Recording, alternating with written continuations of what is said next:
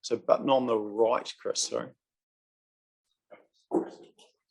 Okay. Yeah, just leave that on. Yeah. Okay, thank you very much. And I know you're running behind, so I'll try and be very quick. But I am here representing the Timaru Senior Citizens Association. We provide information, advice and support for older people. And, really what we want to make sure is that Timaru District is a great place to live and work and play for people of all ages. I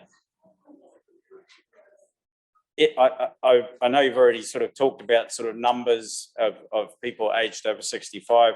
So there's about 12,500, give or take, already that people aged over 65 in the Timaru district, and it's increasing. And so the range of services that are required for those people is also increasing, the range and the depth. And I just want to address a few of those things. Firstly, just a thing about ageism. It's interesting that it is probably the most, the area most discriminated against is ageism. I've done it. Everybody's done it. We've heard these jokes about losing your memory and older drivers and so forth. That's the most common form of ageism. The most common form of discrimination, and it happens everywhere. And really what we need to do is start becoming aware of it and start sort of removing the ageism and the barriers associated with that ageism that comes around. And part of that is making sure that we value the contribution of older people and don't undermine it by thinking that these people are actually older and therefore their value to society is less. Things like memory loss and disabilities are very real out there, but people still make a really important contribution to society, even though they might be affected by those things. The other thing I wanted to highlight is loneliness and the impacts that has on older people. And I've only been recently in this role as senior citizens about 10 weeks, but I've had the opportunity to visit a number of people in their homes, and these are people that they feel very isolated. In fact, many times they don't actually want to come out. COVID sort of exacerbated that problem, and we need to sort of find ways to reach out and incorporate those people still into society and value their contribution. And it's not easy because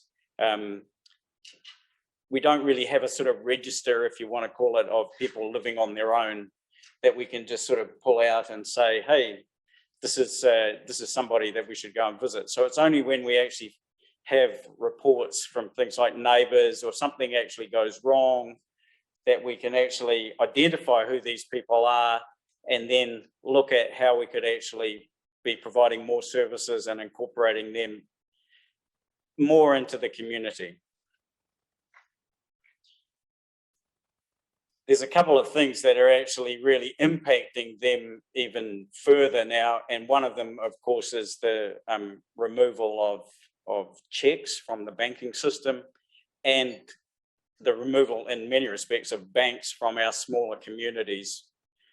And that is having a significant impact. I know that there's various sort of programs going on to increase the skills and knowledge of people, in particular older people who are not able to do internet banking and things like that. And there's some great programs going on. What I've found is that there's still quite a significant group of people that are very unconnected, if I can call that. No phone, no internet.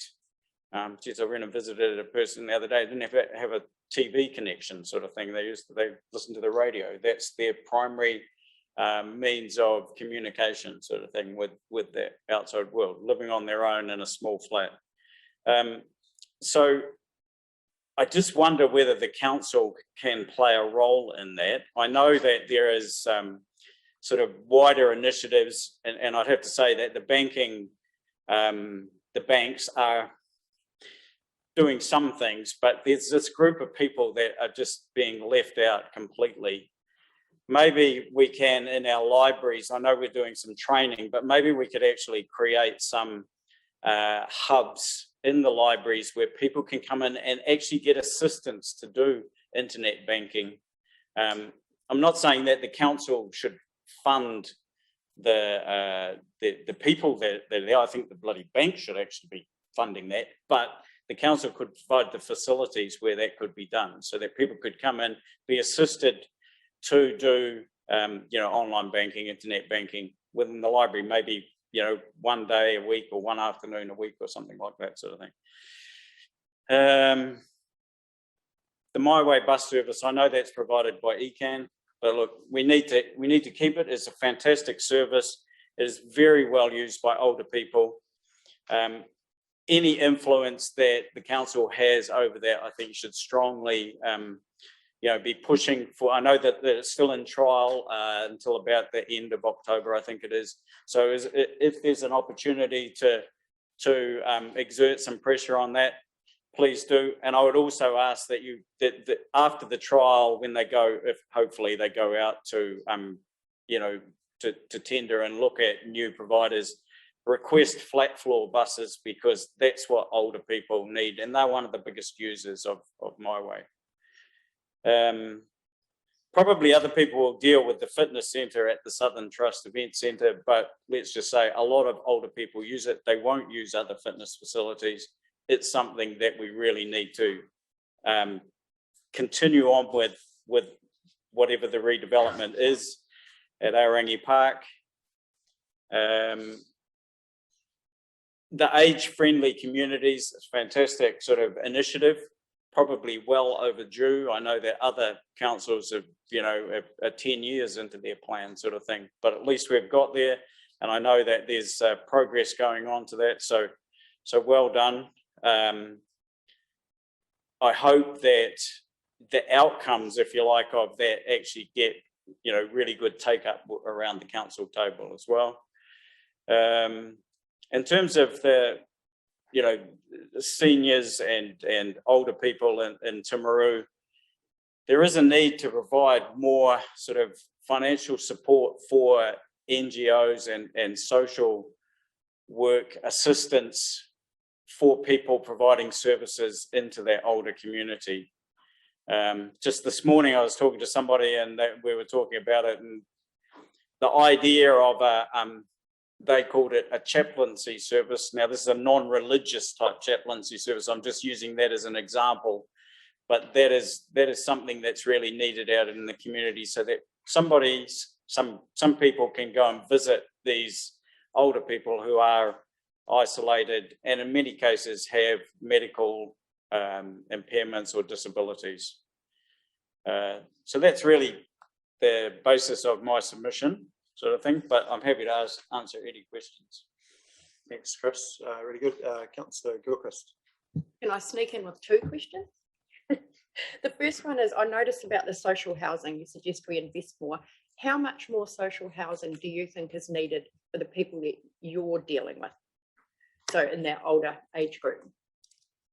Okay, I'll just answer that a bit broader. Some of the social housing that we have is great.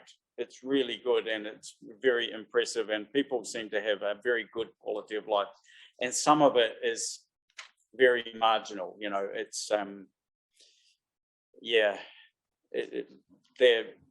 it sort of adds to their isolation because of the sorts of places that they're living in.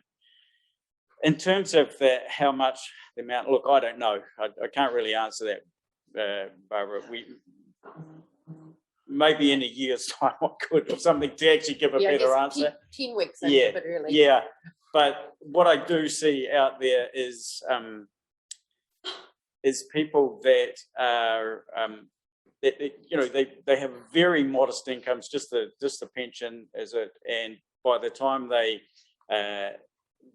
if they're in their own home, by the time they're actually paying for their sort of normal household weekly sort of things, there isn't really anything left that can give them any sort of quality of life, and they would gladly, I think, move into places that would cost them less, sort of thing, So yeah, so sorry, that's okay. Yeah. And my other one is, do you have any particular ideas? This is about the CBD. Do you have any particular ideas about things we can do to make our CBD particularly friendly for older people, and in the hope that that might reduce their isolation a bit?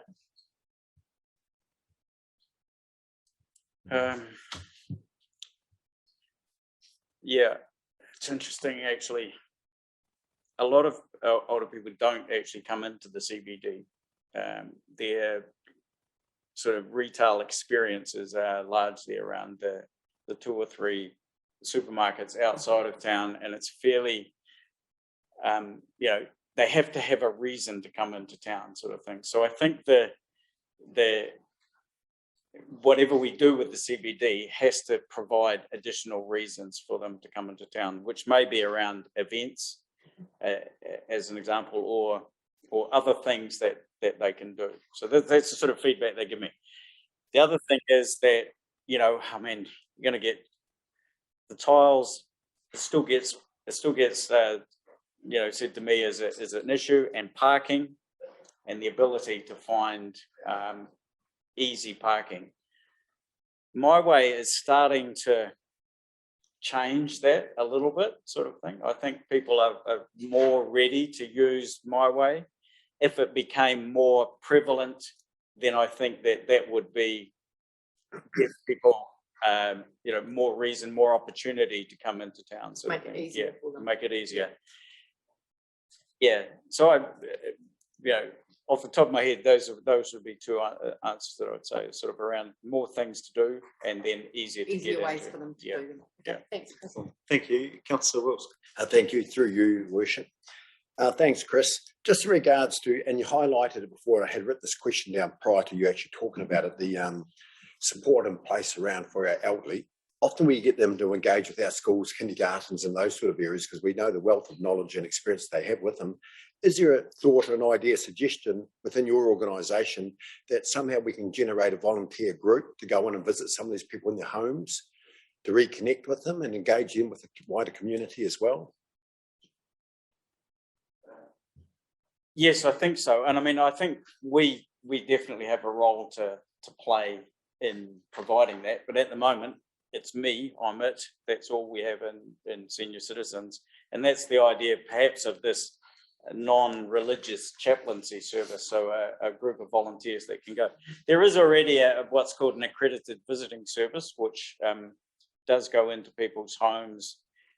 That's 1 hour a week that a volunteer will go into the home, and that could definitely be expanded. The other thing that I would really love to be able to do is that we have that a lot of those people would love to get out, and not just have somebody come in. So get out. We have a group. We have a very small number of members, but we take them on a monthly bus trip. Now, when I talk to other groups and other people, there's lots of organisations would like to go on a bus trip. And not just organisations, lots of people would like to go, but they don't really have any way to do that. So these are just bus trips. Maybe they go to, Fairley or Oamaru or something. And they're not sort of extensive. And the idea is that if we could actually get more facilities, i.e. another bus, a community bus that could be used, then we could provide more of those services to a much wider range of people. At the moment, there's one community bus. It's very heavily booked. It's fantastic, but it's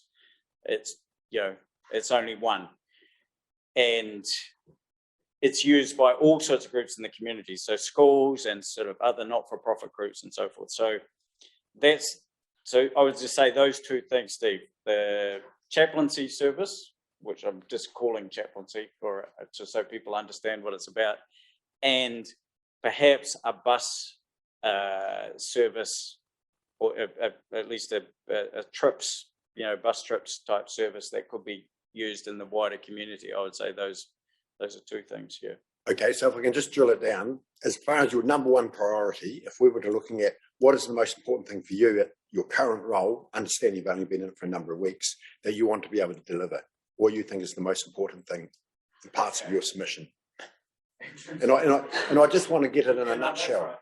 Okay, if I would just come back and answer that question in a slightly different way, the biggest issue that we have is actually being able to provide people with information and connect with them. That's one thing.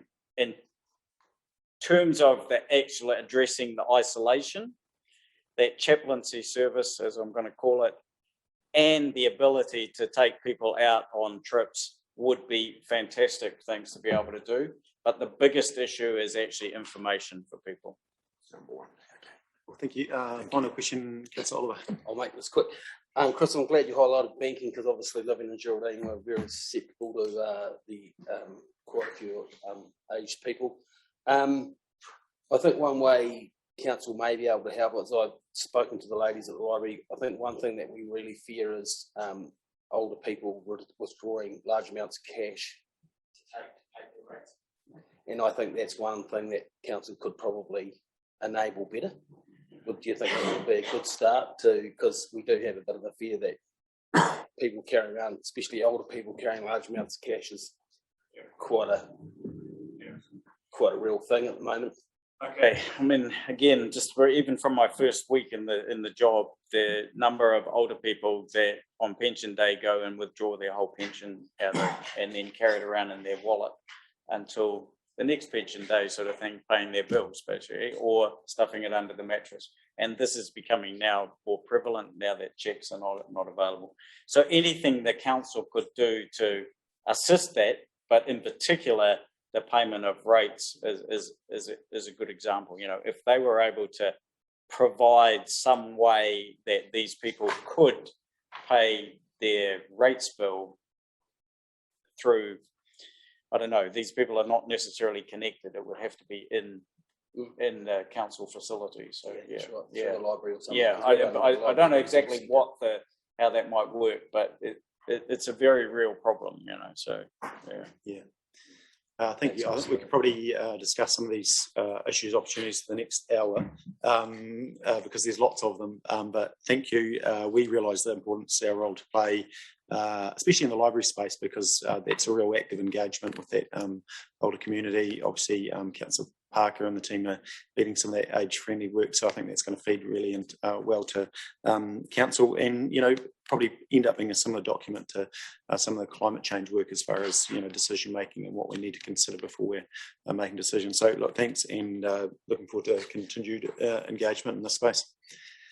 Cheers. Thanks, Chris. Thank you.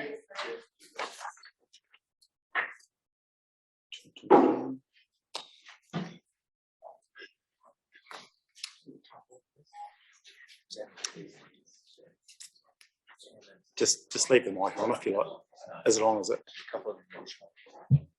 And welcome. Do we need another chair? Just read on. Yeah, so Angela as well. We'll just grab another seat, please. Oh, thanks, Jess.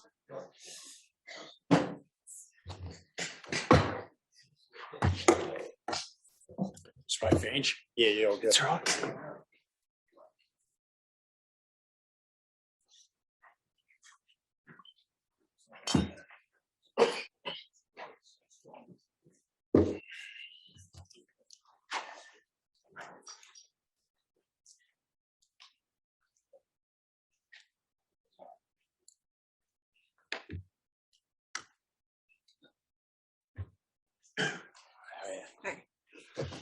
We'll pass over to you, and thanks for coming in person to submit. It's fantastic. We really value the relationship and look forward to.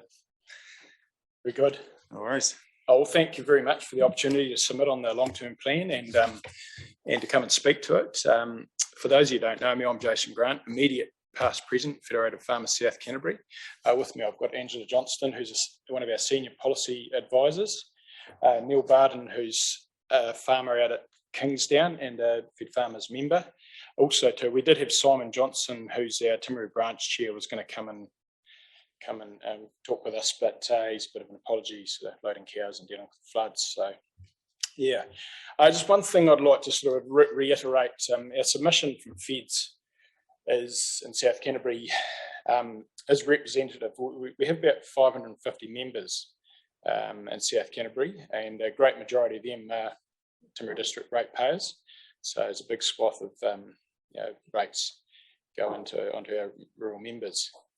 So yeah, just when you're thinking about our submission, it is representative, and we're a voluntary subscription group. So if we're not doing something right, we lose members. So we're very conscious of how we do things. I suppose one of our biggest problems with the long-term plan is the proposed sort of rate increase for rural people at being at about 30%, which is huge, and it's a bit indefensible. And then also adding insult to injury is that the average rate rise is around about 10%. So being 20% above the rest of the population and ratepayers in South Canterbury is a bit of a kicker. Timaru District, sorry. And I suppose looking through it, one of the big changes is the change in the differential from 0.5 to 0.67, which is a 35% increase. No other group has got an increase anything like that. And the only other one that's come sort of close to that is commercial, industrial, and accommodation, which is going from 4 to 4.35, which I haven't actually worked out percentage, but it's not very high.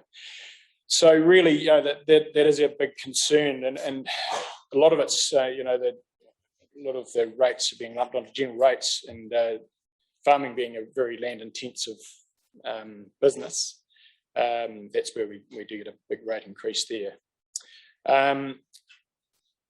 Also, too, so some of the fees and charges looking through, so our rural water schemes and the downland scheme increased costs there, which we didn't actually talk about when we did our consultation with you, and it sort of come up through our submission. So the massive increases there, from 15, what is it? So 1,100 to 6,000. Sorry, yeah, 6,500. So I mean, these are huge increases for people out in rural communities. So basically that's the basis around some of the issues that we've got. Is there anything else you'd like to add? Yes, I could, if you'd like.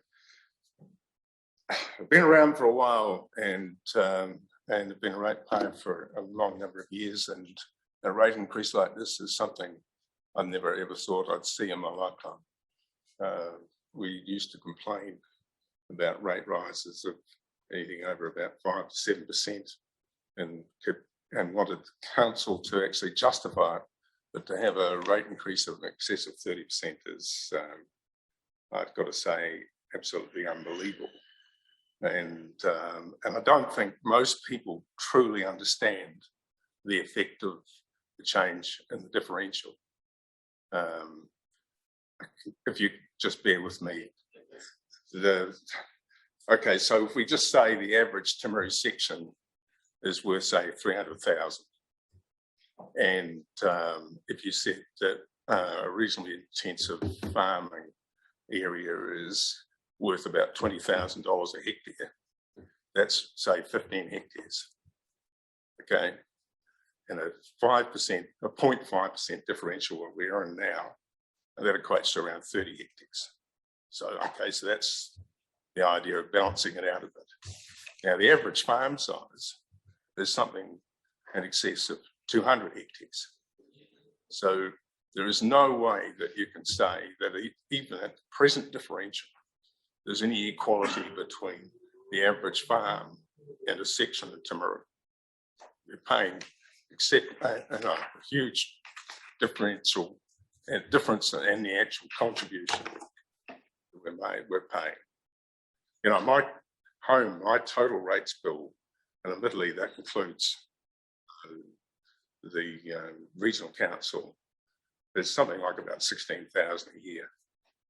And I mean, I have really difficulty in figuring out how on earth, what is actually covering, given that, I'm not actually a resident of Timaru. And I say, we do realise that the long-term plan is as a projection, as an idea of what you're going to be doing, and that the council will have to make some hard decisions about what you will and you won't do. But what I'm really saying is that a lot of the projected expenditure is actually being placed in the rural community. And the rural community really is what drives the economy of this whole area. I mean, we've got 2 freezing works, we've got a major milk processing factory, we've got, and all these industries in Timaru which assist and process food and the exports that go out of the port of Timaru. And I think the council should seriously reconsider the proposal that you've put in front of us. And I suppose just to reiterate around our total rates bills, I mean, working out mine is about $13,500 for our Timaru district rates this in the previous year. So an increase is going to be around that $3,500 at 30%. It's pretty astronomical, and I do understand. I mean, it's these are big, reasonably big businesses, but these are still lumped on families. And I know, and I do understand too that one of the biggest things, one of the only things that really rural people and rural businesses get out of their rates are the roading. And I do understand that we do have to contribute to town. I'm definitely not arguing that too much, but it is just a huge increase on one group over and above everyone else. Any other questions? Yeah. Any questions? So one of the things we have committed to, and this is coming through, the business community as well, is around review of the differential system. So question for you, possibly Angela, because you'll have some views across different councils. What would be a fairer system? Everyone's trying to figure that one out. That is the difficult question, but that's why differentials are so important. Yeah. That it's meant to enable those who benefit from the services that council provides pay appropriate amounts for that. And it's, these two have alluded to, they're paying astronomical rates. But for them as individuals and families, what benefit are they getting? Could you say that's a fair representation or proportion rather from someone who lives in town? And they're paying what, $2,000 a year approximately? So I'll go to you in a moment, Councillor Will. So not getting away, so I'm just trying to understand equity. So not getting away from the proposed increase at all, but the likes of commercial, as an example, pay significant rates as well. So would it be a view that that's, and I'm not trying to lead this anywhere, just trying to get an understanding, is that inequitable as well? Do you think, should residential pick up more of the load as far as the overall cost, or where should the burden lay? Sorry, and it's not leading; it's just a discussion. I won't comment directly on commercial because they're a relatively small proportion of the total number of properties, similar to what rural is. But when you're looking at residential, which is 82% of your rates levied, that is where the majority of your costs should go. But currently it's only 40, or just 42 or there. It's extremely low. And that needs to be looked at and altered. Those who use the services should be paying for them. And just to add to that, Right. I'd hope that it's, I understand people in residential get their rates bills and it's not tax deductible, it's there in their face. And I hope that it's probably not thought of that industrial and rural businesses, being businesses, have got the opportunity to pay more. I just hope that that's not leading in there. But sorry. No, so yeah, not leading at all. I'm just really, it helps to inform the discussion because it's something that needs to be given. Yeah. The thing about it really is that the differential was around about 0.3 something rather through a long period of time. A few years back, the differential was increased to 0.5, and the justification given at that time was that increased traffic on rural roads, particularly the dairy industry, milk tankers, and also logging trucks, etc., meant that the council had to cover an increased cost to actually keep those roads up to standard. That didn't go down very well at all, and now I don't know how we can go back and talk to our membership about a rate increase of 30%.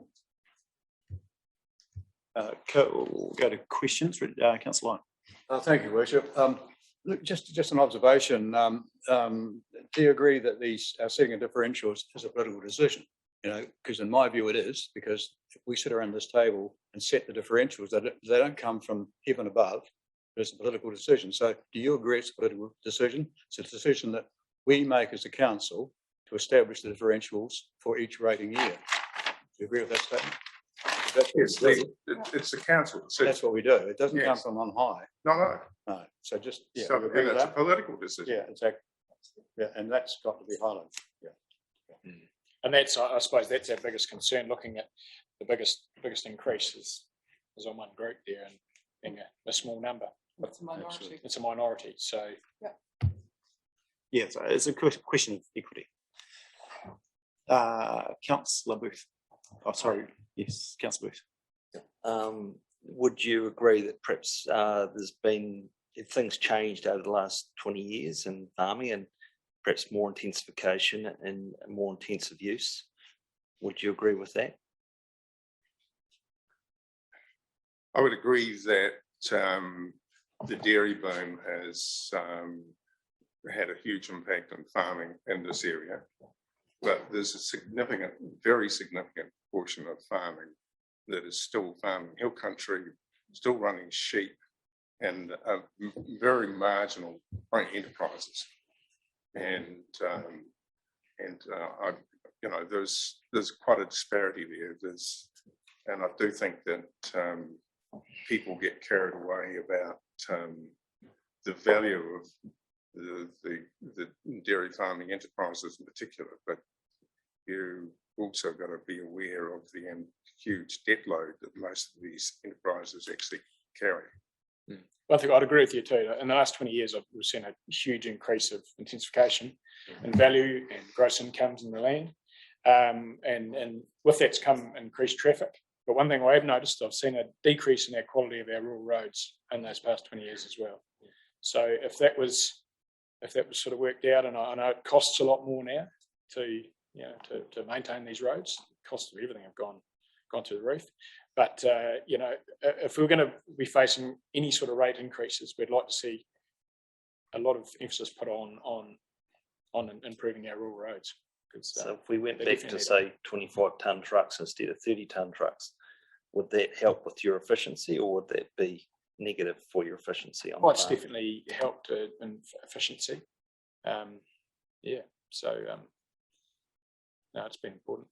And I know they have. So you have wins, but there are costs. There's always a cost to that win. That's right. And I guess that what I'm getting at is that the roading infrastructure, which is not funded by Kotahi, is those heavier trucks create a lot more maintenance, and obviously knock the roads around a lot more. Yeah, definitely do. Yeah. And providing those services costs more. Cool. Thank you. It's not just rural people who benefit from improved rural roads. I mean, these guys got staff, if they're not living on farm or in town, travelling and using these roads just as much as the trucks are. So there's multiple beneficiaries of better rural roads than just farmers. Oh, it's part of the economy. So That's right. Yeah. We can get this around, but we'll get back to questions. Councillor Whittington. I hear what you guys are saying, but I mean, the swings and roundabouts, the Downlands cost, Downlands doesn't operate at a profit. So the increased cost is to run the scheme. So you're suggesting the reverse, that urban ratepayers should subsidise that downland scheme. But we've not seen any of those workings. And that $5,000 increase, and what's the other one, $6,500 increase. There was no mention of that in any document, not that I've seen, and it was just included in the fees and charges. Yeah, I'll just let Councillor Lyon, because he's the chair of Downlands, just speak to the Downlands. Yeah, I Thanks. think that, Oh, you're right. sorry, You're right. maybe a wee bit of confusion there, because, you know, there's a multi-million-dollar upgrade going on in Downlands at this moment as we speak. And those new numbers are the new charges for new connections to the scheme. So that's seen to be fair. When you're newly connected, you come at a different pricing level to existing consumers. Those numbers do not apply to the existing consumers at all. It will be the new consumer, a new allocation will create that expense. And likely to be loaded on rural residential So largely, isn't it? So it's that yes, indeed. I mean, it certainly is that. that lifestyle to some extent. It'll only be on the request of the consumer that cost would occur. It'll be there. They would have to see it as an advantage to them to apply for extra water, and then they would pay those costs when the water becomes available. So it's not every consumer being hit with that. Yeah, That it's makes not. sense there, but again, it's just like communication. Yeah. Yeah, Okay, so we probably failed there perhaps, but yeah. Yeah, no, that well picked up though. Sorry, any other questions? I'm happy to give more time to the team. Look, points really made, and we've got a good fun day kicking these things around, and we do understand the need for equity. So, you know, the discussion is not lost. Yeah, that's a challenge. And Councillor Lyon won't let us get away with it. So the challenges for tomorrow. But thank you very much, and we really appreciate the engagement. I know this isn't necessarily, you know, wholly positive, but we do appreciate the relationship with feed farmers. So, and yeah, challenge for tomorrow. Thank you. Thank you very much. Thank you for the Go on. opportunity. That's right. Thanks. Yeah. Michael.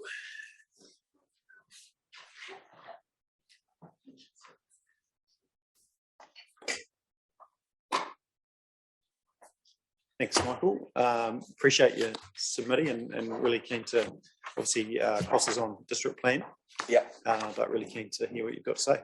Okay, so the ones who don't know me, I'm Michael Richardson. I've got a farm just on the northern side of Timaru, basically from Mountain View High School down through Washtite, right down to Washtite Flat Road. So there's about 200 hectares in that area. We purchased this property about 8 years ago with the idea of farming it, but health reasons I leased it out, and we decided to look at a few other different options around it. So we came to the council then and asked to get the property rezoned to residential, and basically they told me I was an uneducated idiot, just dreaming. No water. There's no way Timaru could handle 3,000 to 5,000 sections. You're just stupid. So I took that on the chin a wee bit, and I thought about it a bit more, and hence been back here today again. But I don't think I'm uneducated, but I don't think I'm an idiot. We had a plan to work through roughly the 40 odd hectares, which is from Mountain View High School down to Old North Road by the substation. Work it away slowly, bringing only little bits on at a time. Currently, there's a small area there which we've got a subdivision plan on for 12 sections, which is already zoned residential, and the plan was to continue on after that. So, do have a map here of that area. Happy to leave them all behind. Eventually, after we'd done that, we would move on to the rest of the farm, and basically that's your rest of your farm. They're all on subdivision plans, road and whatnot. Now, the reason I think this is a really good idea is all our services are basically at Washtite. We've got our sewage, our wastewater, and there's only one way for it to go is towards the coast. If we start doing subdivisions further up the country in the Hadlow, Claremont area, the cost of getting infrastructure down there is just horrific. So it's already there. We're just about there. So developer obviously has to pay for it, and you're better off having a long-term plan that's actually long-term, not 10 years. So our plan was not for my lifetime. It was probably a 100-year plan. You know, and there's a few things I think Timaru are missing out on, and one is affordable housing. Another part of my life is a real estate agent, and I sell farms, lifestyles, and a little bit of residential. So from what I see, we have a hell of a shortage of affordable houses in Timaru, and sections. A lot of people wanting to buy the older houses that are affordable, aren't compliant up to healthy home standards, or majority of them. So, yeah, it is, to me, pretty obvious to start building new, give them warm homes, and go from there. So that's probably the base of why I think we should look at rezoning here. I had a phone call last week from a surveying company just pretty close to here. Do you have any subdivisions upcoming for minimum of 30 houses for affordable homing? I said, yeah, I have. But I've got a meeting with the council this week, putting submission in to try to change it. And I said, what about your Brookfields estates? And he goes, it's too expensive and the sections are too big. We don't want sections that are 1,500 square metres or bigger. You know, sure, kids still want to play outside with the ball, you want to get them outside and play. So we've got options on our plans to go from 400 square metres to 1,200 or 1,500 square metres, whatever size suits. And they can be affordable. Yep, there will be some expensive ones in there. They'll have nice views and whatnot, but the majority of the ones from the substation to the retirement village in around there will be affordable homes. The both retirement villages around us, which is the Radius Care and Mountain View Village, have both approached me for more land, for more development there. So I don't think I'm the only one who's stupid. You know, we've got a pretty big asset down the road there with that port, you know, so Timaru's unemployment sitting at about 4%, and those people probably you don't want working anyway. Sure, our age is getting older, but if we bring people back into affordable housing, our economy around here will grow as well. So that's probably the base on why I want to convert my property. You know where you are. It's located very, very well for Washdyke, Timaru, the new showgrounds area. Very easy to access through there. It's got good roading. I have got a well in there for water. Once again, the council told me that I didn't know what I was talking about with my well because the water had to be treated. I did ask the question, does Downlands get treated? Water get treated? The answer was yes. So I said, what's the difference? I know there's a cost in treating water and setting up treatment plants, but we've got a well there that's consented for 100 litres a second, which would do a hell of a lot of housing. I've got the farm leased out for a number of years.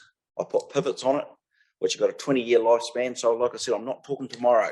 I'm talking 20, 30, 40, 50 years.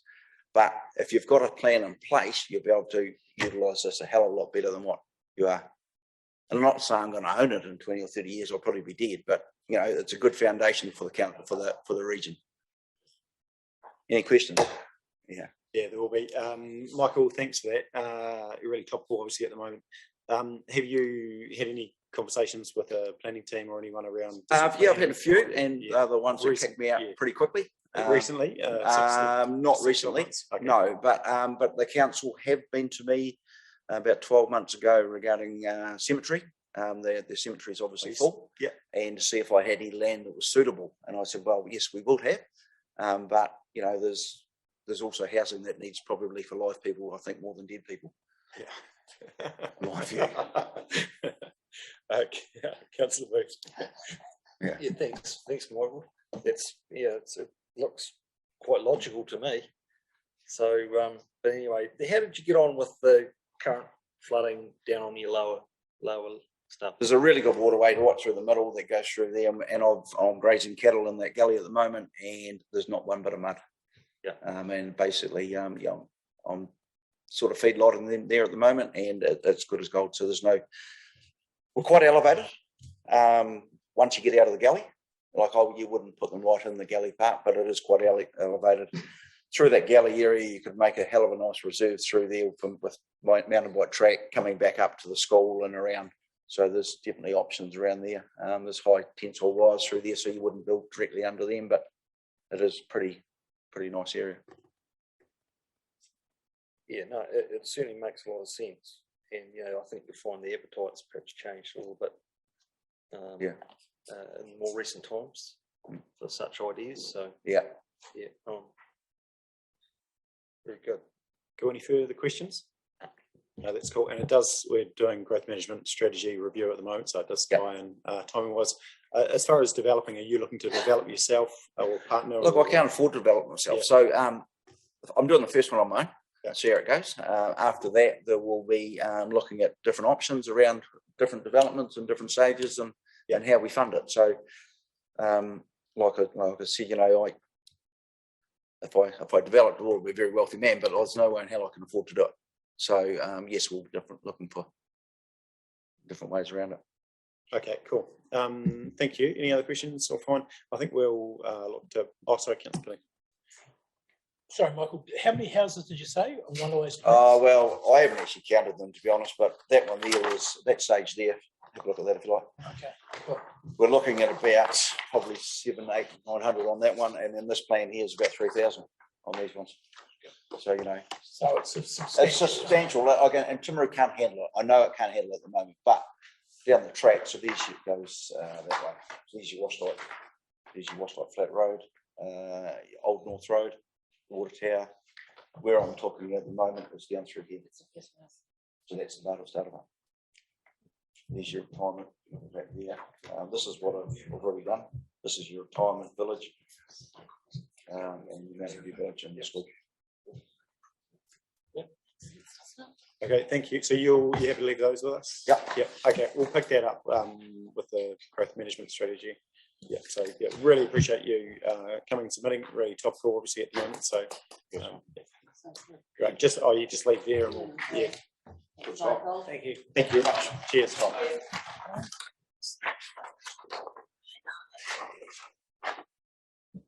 Jennifer. It's true.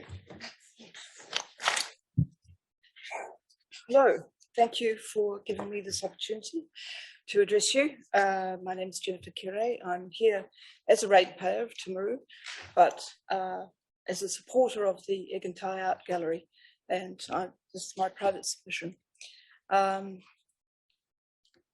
always had a very strong connection to the arts and the heritage for most of my life, and that's the reason I want to really speak to the submission which you have. Now, apart from being a ratepayer, my background, my credentials, I guess, I was a museum professional for nearly 40 years. I retired at the end of 2011. I was the senior curator for decorative arts and history, Canterbury Museum, Christchurch. I'm still a member of the International Council of Museums, which is an NGO which is part of UNESCO. So you can see the passion continues. And since shifting to Timaru in 2014, I've become an active member, retired but active, in the arts community, particularly in Timaru, which is a fantastic arts community. I'm a member of the South Canterbury Pottery Group. I'm a member of the South Canterbury Art Society, and as such, I've been able to exhibit at our gallery, which has the most wonderful facility. I've never actually come across a gallery before that is not only a public art gallery, but makes place for people in the community to hold their art. It's not just, artists with degrees coming in from outside. This is a wonderful thing. And obviously I'm a member of the Friends of the Gallery. So I really want to applaud the council, all of you, for engaging experienced and knowledgeable consultants who worked with the gallery's professional staff. And they really thoroughly looked at all the options for the future development of the gallery. And I was also really pleased to see that the preferred option they came up with is option 1. And you're going to hear me repeating option 1, and to construct a new purpose-built facility on the current site. And I was also pleased to see that there was a recommendation that option 1 starts, the work towards option 1 starts in the 2023-2024 year after the seismic strengthening of the art gallery. Just keep it flowing. Now, we know that our art gallery, it's widely regarded. It's one of the most significant regional art galleries in New Zealand. It has an extraordinary collection. It's quite unbelievable for the size of Timaru, for the size of the art gallery. It has amazing treasures. And it fulfills its role, which was designated in the deed of gift. It holds exhibitions of works by artists and artisans in our own community, and as well as artists who come from throughout New Zealand and even overseas. We had a fantastic exhibition, I think it was 2016, of Japanese ceramics touring exhibition. Absolutely amazing. It didn't go anywhere else, came here. So this venue that we have, it's a venue for education, for entertainment, for the local community. They can be exposed to art, all sorts of art. Some of it they don't like being exposed to it too much. Some of it, they think, gosh, why can't we have something more from it? But the point is it's there. And it's a valuable component of our society. It's a very valued part of our community. Apart from all this, I mean, it's obvious the gallery with the house, the gardens. It's a major iconic visitor attraction to Timaru. People, they come to a place, and if they want to stay, they say, well, what could we do? And oh, I know, they've got an art gallery, they've got a museum, let's go to it. Otherwise, they say, we'll go to Dunedin, we'll go to Mount Cook, whatever. And they take their money and they go somewhere else. So this is really important. You've bitten the bullet, you're maintaining what we've got, let's keep going. It's the only community public art gallery. The community owns it. It's the only one we've got in Timaru.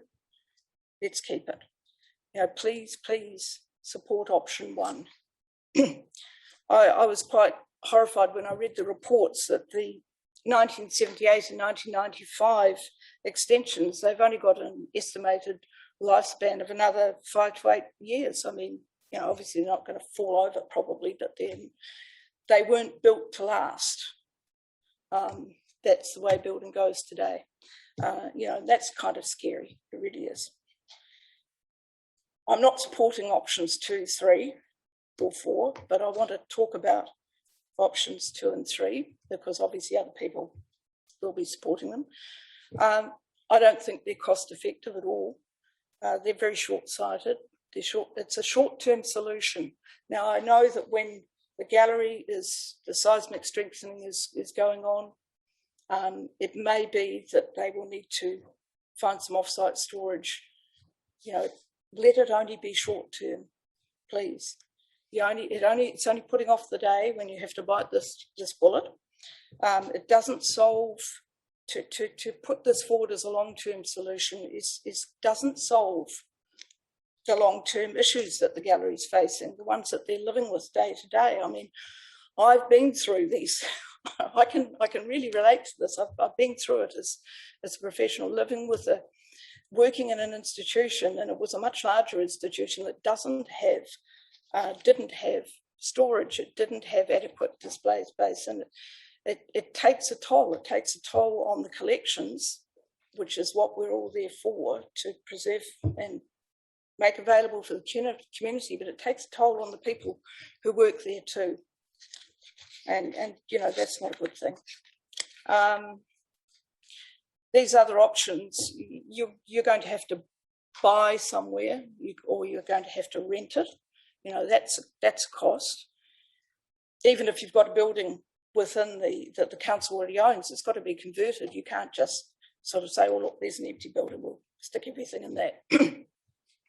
You've got to provide storage furniture. You've got to have temperature and humidity controls, pest control, security. There's additional insurance. You've got to have some sort of facilities there for the staff who are going to work with the collections while they're there. The minimum, you're going to have computers and desks. They're going to be doing cataloguing there. They'll be going to do basic preventative conservation. They may need to be preparing exhibitions there. you need areas to undertake the hands-on research. You can't just do it all from a picture on a computer. External researchers who enhance our knowledge of what we've got are normally not able to be accommodated in these sort of sites.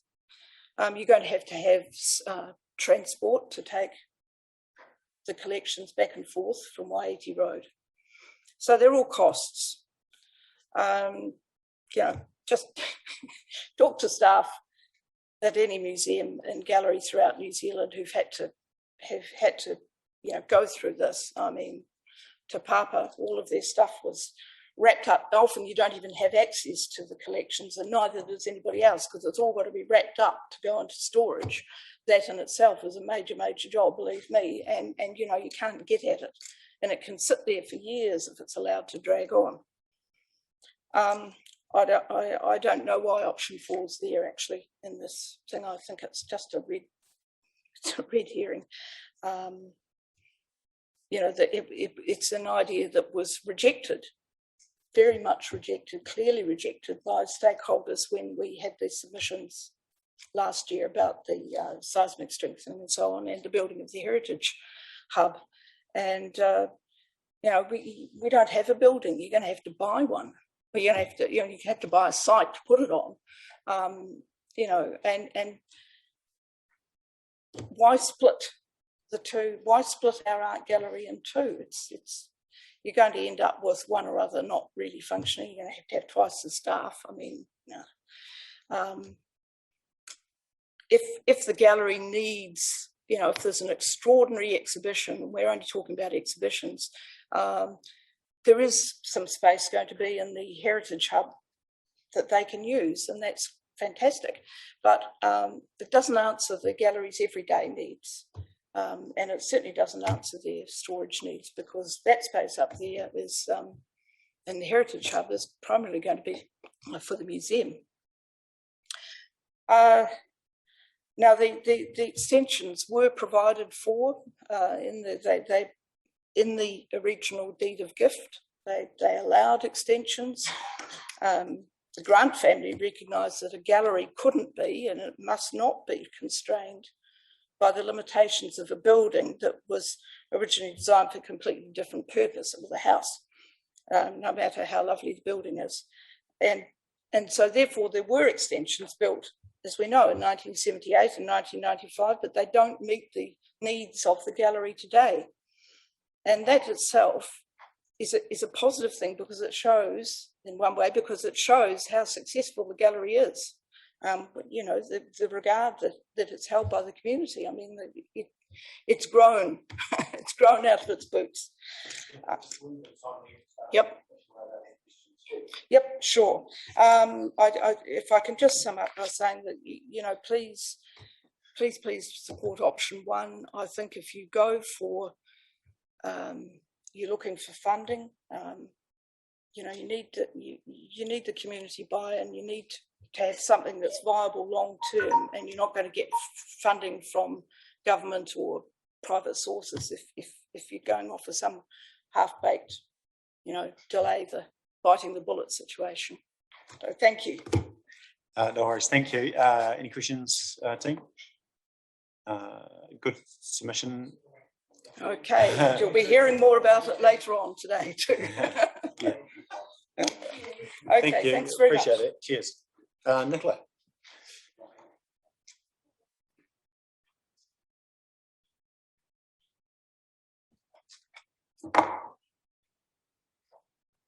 Hi, thank you for allowing me to speak. Oh, no worries, and thanks for your patience. So we're running just That's behind fine. time. I have a little speech here, but I'm going to truncate it a bit, Yeah, go for having had the benefit of listening to the previous ones. I have been in Timaru. I grew up in Timaru, but went to school in Timaru, and decided never to come back to Timaru when I was 17. Came back 30 years later, the old story. My background is I've been a solicitor in Australia and New Zealand, and I've been a business analyst and a senior risk manager for, Suncorp Group and ASB New Zealand and that sort of thing. So here I am, I'm back. I purchased a house last year, and so I'm trying to get up to speed with what's going on in Timaru. I think the primary issue is, holistically, is essentially Timaru sustaining itself with rates in terms of the huge escalating elderly population and attracting working age people and new fresh businesses, as well as sustaining our current businesses. That's pretty obvious. And our challenge is really to refocus as a destination, not as a gateway to somewhere. In my first submission regarding climate, I didn't furnish that with any comments, but I'm going to now. I advised to do the minimum. I feel that ECAN and central government should take the primary role here, and there's no need for TDC to take a lead. I'm not a fan of water meters, having worked with market researching water meters in Brisbane, and I found that it was a very inefficient process. Current resource consents adequately cover large catchments and water usage. Moving quickly on to the Egontai, it's well documented that this heritage property is a jewel in the crown of our region and so important. My grandmother, Menzies Tennant, was a strong and active supporter of the existing site and buildings. I urge you to rebuild the wings on the same site, i.e. do the first option, maintaining the links to the historic house gallery. Off-site storage is not a good solution. It's a band-aid, as the previous submitter mentioned, which introduces unnecessary risk to our important and critical and irreplaceable heritage assets. I hope that action can be taken and Timaru can avoid more inefficiency, because I know we've commissioned multiple feasible studies on the project. I think we're in the right place now, but I would hate to see more money being thrown away for consideration. Egontai is the type of heritage asset which drives visitor spend and tourists through hosting of national travelling exhibits and by showcasing our local talent. It's a place for our local talent to showcase their ideas and their outputs. I like the idea of space for interactivity. I like the idea of a cafe where people can pause and enjoy the gardens and the sculpture. Stadium in Aorangi Park. I'm not against this per se, but I recommend deferring it ideally to 10 plus years. I believe that this is something that is really valuable to people that live here, but it's not necessarily going to drive our immediate needs, which are new people and new businesses. I think that if it is something that is really truly desired, then it needs to be driven outside of the rating pool, potentially by private investment. Looking at EA Network Centre in Ashburton, that is exactly how that happened, and that's a self-sustainable, beautiful complex. Obviously, if we do attract new businesses and working age people and we change the projection of our statistics, then we are actually going to be able to enable these kind of projects to happen without that huge pool of private funding. The CBD is probably where I'm going to spend most of my time chewing your ears, sorry. I believe the council have a pivotal transformative role in the CBD generation. Again, a huge focus on attracting those working people and supporting business should be front and centre. I think there should be an onus on the private sector, especially those who've owned buildings for a long time. I know this is an unpopular opinion, but they do have an onus to bring buildings up to scratch, but this has to be proactively enabled, perhaps even incentivised by council to really get some traction. My sense is there is a huge amount of inertia in the CBD, driven by uncertainty of the region and FUD, or fear, uncertainty and doubt, as they say on the stock market, and the showgrounds development looming. I'm a big fan of the showgrounds development, and I consider that it represents a completely different proposition from a destination boutique CBD, and both can absolutely complement each other. I've lived in Dunedin, Ashburton, Auckland and Brisbane, although I went to school here. I'm arguably the sort of person you want to attract here. I'm about to try and roll out new ventures potentially in Timaru, and yeah, so I'm speaking from where I'm coming from. But there's a dearth of co-working facilities to use here in Timaru to enable remote working that doesn't cost you a full, lease. ASB premises and some of the corporate premises are accepted. My experience in looking for premises in and around the CBD, as Stu will attest to, has been challenging for my new venture. There's virtually nothing available. There are lots of vacant buildings. Buildings are in a generally very poor condition, even in terms of basic maintenance. I've seen about 7 premises since January which could fit with my requirements. Landlords seem to have a wait and see attitude and a laissez-faire around earthquake strengthening. Some have even said that they would ask me to pay for strengthening their buildings, which is entirely inappropriate when I'm looking to, have a 5-year lease. At this stage, I continue to search, but if it comes to the crunch, Ashburton or Dunedin may be better propositions for me. One solution may be to release more mixed-use zoning or council to consider updating and leasing the Upper Stafford Street premises, which tying up capital. My vision for the CBD is a pedestrian mall linking the historic train station area and up to the Bay Hill, a place to gather and spend time. Successful examples of this in action are New Regent Street, the Tannery, Riverside Markets, Christchurch, Cuba Street Mall, and Brisbane's beautiful Queen Street Mall as well, which even has cafes stacked on top of each other in the middle. Preserve our beautiful facades as much as we can, ensuring the buildings are safe and usable with adequate parking behind. Develop a hub of possibilities with murals, benches, cafes, colour and restaurants. I like the idea of the council enabling pop-up shops, which encourage diverse ideas, vibrancy and innovation, and people in our region to have a go. It's time for Timaru to be a bit bold. If we don't, we will not have a self-sustaining rating pool and the vibrant region that we could enable by being a bit visionary. Be more than a gateway or a place to bypass. Be bold. Awesome, thanks, Nicola. You raised some really interesting points, around some of the challenges within CBD. I don't necessarily think it is the unpopular view around, private needing to be a big part of this. So, although council has a strong role, but it's a partnership in this space. And that's my personal view. Reporter's not here, so I'm safe. Any other questions, team?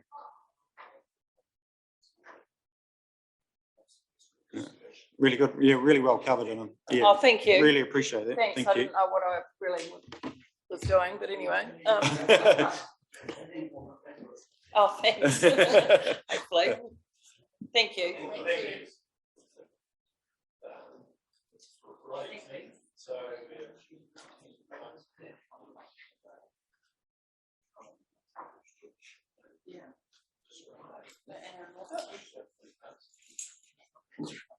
And we'll at 20 past on the dot, so we're just going to, at the point we're running 2 minutes late, so we're trying to catch up.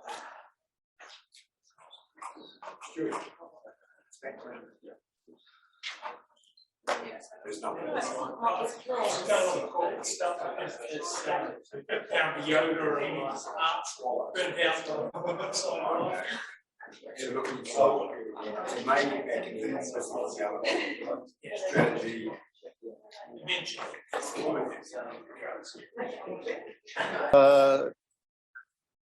please come on up. Thanks, Tom. Oh, it's stuck, isn't it? Thanks, Al. Fantastic. So we've got 10 minutes and the floor is all yours, Tom. Right. Well, thank you for giving me the opportunity to have my say on a number of issues.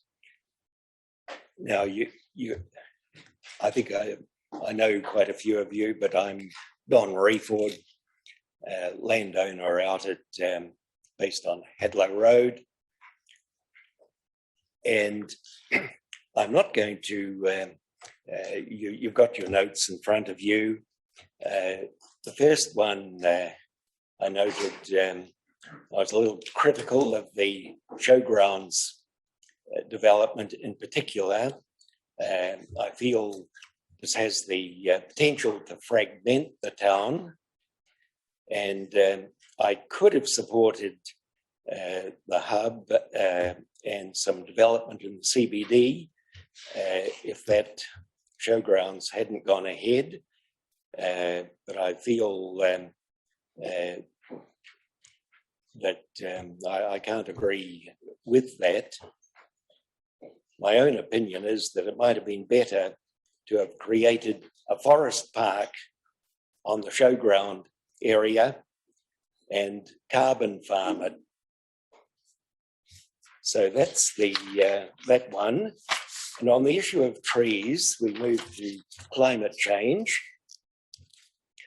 I would like to see more big trees planted. Now, Timaru should have greater tree cover, in my view.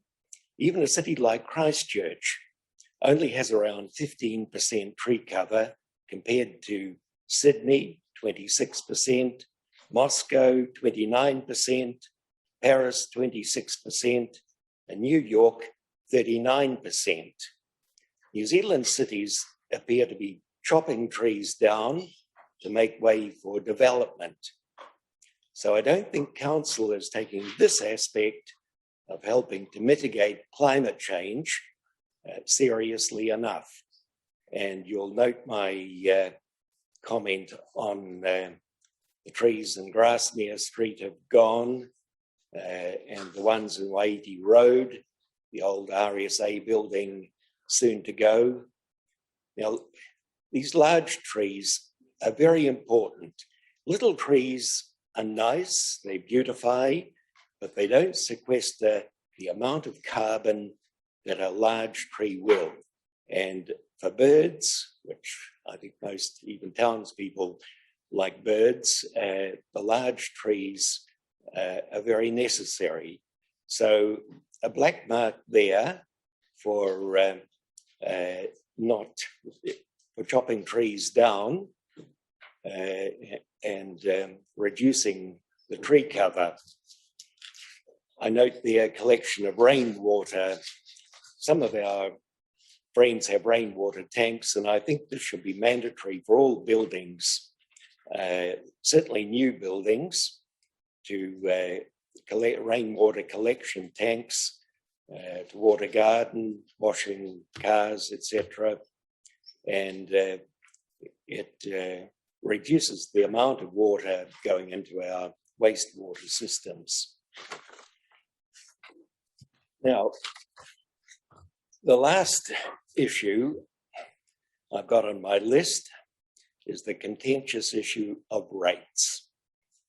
When I read through this document here about all the nice to have projects that are in mind, the stadium and the hub and others, I thought somebody has to pay for all this. And when I went to the back page, I found out who it is. It's me. The proposed 30% increase for our property at Hadlow, I feel is quite outrageous. You wouldn't dare impose an increase like this on your urban ratepayers. And in this context, I support the submission of Jason Grant. I think you've already heard from him from Federated Farmers. This one here about the farmers want nice to haves cut. And I've been a ratepayer now for the best part of 60 years. And even back in the days of Muldoon, when we had huge inflation, but this is the highest increase I've ever experienced in my life, and this at a time when inflation is running at an all-time low. So I have a question here. This is supposed to be a discussion. Perhaps I would ask Richard Lyon if he could please explain why you have been part of this proposal to increase our rates by 30%. No trouble at all, Don. We haven't, it's not embedded in concrete. We're talking about it tomorrow. It's gone out in an LTP process, and I don't think it's fair. And we will talk it through with my fellow councillors tomorrow. And this is an opportunity for you to have your say, to tell us what you think, whilst we deliberate tomorrow to come to the final decision. So I have a view that you'll know, I suspect, and it isn't that rate is fair. So we'll talk all that through tomorrow. So that's where it sits. It's not in concrete. I don't support it necessarily sitting there, but there will be a debate tomorrow about it. I realise it's at this stage it is a proposal, but I wonder if you're taking the view that you frighten us with a 30% increase and then come back with a 20% and think we'll be very happy that we were let off the hook. But even 20, I think, is a bit on the high side, and it sort of smacks, in my view, of a de facto capital gains tax on property. The other, in connection with rates, I'll just say, I mean, that's what we're here to do, Don, to have these conversations. And I've got a job tomorrow to convince my fellow councillors that we will rate in a fairer way. So that's what politics and local government's about. We've asked for your opinions and we appreciate them all. And we thank you all for coming in, but we do the hard bit tomorrow. And it's beholding on myself, Mayor Nigel, and my fellow councillors to land this in a fair place. So that's our challenge, and that's what we won't look away from tomorrow. I suppose I still have this question to come up with a proposal of 30%. I mean, in most people's eyes, that's, well, I said it was outrageous. Why did you even adopt that as a starting point? Right, the LTP, but it was put in there as an extreme, I guess, in a reality, but that's just a proposal. Yeah. Okay, we'll leave that. Now, the other point I made was, why couldn't you continue to offer the early payment discount? So there again, it's part of the submission process. So we're listening to the views of the community. So happy to hear your view. Yeah, well, I would like to see it continued. Definitely. Yeah. And the last point I have, and I hope I'm within my 10 minutes, but you're okay. Timaru District's productive soils must be protected. So I hope, I think Paddy told me when I met with him a wee while ago that this is on the agenda for later in the year. Is that correct? Oh, yes, sorry, district plan. Yes, yeah, totally. Yeah, it's a process we're going through at the moment. Yeah. And that covers all zoning. Yeah. Okay. Well, I think it's right. We'll probably get a minute for questions if you like. So, just for me, are you on rural or rural residential currently? You're still on farm, are you? Yeah, we have a 100-hectare farm. Right. Yeah. Yeah. So that's why this particular example given fits ours exactly. The 2 million land value. Gotcha. 2.2 million land value and 30% increase. Yeah. Yeah. Look, to Richard's point, it is a discussion that's going to be here tomorrow. So there's no predetermined outcome.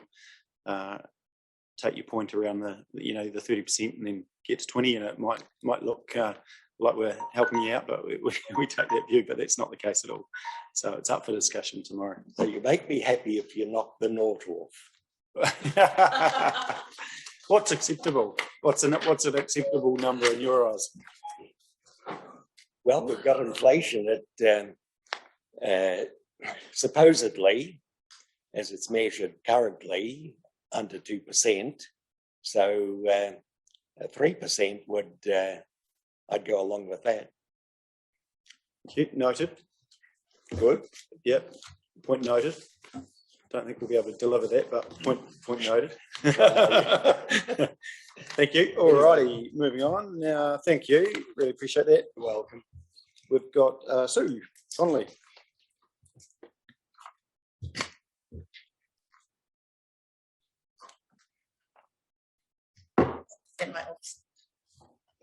Welcome. Sit down. Am I offside up? So I'm Sue Connolly and I'm speaking on behalf of the South Canterbury Arts Society. We congratulate you for the vision and resources to restore and strengthen the historic house gallery at the Egontai. Thank you. Now that the heart of the gallery is safe and in good hands, we need to move forward and ensure the entire gallery is fit for purpose and complements the historic house. The South Canterbury Arts Society supports option 1 to establish a new gallery on the current site with modern facilities for working, storage, public facilities, access, educational space, and of course, gallery space. Our decision has been informed by listening to the gallery staff and having been personally involved in assisting the gallery staff in hanging our annual art exhibition. Option 1 will address many of the current gallery's shortcomings, and there are many. Option 1 will address the dire need for upgraded bathroom facilities, access for disabled persons, and just access in general for the elderly and young families with prams and toddlers. At the May 2021 Plunkett Art Show, some 200 people bought tickets to the opening gala night. Beautiful art, food and wine. Can you tell me how many toilets were available? I can, 2.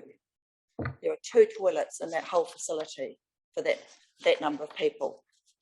Option 1 will also provide seamless access to the historic house gallery.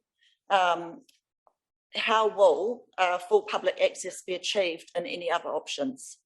Art is not just for the able-bodied, and you have been very lucky that disabled groups have not been more vocal in their disappointment and displeasure at current access. Option 1 will provide educational rooms for groups and schools to fully utilise the resources at the gallery. It is very difficult to accommodate groups without interfering with the general public, and this needs to be a specially designed space. Option 1 will provide expanded and fit for purpose storage. This is to ensure our magnificent collection is kept to the highest industry standards. I do not know how bequeaths and new acquisitions will be housed under any other options except for option 1. Art storage is a highly specialised field and we deserve the best quality available. Option 1 also addresses the work environments for your very own staff. Staff are currently working in crowded and artificially lit spaces. Do you care about your staff? Health and safety, both physical and mental well-being, is not just about buying an adjustable chair. Do you know how visiting academics and interns are accommodated under the current system? Well, they aren't. Basically, there's no room for any of those. And finally, gallery space. Option 1 will provide more flexibility in the number of shows and the timing of shows. All other options fail to address this very important consideration. The Egontai Gallery is the heart of the South Canterbury art scene. It sits with grace and distinction in beautiful established gardens. This must be the envy of many larger cities and councils. We, the South Canterbury Arts Society, implore you to consider the historic house, gardens and modern galleries as one entity. Please retain the grandeur and uniqueness of the Egontai Gallery and the love the people of South Canterbury have for that gallery. Option 1 is fully supported by the South Canterbury Arts Society. I'm also sure all our past members and Mrs. Grant would approve of option 1. Please allow the historic house and gallery to stand proudly with grace and distinction where it should be, which is its present site. Thank you. Awesome, thank you. Questions? Thanks, Councillor Biff. What's the situation, so in regards to, is there a bit of a backup now with I guess, people wanting to bequeath their paintings? Oh, I think they will be really struggling with potential bequests, because there are a lot of people who have actually have such a Hamish is probably better to, but who absolutely, you know, the Egontai is where they want their pieces to go. They'll be struggling. They're struggling now, so I can't see how they'll be accommodating any lots of new work. It's not encouraging them to. Well, really, you know, if you came with your, you know, something really special, they would be struggling to accommodate it. So I think that's one of the issues. I mean, that's been an issue for a long time, but actually that's an issue that can be addressed with option 1. Thank you. Is there a need for a short-term solution, bearing in mind that this is still going to take time? It's probably something Hamish can answer at a later date, but yes, as long as we. I mean, I'm not saying it's a. Oh no, I know, but you know, something has to be done at some along the way anyway. So I mean, even now, considering, I think what's happened is that people are confusing the strengthening of the old gallery, yes, the old house, with what's happening now with the extensions. Yeah. But you know, there were literally at the Plunkett Art Show opening, there were 200 guests there, and there were 2 bathrooms. So has there been more? There's no closed bathrooms there, though, is there? No. And that's the staff have to use them as well. Yeah, so that's been the case for decades. Yeah, but then yes, yeah. But then you know, the technician like Brent there, he works in a closet. Yeah. So the people who are actually doing such a great job for the community and putting those shows together, because they are top notch. They're working in appalling conditions. I don't think anyone has to be convinced that it's not for purpose. One question for you from me around the deed. You know, obviously we're planning. You know, the preferred council option was planning on site, new build, etc. Within the constraints of the deed, do you think we should be looking to have the conversation around changing that? Because ultimately we're spending a lot of money. We want you know, this to be an amazing facility wherever it ends up landing, but should we be having that conversation, or should we just be living within those constraints? But I think the deed says as long as that's a gallery on site. Oh, I'm talking about the setbacks, etc. So constraints of land use. We can't go much further into that. No, but you can go up, and I think that was the preferred option, that it would be a 2-storied, and then it would have a. Oh, yeah, you know, an artist's impression that you can go up. I don't think there's been any decisions made. No, but that was sort of a concept plan that was put out. Yeah, I think that's just as far as my. Oh, well, I would say go up, and then I think that yeah. then that seamlessly takes you through to the old house. Yeah. With a walkway, and then you're going between. You're not trying to meddle with the old house. So the new can sit right next to the old without affecting. What I'm saying though is we're constrained by effectively the current footprint. Should we be challenging that? And otherwise, we're very much. I don't think you need to if you can go up, because you need access to the old house anyway. Yeah, no, I understand that. Yeah. Oh, I don't know. I mean, I don't know what the deed actually says about expanding. Right. Okay. No, but obviously they've had 2 extensions already, so something must have happened. Yeah, don't they? Because they had the 76 within the constraints. Of the yes, deed. Yeah. But no, that's all right. No worries. Councillor Lyon. Thank you, Worship. Just the reality of going up 2 stories, would that take away the aspect away from the homestead? I don't think so. You don't think it would? I personally don't think so, because I think they will sit beside each other with a visual gap between them. So you know those lovely things when you've actually got old and new. Yeah. Okay, no, that's interesting, because that's something I struggle with, so that's fine. I think the other thing that would solve is that for access for people into the Egontai house, the house gallery, is that you have to put some sort of access in for them to get it up and down, and actually that affects how the house looks in itself. So the more you can leave the old house as a standing structure and have a bridge or something across into it.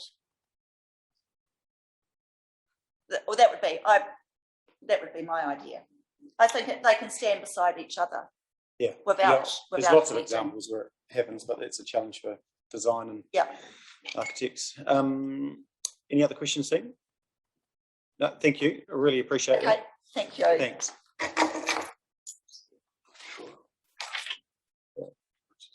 Bruce. Bruce and Patricia, or just Bruce, is it? Hi, Bruce, how are you?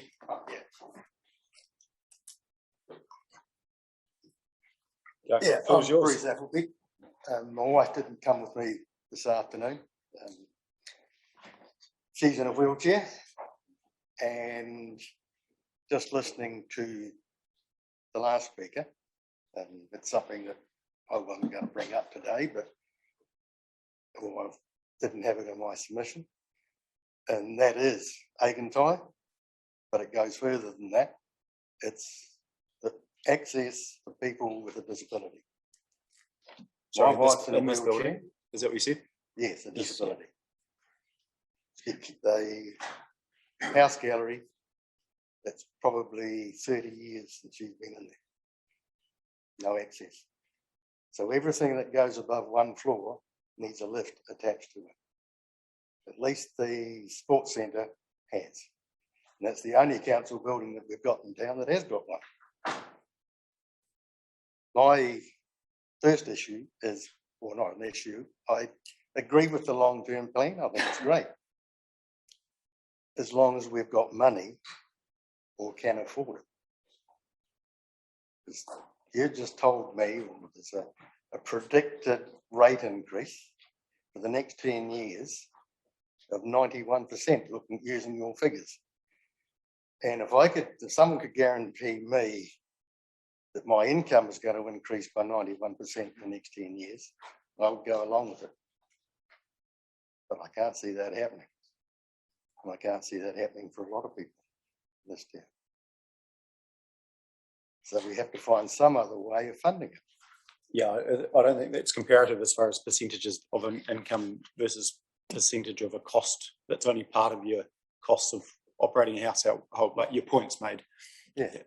And to get other costs or to get other funding, I can't see why we can't have commercial interests brought into it. If a developer from Auckland can set up a business hub in a shopping centre and do the whole lot himself, why can't we do something with Stafford Street? Yeah. Stafford Street does need something done to it, both in access and buildings. If the earthquake in 2011 had happened in Timaru, that happened in Christchurch, we would have had a lot more people dead and we wouldn't have had Stafford Street. Stafford Street's just ready to go flat. I started working here at Timaru in the 60s as a carpenter and worked on a lot of buildings in Stafford Street.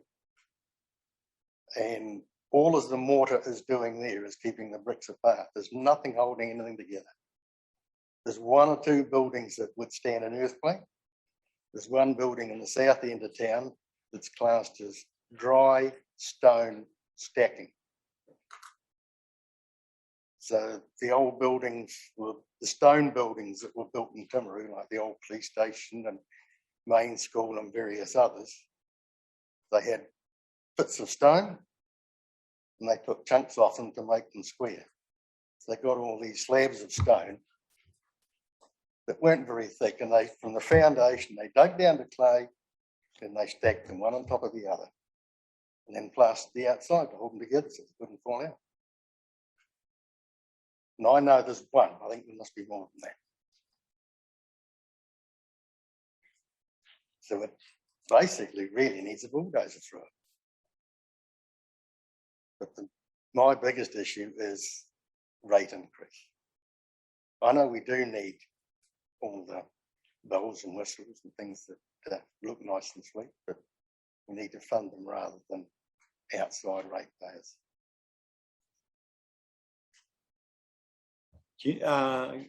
Questions, Councillor Piddington. Thanks for coming along, Bruce. I'm interested, you're prepared to pay for an art gallery, but not anything else in your submission. Well, Why is that? that needs to be in the private funding as well, if we can. Like, it all needs to come in the private funding. Okay, no, it appeared that one thing you were happy to do, the rest not. Well, basically the whole, really happy with the whole thing, but it's how we're going to fund it. Cool, thanks. And you just made comment also in your submission around the core infrastructure, going to central government, and obviously we're having a conversation around that with the Three Waters conversation, but you made a comment that you're expecting that that'll be paid through taxes moving forward. Just to give you clarity, if it goes to central government, you'll get a water charge, so it won't be anything back. Just for information's sake. You won't get rated, you'll just get $1,000 water charge instead. But thank you for your submission. I think your point's well made. Concerns about those on fixed income, low income rates, costs, affordability. There's one thing, Mr. Mayor, I was here some years ago and challenged the councillors to spend an afternoon or a day up and down or around Timaru in a wheelchair. And I still bring the same challenge. And there was another one at that stage, and it was just after the tiles went in on Stafford Street. And I asked them if someone would go down to the harbour board and get the diving suit and take the boots off, which weigh about 5 kilos each, place them on their feet and walk the full length of Stafford Street down and back and see how we felt at the end. Because that's how someone with multiple sclerosis feels, that much weight.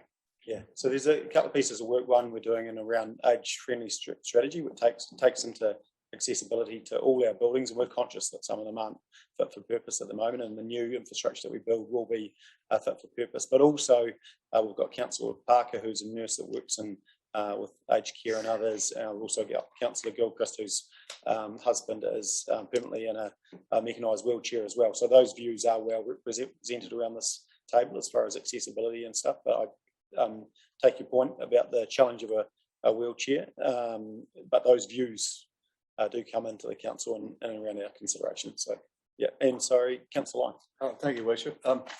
Bruce, I understand what you've said and the challenge that we've put up, but we've spent time with Don Heyman on the main street over the years, getting the egresses and things done. So the challenge was accepted. I'm not sure whether you were there at the time with this, but we certainly spent time out on the street. Don was walking, but with difficulty. So we took into account a lot of what you were talking about over the years. I promise you it has been considered, and we hope we keep improving things. And we certainly can do better again, of course, aren't we? Thank you. Thank you very much. Thank you. Alrighty, so we've got Taryn.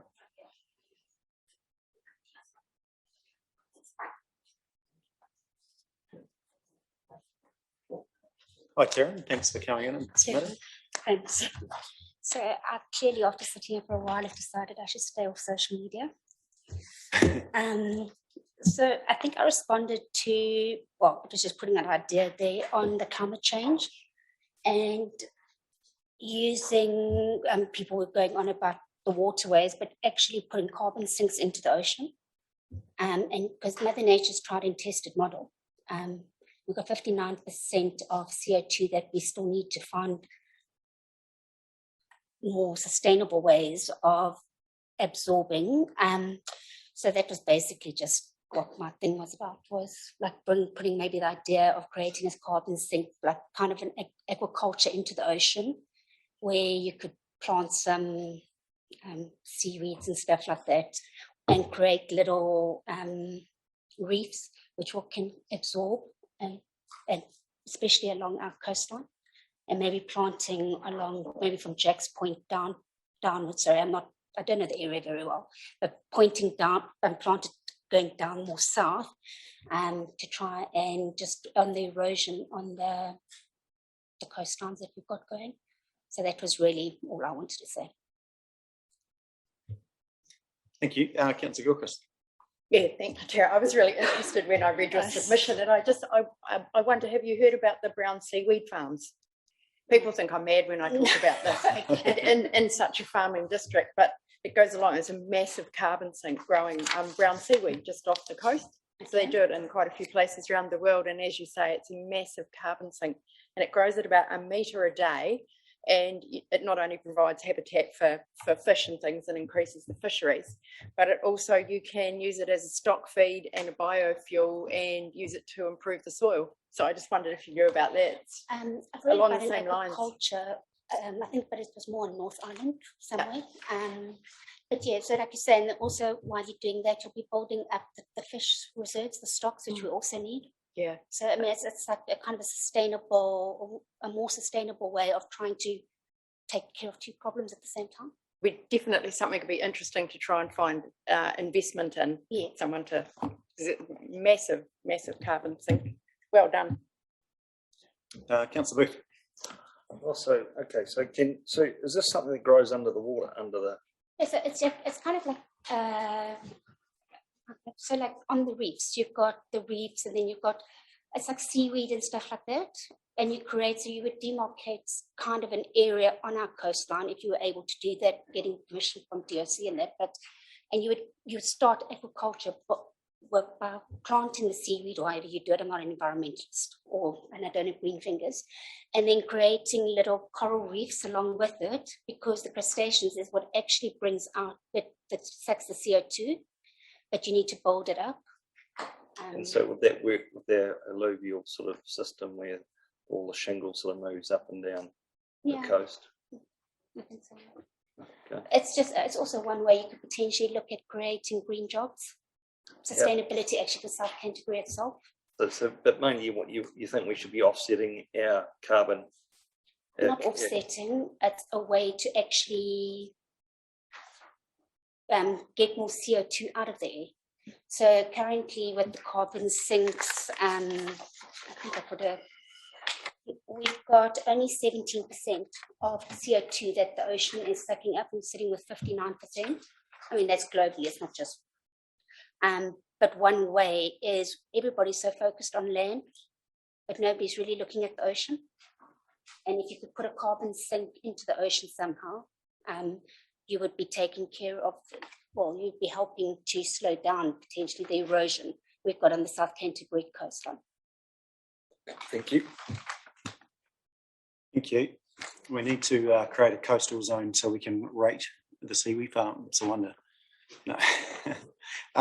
That's really cool. And I think there's going to be some awesome ideas coming out from and through the climate change conversation that we're having at the moment. So really cool. Thanks so much. Thank you.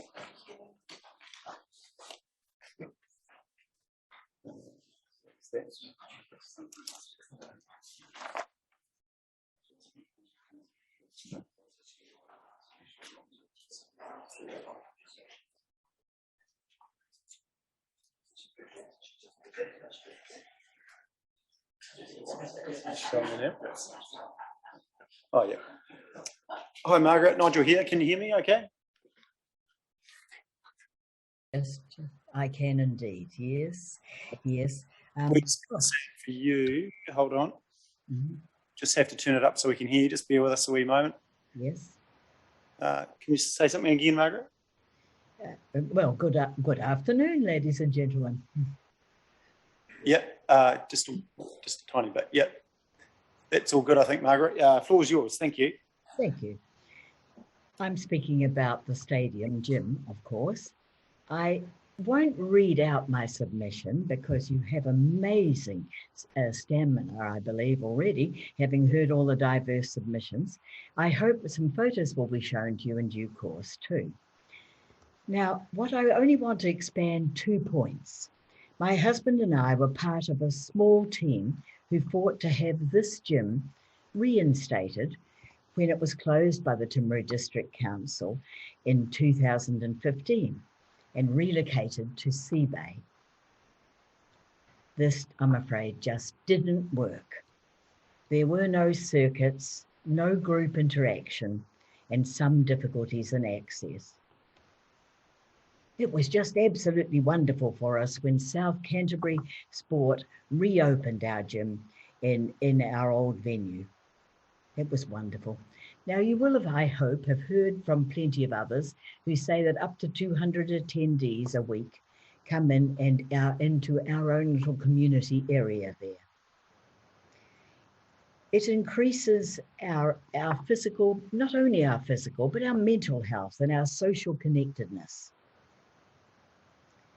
As others told, it meets ACC, green prescription, and physio needs.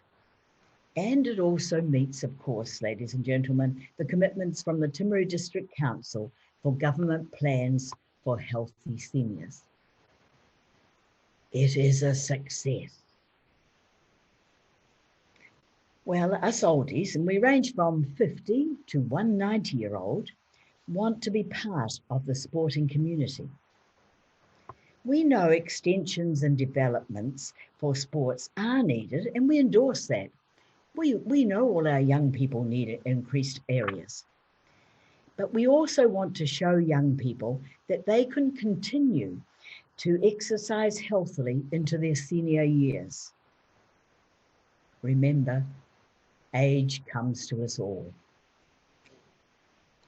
Ideally, we ask that a gym space remains for our use, and possibly for any other sporting codes in the stadium. Maybe it could be at the sacrifice of some of the foyer and office space proposed. Ladies and gentlemen, please do not make us have to fight for the splendid asset yet again. Thank you very much. Thanks, Margaret, and a good challenge. I'm not sure if we're up for a fight, so we might look at perhaps a compromise. Is there any questions for Margaret here? So to your point, Margaret, and thanks for your submission and coming to present to us. We have had lots of presentations already today in and around the gym, and we're conscious of the importance that it does have to those using it and the accessibility and what have you. So I guess it's very early days. We haven't even signed off the new development if that's going to occur. So I think the point's really well made, and we'll look to incorporate all those that have submitted into the new future vision for the stadium development. So not to say that that's make any promises that it's going to be in the same spot exactly, but you certainly hear your point that there's a need to continue and allow for your seniors in that space. Well, thank you. That's what we want. We do really want to continue where we are, because we love it there and we get such an increase in social connectedness with us all. So thank you for listening to us. Thanks, Margaret. Cheers. Cheers.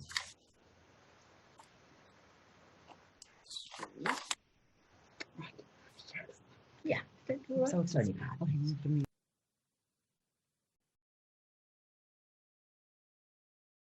Yeah, great. Thanks, Tori.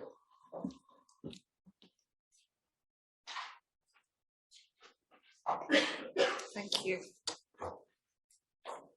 Hi. Hey, how are you? I'm Lou Fraser, and I'm just concerned about the My Way buses.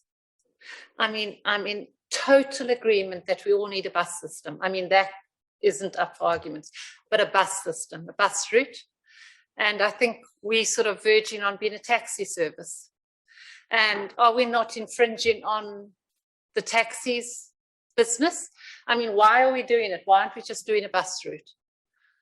If the buses were too big, cut down the size, make them little buses, but have a route. Why should we be a taxi service? And I was just looking at the numbers. I'm not sure if I've got the numbers right at all, because I've been trying to find out what was the previous cost of the buses. And what I got a figure back was $580,594. And what is it costing now? is it 922,132? And I'm not sure if it's an additional 500. So is it $1,422? I don't know. For an extra 15% of use. Yeah, so public transport sits with Environment Canterbury. So we don't actually make decisions on the My Way service as such. So although we have a relationship with Environment Canterbury, and our rating base provides for roads and those elements, the public transport sits with ECAN. So they've already made the decisions around. So they've made the decisions. That's not a mandate at all. You said they've done it through their own long-term planning process. So what am I doing here if it's the decision's already made? Yeah, I can't answer that question for you. So, I mean, because it's going to be an extra, is it extra $14 per 100,000? I mean, surely we've got a right to put our point forward. But it's not something that we make a decision on. So it doesn't fit under our umbrella. So you need to be making a submission to long-term plan for Environment Canterbury. So I shouldn't be here at all. Not on this issue. Our document didn't have anything to do with My Way. Yeah. But that was what my submission was about. So why am I here? I don't know. You've sorry. Oh, you have filled in some other parts around what we consulted on, which was around development of art gallery, CBD, and some of those things. So you've said delay the development of the stadium for 10 years as an example. And then another topic you've put in around My Way, but My Way does not sit with us. That was my biggest concern, was My Way. And so we'll pass on that feedback through to Environment Canterbury for you. Yeah. And that's it. That's it. I had lots to say about doing other things, but My Way was my biggest concern. No, that's right. And we can't influence that, but we'll pass on those comments to. And it will be passed on. Yes, no, definitely. Yep. I've got staff to do that for me. I just have to make the promise and someone else delivers. So wonderful. Because I really do feel strongly about it. Yeah, no, and that's well picked up. So because I'm going to be paying for it. Yeah. Because there is no free breakfast anyway. No, and that's the reality of services that are provided through government. Yeah. Thank you. Thanks so much. Cheers.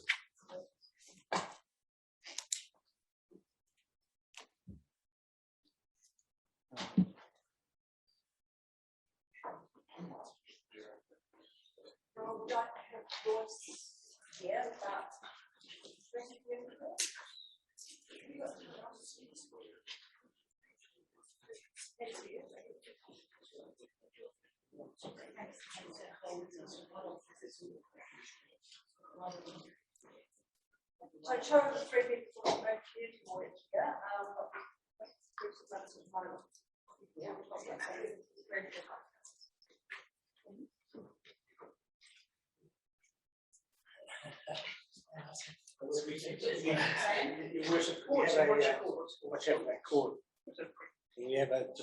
You go and have a quick powwow about the Temuka strategic plan, and we'll come and listen to it in a minute.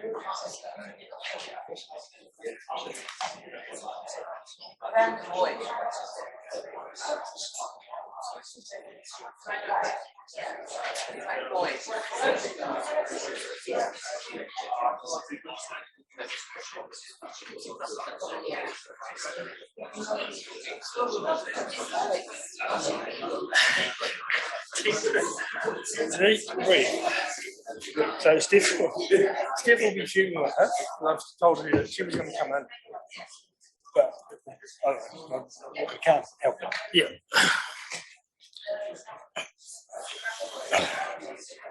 I'll just mention, I'll do an introduction. So. Hello. How's that doing? Yeah, I've just been trying to Craig Motley, so I might try again. Straighten up a wee bit, it's not quite straight. Yeah. Righty. You only ask silly. You'll just ask silly questions. So what I was thinking, if they come to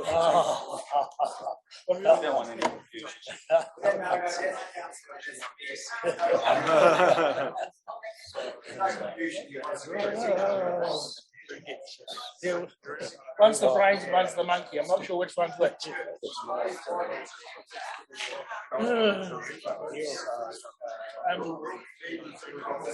Yes, so it's easier. Yep. Righty team, we're back on track. It's lots of, like being in Timaru, lots of squawking, isn't there? Magpies. Magpies are good. We've both had a busy weekend. And thank you for your role out there too in the civil defence. We appreciate that. Yeah. Pizza on too. You look quite good actually. That's one thing I will say.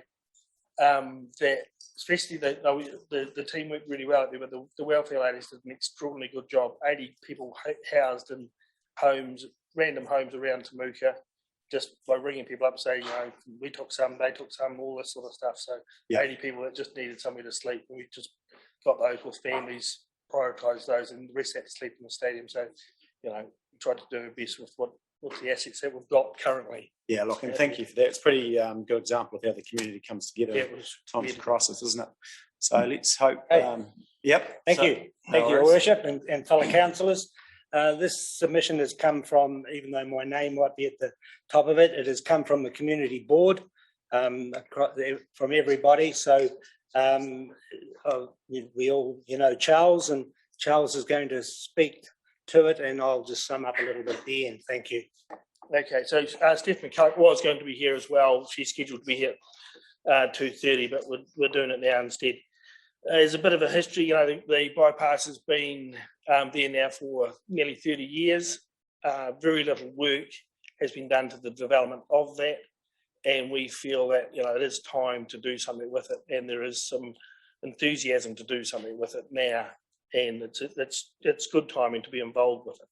So I'll read through the submission, and Paddy can highlight some other things. As a small community on State Highway 1, being part of the jewels in South Canterbury's crown, we recognise the importance of a positive impact on passing travellers. At the moment, we do not have this, with an uninviting stretch of highway dotted with yellow lines along both sides of Vine Street. We believe that Temuka needs a visual frontage and access to the CBD along Vine Street, which will enhance the economic development of our town. At the moment, there is limited parking and no incentive for travellers to stop and see what we as a community have available.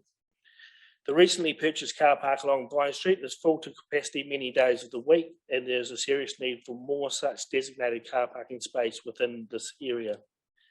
The current road frontage do not look inviting to or give travellers a reason or place to stop and spend money or enjoy our town CBD.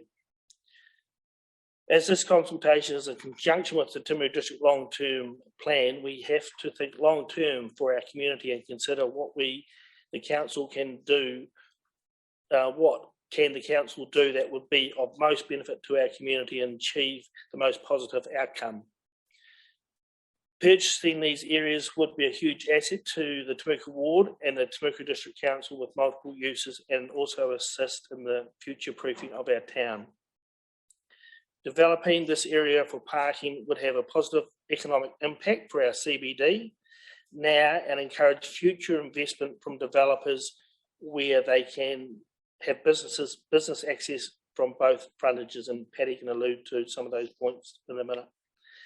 This area could be used as a rest area, inviting people to stop and visit the library, museum, domain and shops whilst having a respite from driving. The road frontage would be more appealing to all. This area could be used for displays such as the Rock and Hop event with 60-minute parking only on the main street. So access for cars could come off there and be like a boulevard thing, more like Ashburton perhaps. Parking would be easily available. By developing a designated parking area, we'll be able to control the number of access points off State Highway 1, there promoting better road safety in that area. There is a number of access points currently. If we manage that area better, that would be limited, which provides better safety on the road. There is no more land being made, and we have to plan now and think what our needs are now and in the future. We'll also take ideas from other towns, such as Ashburton, and put lights in the trees lining their street frontage. This will also be a great place to continue with our theme of our history boards, which in turn would encourage visitors to come back and look at the historical main street. The history board idea is already underway, and the design of those and the placement of those is already under consultation along the existing car park and main street area. The overall image of Timaru would be boosted by visitors, and visitors would be encouraged to stop and enjoy what the town has to offer. We are very proud of Timaru, and our vision to continue this growth and development combines extremely well with Timaru District Council's own vision statement, a district where land use and growth is sustainably managed to encourage a fantastic lifestyle, thriving economy, and strong identity. Yeah, we had a great article written by our reporter about our submission, and the comments on Facebook and different things, which I don't look at a lot, but most of them were negative against, saying it's a rundown and there's some tumbleweed place and we're never going to stop there. To me, it is part of, it's a start or one of the first impressions that people that are on the main highway that come into the Timaru district. So if our town is not looking that good, it could be that impression given to the whole district. So that was just that's just one point. I've been talking with a landowner, or Councillor Lyon and I have, with one of the property owners, or property owns quite a number of properties within the town.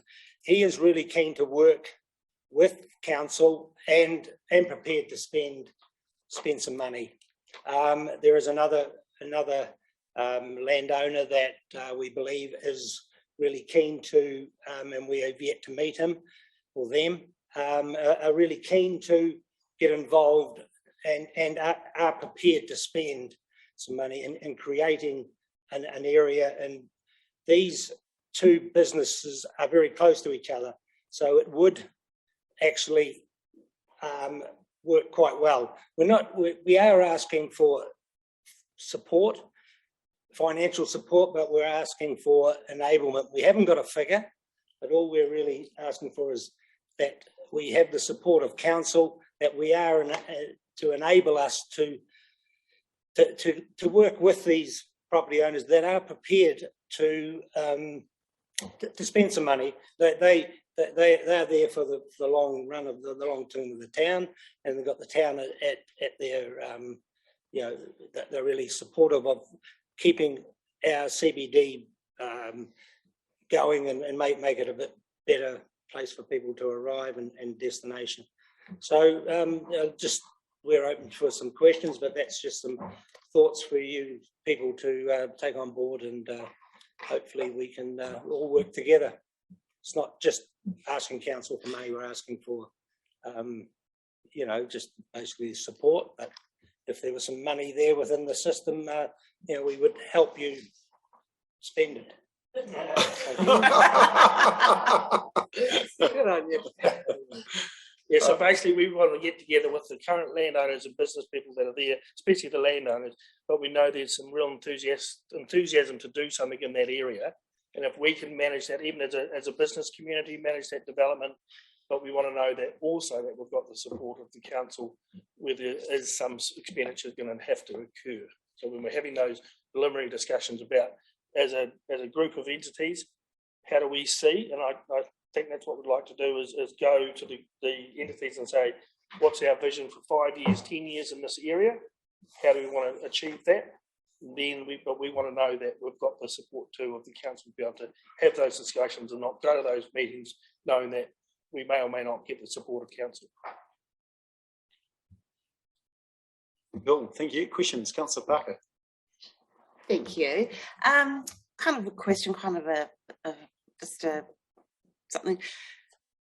I'm hearing a lot of car parks full. And I don't live in Timuka, but I do drive past the car park often and I don't see it full. And I'm just thinking, car parks over green space, what's going to draw someone in to stop at your township? You know, I'm just thinking, I don't know, I'm just hearing car park, but no green space. And a green space, a luscious green space, because people want a destination that they can gather and sit together.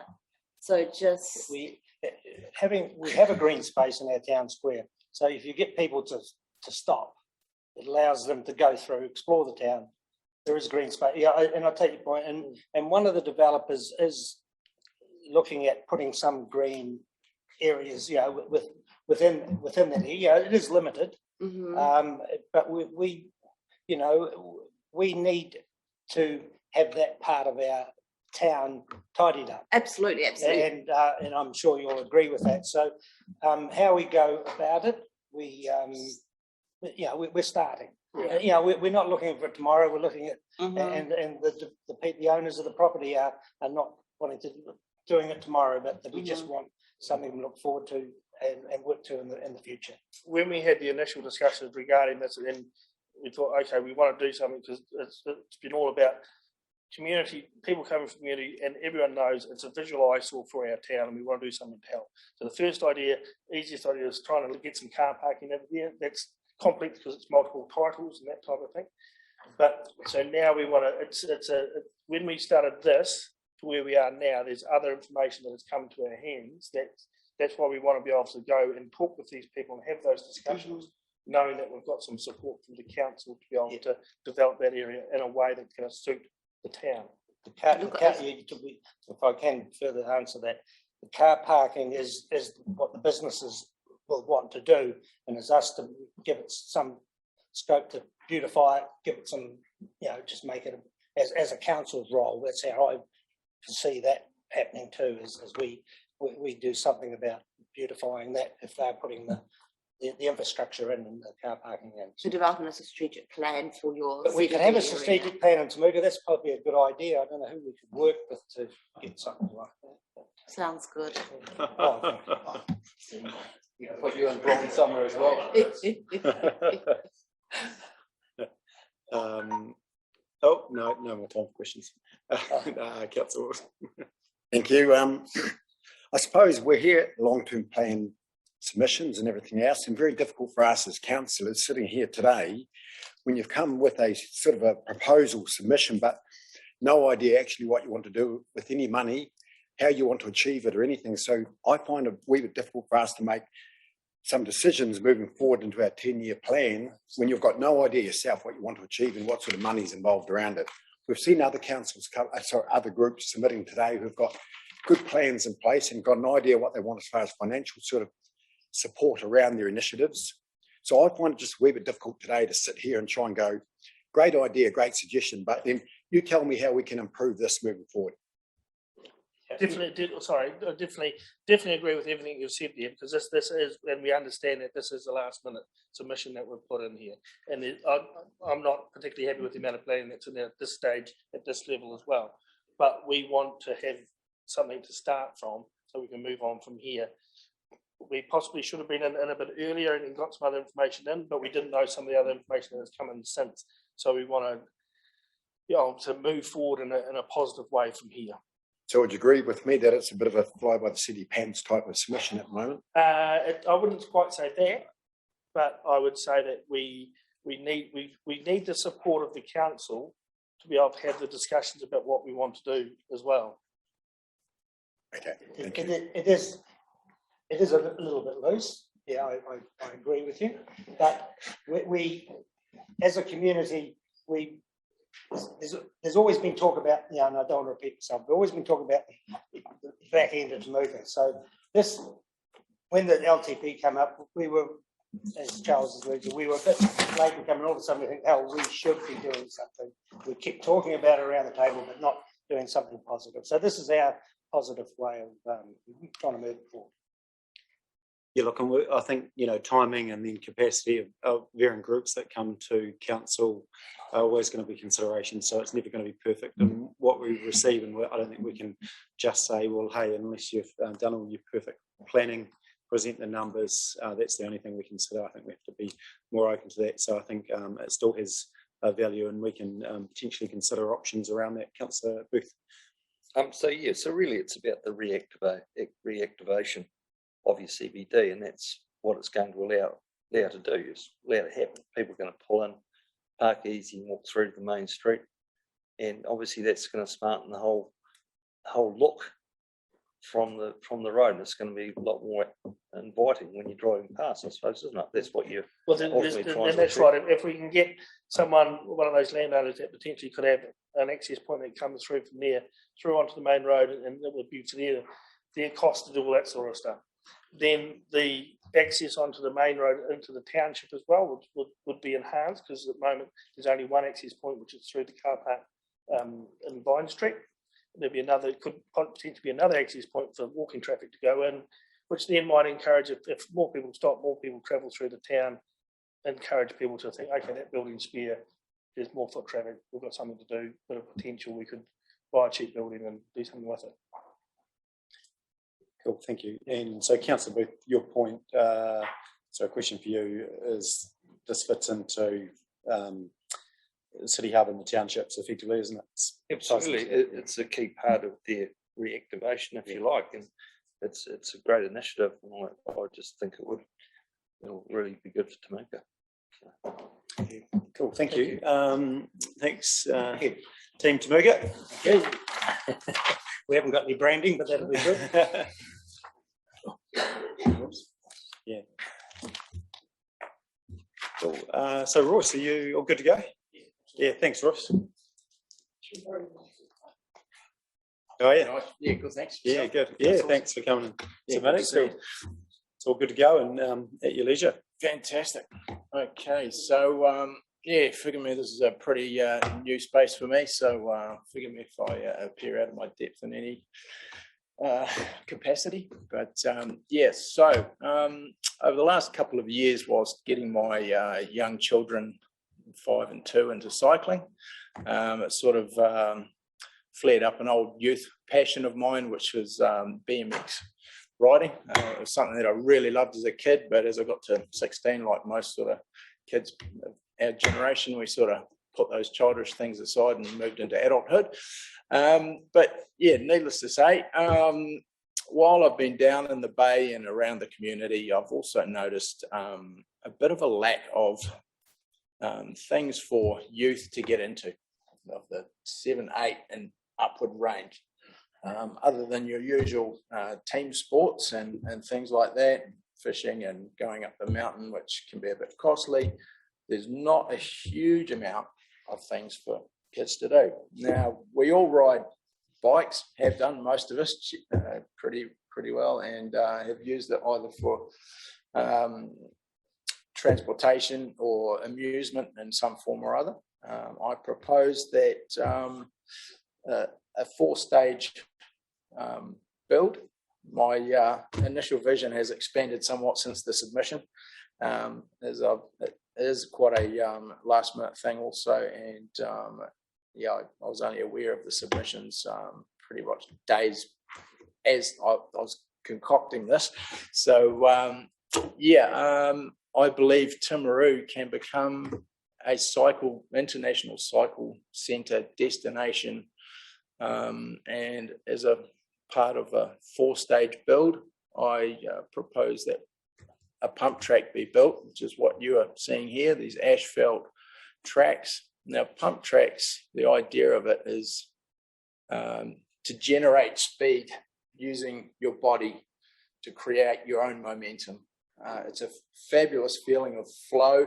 It's a very exciting thing to experience on a bike. Kids absolutely love it. As you can see, they ride scooters, skateboards, all manner of different cycles. these things are an absolute crowd drawing magnet. Kids just absolutely love them, of all ages, from 4, 5, right on up into the 50s and 60s. You can literally ride anything on these things, and they are just an absolute blast. Second phase to the build would be to further expand Centennial Park, some of the trails there, bring them up to a higher standard, and keep them maintained. The third phase I was looking at, let me just refer to my notes here. I have a copy of all of these for you. So third phase, a cycle trail in and around through Timaru. There is a trail of sorts already in place. So you can go right through the scenic reserve, through the wetlands, out to the lighthouse, out through Caroline Bay to Washdyke. A lot of people use that as a circuit up Callans Hill and back to the top of the Centennial Park. I think there's massive scope here for Timaru to put itself on the map and make Timaru a really vibrant spot for a lot of people to come and visit, rather than just sort of pass through onto the next towns around and different things around the country. It can really, I believe, make Timaru not just a nice place to visit, but a really exciting place for young families, youth, people of all ages and races and walks of life. I think it's something that we could really do with minimal expense, I think, for the return that we'd get for the financial outlay, which will be considerable. Absolutely. I haven't done absolute numbers, but this outfit, Valo Solutions, based in Switzerland, they've built over 240,000 of these things around the world. Africa, Asia, not just Western culture, but they go all over the world and build these things, and they're the best at it. And it would be my hope that if you all sort of can see and feel my passion for this vision, that we would get into it and do it properly, professionally. Even just use some of these guys as consultants possibly, and help us build this. I think this is just a no-brainer, really good thing for Timaru to go, hey, this can really generate some fantastic community spirit, get youth engaged in physical activity, which in turn fosters creativity, imagination, expression, and just give kids the opportunity to do something great. Red Bull hold a yearly pump track competition. It's a fully UCI cycle sanctioned event or series of events, and BMX also, Olympic sport, mountain biking, Olympic sport. All of these all fit inside this arena. This stuff here is exciting and tends to all of those different disciplines. I think there's a really good opportunity here for Timaru to bump up its business as well. Visitors staying here, riding the tracks, the trails, the pump track, potentially a BMX track as well for a club, something else for kids to aspire to get to the Olympics. I'll pass these around for you to. Just pass them to Gavin. We'll distribute them around. And then I've just put some little highlights on there. At this stage, it's just idea, vision, opportunity, something that I just want to get across. And I know, just for your information, the likes of the Lions, I think, that have done the bike. I saw that. So I think there's another stage. They've talked about a pump track. So there's some other groups out there that I think could probably be able to take some of these things forward. So I won't go to Councillor Wills, he tends to fall off his bike. We'll go to Councillor Booth first for a question. Good as gold. Yeah, so whereabouts do you think that this might be created is probably one question. Ideally, the pump track, I think, would best be suited to being right near the town centre, down in the bay somewhere. I think there's acres of great land down there, which a small-ish portion could be utilised for that. I haven't gone down and gone, hey, that would be a good spot, or that would be a great spot. I've looked at Centennial. It has a tendency to be quite shaded in the winter. Hence, yeah, it could be quite slick and a little bit too dangerous possibly in the winter months. But yeah, I think the pump track would be a great spot down in the bay. And yeah, if we could. What about so what assets have we got now? We've got a skate park now. We've got a BMX track. Yep. We've got mountain biking on the. There's a jump track in Centennial Reserve. It's a little bit different to a BMX track, so it's for very skilled riders. You really need to be quite skilled. It's for getting air and launching. It's not so much for zooming and turning and as you get more skilled, the pump tracks, you're gonna be jumping from different track to different track, and as you've probably seen. But yeah, there's a pump track down there. I reckon that place for little kids is just an emergency room waiting to happen, unless you're. So we're going to have to expand our ED, are we? Yeah. Whereas the pump track is a much more controlled environment. You can definitely get yourself into trouble if you really want to try and push the envelope, but generally pump tracks are quite smooth and forgiving, and transitions are not quite so vertically inclined. Yeah, cool. And there's a couple of smaller examples in a couple of schools of some pump tracks. Grantley, I think Timaru Primary might have a version of. Yeah. So really cool stuff. Kids and big kids love it. Councillor Gilchrist. I just wondered if there was no room at the bay, is there something that could fit into the Highfield recreation area? If that's a part of town that we're going to be developing, and and also a BMX track. In theory, they could maybe sit side by side if there was space in there. I believe there was a BMX racetrack here in Timaru in the past. A bit of a club. Where was that? It was it was down Seneca. It's just an old time. Yeah. So I take it that just sort of faded away and died away. Yeah, I think just the sport faded off when they invented the 10 speed. Yeah. I don't know.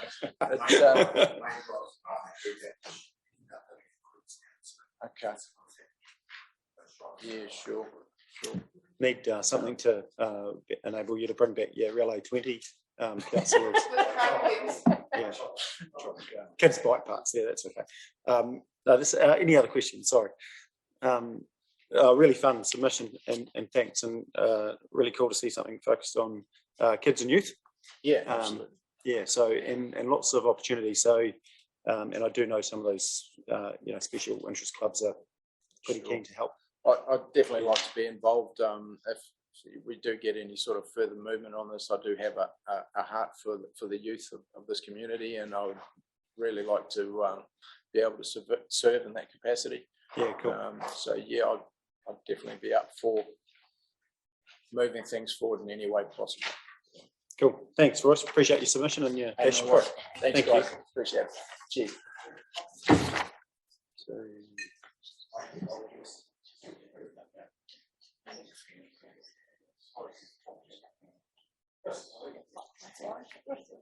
How are we? Yeah, good, thanks. I'm Chris Smeal. I work at Fonterra. I just wanted to come and give some feedback about the proposal to the stadium upgrade. Cool. I'm a huge basketball player, coach. At the moment, I'm coaching Roncalli Senior A basketball boys, sort of overseeing that whole basketball program for Roncalli, and also under 15 South Canterbury boys and the South Canterbury men's team. So I'm quite heavily involved in the sport. Looking at the sort of the term plan, how early we want to do it is really good. I am concerned about just 3 courts being added. I see with the numbers that are coming through the primary school age, we're starting to see that hit the high school level now, where we're struggling to have practice facilities available, and we are utilising the stadium more and more. So with those numbers continuing to increase, I can see by the time the stadium is up and running with those 3 extra courts, they'll be fully utilised, and we'll be back in the same position that we are now. The rep stuff is sort of pushed to the side and fit in amongst all the other sports that have been played up there. I'd really like to see that being the forefront of South Canterbury basketball, is aiming to that rep stuff. That's pretty much all I have to say, just so you guys got a little bit more input from what's happening at the high school level as well. Yeah, cool. Thanks, Chris. And in your submission, the likes of there's a variety of club nights as far as seniors and what have you. Do you think that would change as far as capacity? Do you think it would move to? I would hope so. Being an older player, playing back-to-back Sunday, Monday is tough. Tough on the body, but it's also tough getting guys to play it, especially when they're playing rugby and stuff on the Saturday as well. Getting them to commit to 2 nights a week basketball is rough. So I'd definitely like to see that move to sort of further on in the week, sort of create a little bit of socialness that will come with that too. And so one other question before I go to Councillor Oliver.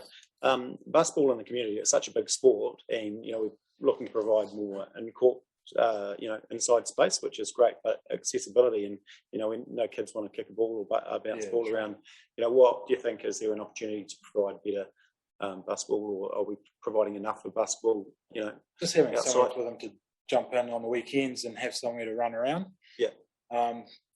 Guys out of my team, because they had to buy it on the weekend, they wanted to run down on Saturday and have a run. The gym's only available by booking, so it's pretty hard for them to get court time. All the other courts are weather dependent, being in parks, so having that gym available weekends, and even just having a court spare on every other night for guys just to come up and hone their craft would be awesome. Yeah, cool. Councillor Oliver.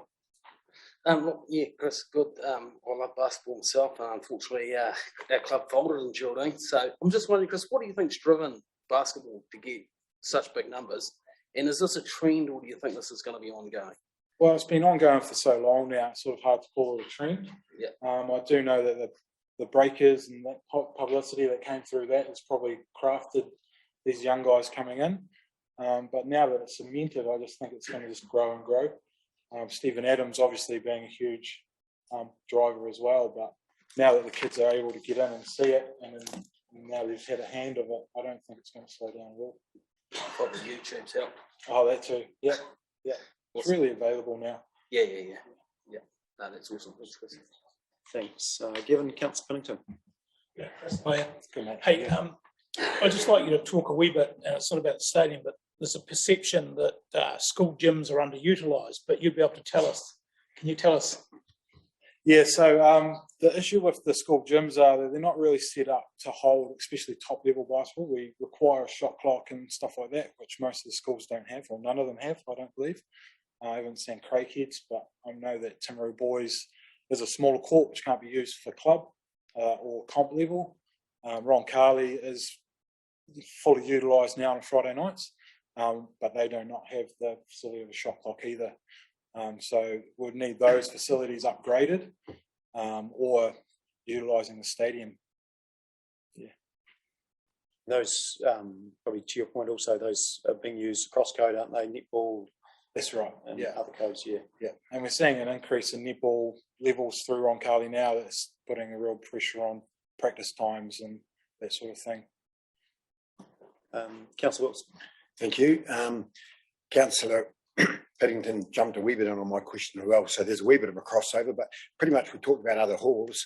I had Craighead highlighted here in the sense of, do you use the Craighead gymnasium basketball courts regularly, and or is there other opportunities to utilise those facilities? I can't talk about what they use them during the week, but I know Fridays, they're used heavily on Friday nights. That's club night or comp night. So they're used as well as Roncalli. That's from finish of school all the way through till I believe it's 7:30 the last game starts. Okay. So right up till be about 8:30. Wonderful. Great, thank you for that. Thanks, Councillor Wills, and I think Sean from Sport Cannery gave us some analysis around how they come up with those numbers to feed into the plan as well, which was interesting insights. Councillor Booth. Perhaps just your comments on, there was the idea that perhaps games could be shortened, perhaps junior, to facilitate more games. I know I've been up and watched my daughter play basketball. Seems to be a lot of downtime between the game, stop, start, and then it can go on probably almost twice as long. Right. And so is there an opportunity there to shorten things up to help with your capacity? From my understanding, I think the association will be able to speak a little bit more clearly on that, but I know that the primary school levels have been shortened to half-an-hour games. So they're only really getting warmed up before the game's finished. As the downtime in between, it's like herding cats sometimes, as you're probably aware. So I don't believe that anything can be shortened there. It's just getting them on the court. There's a lot of people that are coming in and out, and a lot of kids running around. So yeah, I think it'll be minimal downtime, if any. But having those games shortened to half an hour is just detrimental to them. Like I said, they're only getting warmed up. If you've got a big crew of 10 kids that are wanting to play, you only got half an hour to allocate time. Like I said, they're only getting warmed up, only playing 5-6 minutes, and they're swapped out. So, yeah, juniors is back to back. It's one couple of teams leave, another couple of teams jump on. There's no break, straight on. Yeah, and then Oh yeah, so no time. Yeah, you just maybe get a bit fitter. No half-time break.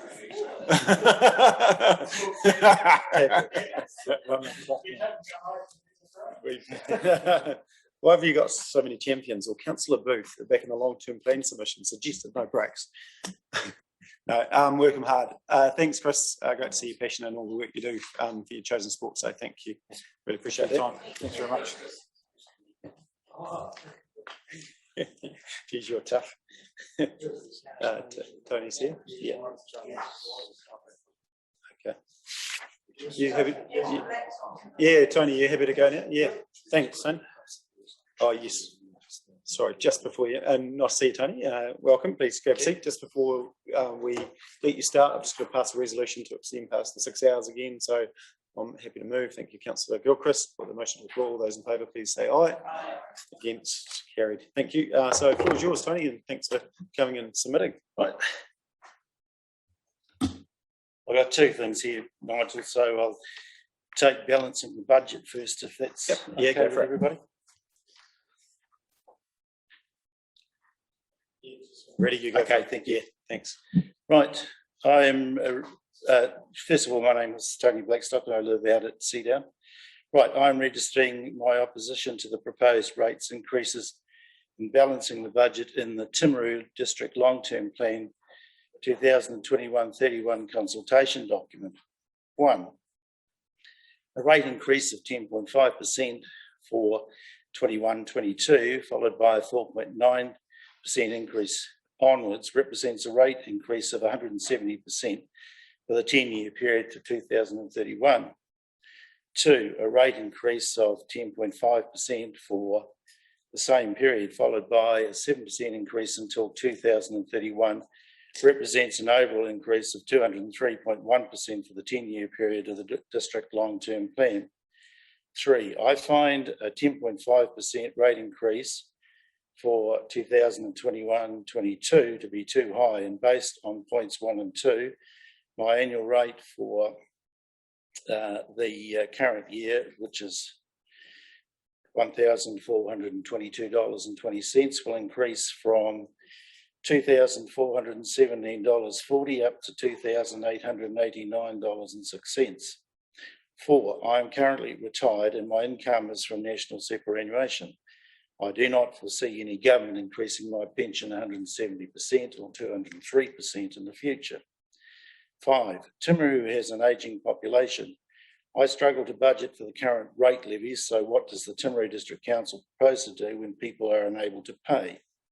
6, we're also facing a proposed 24.5% increase in Environment Canterbury rates for the 2021-22 year, as this is the desired rate for their option 1 plan. I've already registered my opposition to this increase with Mrs. Huey. There's a mistake there in your copy. Here is a situation where we are facing two double-digit rate increases from two independent authorities. 7. The table on page 19 with regard to the impact on rates in the consultation document is now historical. Land and property values have escalated markedly over the last 12 months. So the flow-on effect to the setting of annual rates has made the figures I have quoted in point 3 above, that's the $2,417.40 and the $2,889, very conservative. So from 2023, when new valuations are introduced by Quotable Value Limited, rates will increase with a higher margin to what has already been advertised through the consultation document. This brings me back to the question I posed in point 5 of the submission.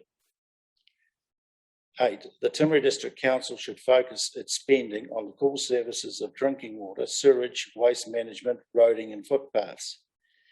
9. If previous elected councils have failed in their governance of core business, then ordinary ratepayers should not be further encumbered with the financial constraints imposed. 10. I disagree with the debt limit currently set at 150% of revenue to be increased to either 210% or the absolute maximum of 280% of revenue. And my reasons that could impact on revenue.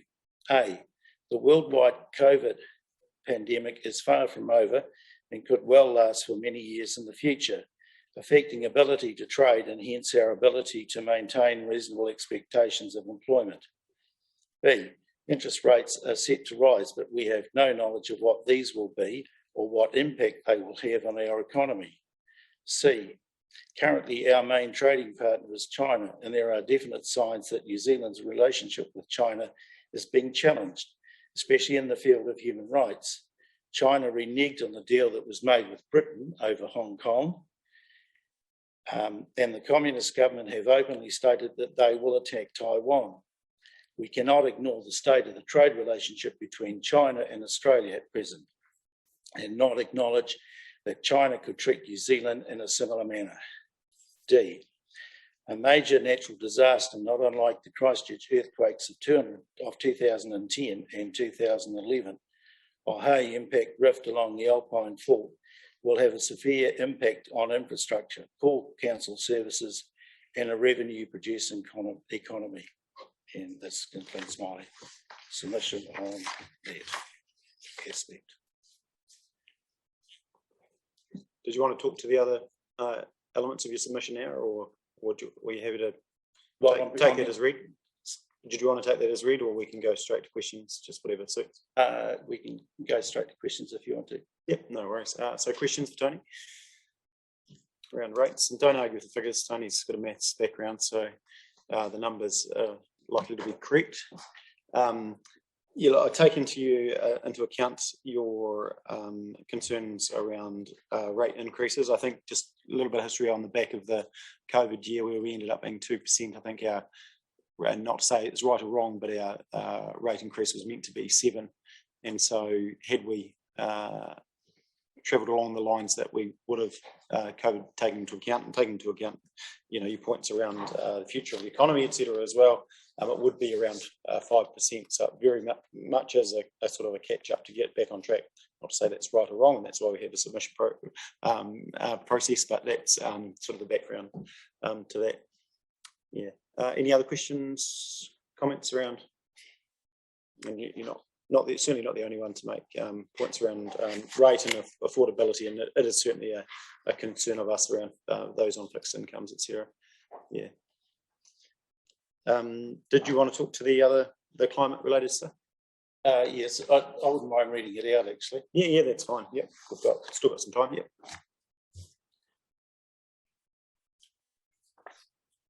Yeah. Climate change. How much should the district council do? My answer is do nothing, and this includes the allocation of any council funds toward climate change. The basis to my answer, and hence my submission, is from a specially written article astronomical notes written for the press by F.M. Bateson, astronomer in charge of the Mount John Observatory, dated Saturday, June the 29th, 1968. This article was titled Auroral Displays and Solar Activity. Part of this article related to a subheading, The Sun's Effect on Climate. I quote from the following article, beginning with its introduction. Many attempts have been made to relate solar activity with climatic events on the Earth. It is well established that solar activity attains a maximum at intervals averaging 11 years. This period appears also to be superimposed on longer periods of 80 and 400 years. Auroral activity is closely allied to that of the sun. Going back to the beginning of our era, auroral activity shows most clearly a 4-century periodicity. Going further back, the Chinese records of sunspot corroborate the 400-year cycle of solar activity. F. Link, a Czechoslovak astronomer, contends that the weather in middle latitudes exhibits the same 400-year-old cycle. He believes that bad weather occurs during the solar and auroral maxima, whilst dry, clear weather tends to occur in middle latitudes when the solar activity is at a minimum. He feels certain that there is also a connection between climate and the shorter solar periods of 80 and 11 years. Under his theory, the atmospheric circulation changes with solar activity so that the latitude of most frequent depression tracks are lower during the maximum of solar activity. Whether he is right or wrong, he has amassed quite a mass of evidence in favour of his theory. If Link is correct, then his theory implies that the effect of the solar wind, enhanced by strong solar flares when the sun is active, somehow tends to pull down the zone of depressions to a lower latitude, which is where New Zealand is. After a mild climatic period, there was between AD 1550 and 1700 what has been termed the Little Ice Age. Link's theory predicts that a similar period of bad weather will repeat itself at the end of the present century, when the 400-year period of solar activity attains a maximum. So some evidence. First of all, to support a shorter period of 80 years. I grew up on Riverside Station in Marama, and at that time that this article was published, the whole of the Mackenzie Basin and the upper Waiteki Valley experienced an exceptionally heavy snowfall, which took many months to thaw. There was up to 40 centimetres of snow around our homestead, and at 3,000 feet on top of the hill, the depth of snow was the height of the fence plus the length of a shovel handle. Exactly 80 years prior to this weather event in 1888, my great-grandfather, who owned Avonmore Station, experienced a similar snowfall in which the depth of snow came up to the windowsills of the homestead. This homestead still exists, tucked under the hill just off State Highway 83 and approximately 3.5 kilometres east of the bridge over the Onamatata River. Right, evidence to support the averaging 11-year periods in which maximum solar activity is attained. One, I started in 1945. The high country of the South Island experienced heavy snowfalls with associated severe stock losses. And in some of these, I've just added a few other examples. In the small settlement of Athol, south of Lake Wakatipu, the Mataura River froze over. Number two, from 1957, 1958 and 1959, heavy flooding in the Ahuriri and contributing streams left many properties isolated for varying periods over these 3 years. 1968. As already stated above, an exceptionally severe snowfall in the Mackenzie country with record low temperatures experienced. The lowest temperature was an unofficial minus 29 degrees centigrade at Ben Avon Station in the Ahuriri Valley. And I've just added as well, this severe cold froze the hooves off a number of cattle, which necessitated them being sent for slaughter. They were sent down to Picuri. 1970, severe flooding in the Ahuriri and contributing streams followed a record fall of rain for the month of September. And what we experienced was more than the mean annual rainfall fell in this month.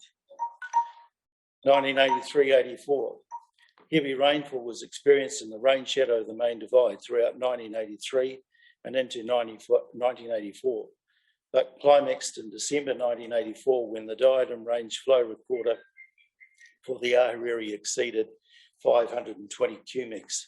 When you consider that the mean flow in the Ahuriri is about 47 cubics, that's a large flow of water, and it did not also include contributing streams as well. Tony, sorry, we're just at time. Did you want to just some summation around climate? Okay, I'll just go to my summary. Yeah, that's great. Thanks. Right. In summary, I'm a firm believer that is emissions from the sun which have a dominant influence on the Earth's climate, and as humans have no influence in solar emissions, then any endeavour to mitigate our climate is a waste of energy and time. And the paragraph above about the natural and physical phenomena, we have no, as humans, have no actual impact on those as well. Cool. Thank you, and thanks for that. It's a really interesting read. Questions, Councillor Gilchrist. Thanks, Tony. I just acknowledge your 1968 article there and just wonder if you're aware of the wealth of evidence that links men's work on the planet and its effect on the climate, you know, through there's a wealth of it everywhere. NIWA, the American Geological Sciences, the World Wildlife Fund, DOC, MPI, MFE, Royal Society, and a lot of that doesn't really corroborate with your 1968 article. I just wondered if you were aware of some of that other evidence. I'm aware of that some of that other evidence, but I'm also aware that there's scientific opinion which actually agrees with what I've said. But what I will say is that there can be localised effects, and I'll give you a good example. Growing up in America, the raising of Lake Benmore made in summertime, it made the America temperatures at the climate actually made it drier. For the simple reason is that you had a land sea breeze effect. Before the raising of the lake, we used to get quite often a thunderstorm about 3 o'clock in the afternoon, and so you get this nice big humid build-up, and then about 3 o'clock it would rain for about 2 minutes. It cooled the atmosphere and it actually put moisture back in the ground. Now the interesting thing is that we, after the lake was raised, Lake Benmore was raised, and we're talking about the Ahuriri Arm, when they had the New Zealand Electricity Department had to lower the lake on 2 occasions simply to clear logs away from the intake of the penstock. When the water got to, when they lowered the lake and it emptied the boat harbour at Sailors Cutting, when the water was within about 150 to 200 metres from the end of the mole at Sailors Cutting, we started to get our thunderstorms back at 3 o'clock in the afternoon. So there is an indication where man's influence has actually influenced for example, some local weather patterns. Mm-hmm. Yep, I completely get that. I mean, we have an impact on our environment. I was thinking more about emissions and things. So definitely changes to the environment related to emissions and changes in temperature and those things. So there's a wealth of evidence about that. And those are some things that locally we can actually have a little bit of control over. For our size, we actually emit a lot more than we should for our population. I don't see meridian energy lowering Lake Benmore at all. Sorry? I don't see meridian energy like lowering Lake Benmore. Oh, no, I'm not at all suggesting that that would. I'm just interested that you have some supporting evidence that stands in a very small group of evidence compared to a wealth of other evidence. I've also said in here it's a dominance. Yeah. As well. Yeah. Cool. Thanks, Councillor Chris, and thanks, Tony. Really appreciate your submission. Okay. Thanks for taking the time. We've got next, Jenya.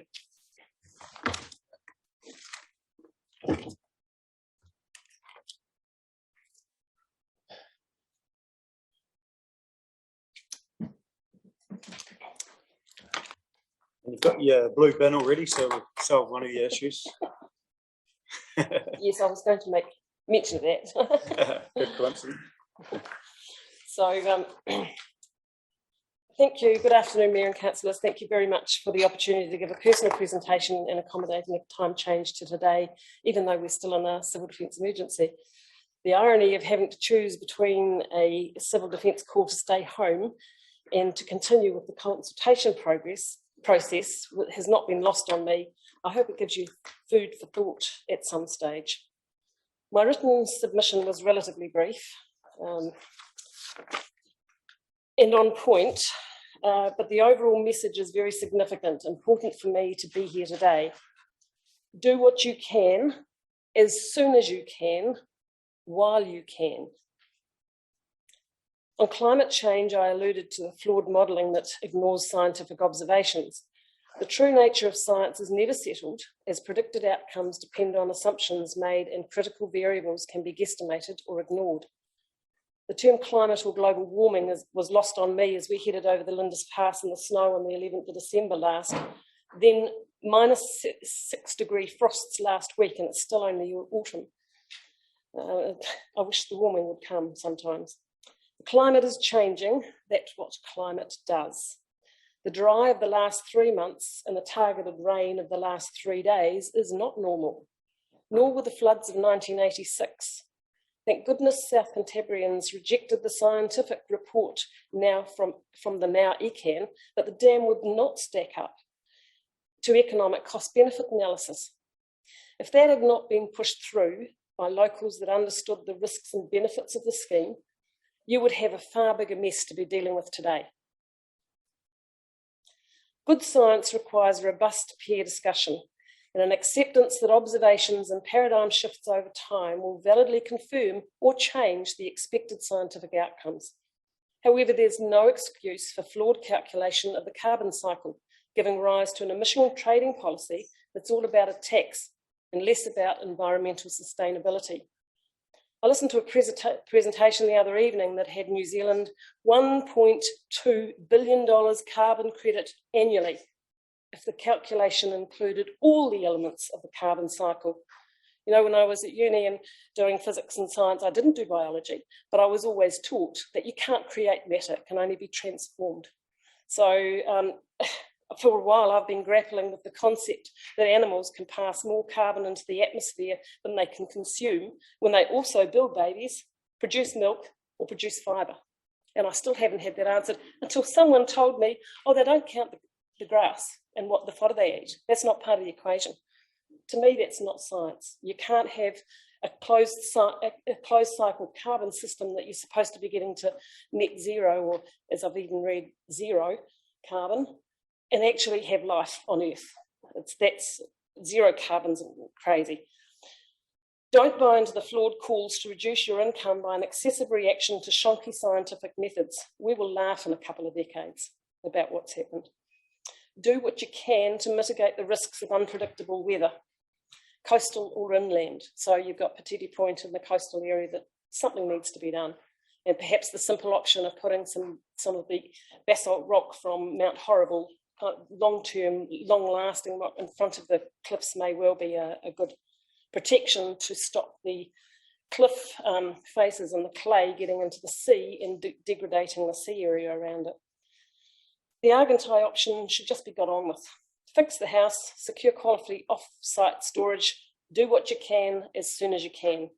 Other options may present themselves in due course, and I think of this place and think, what a lovely gallery this would make. It may come vacant soon.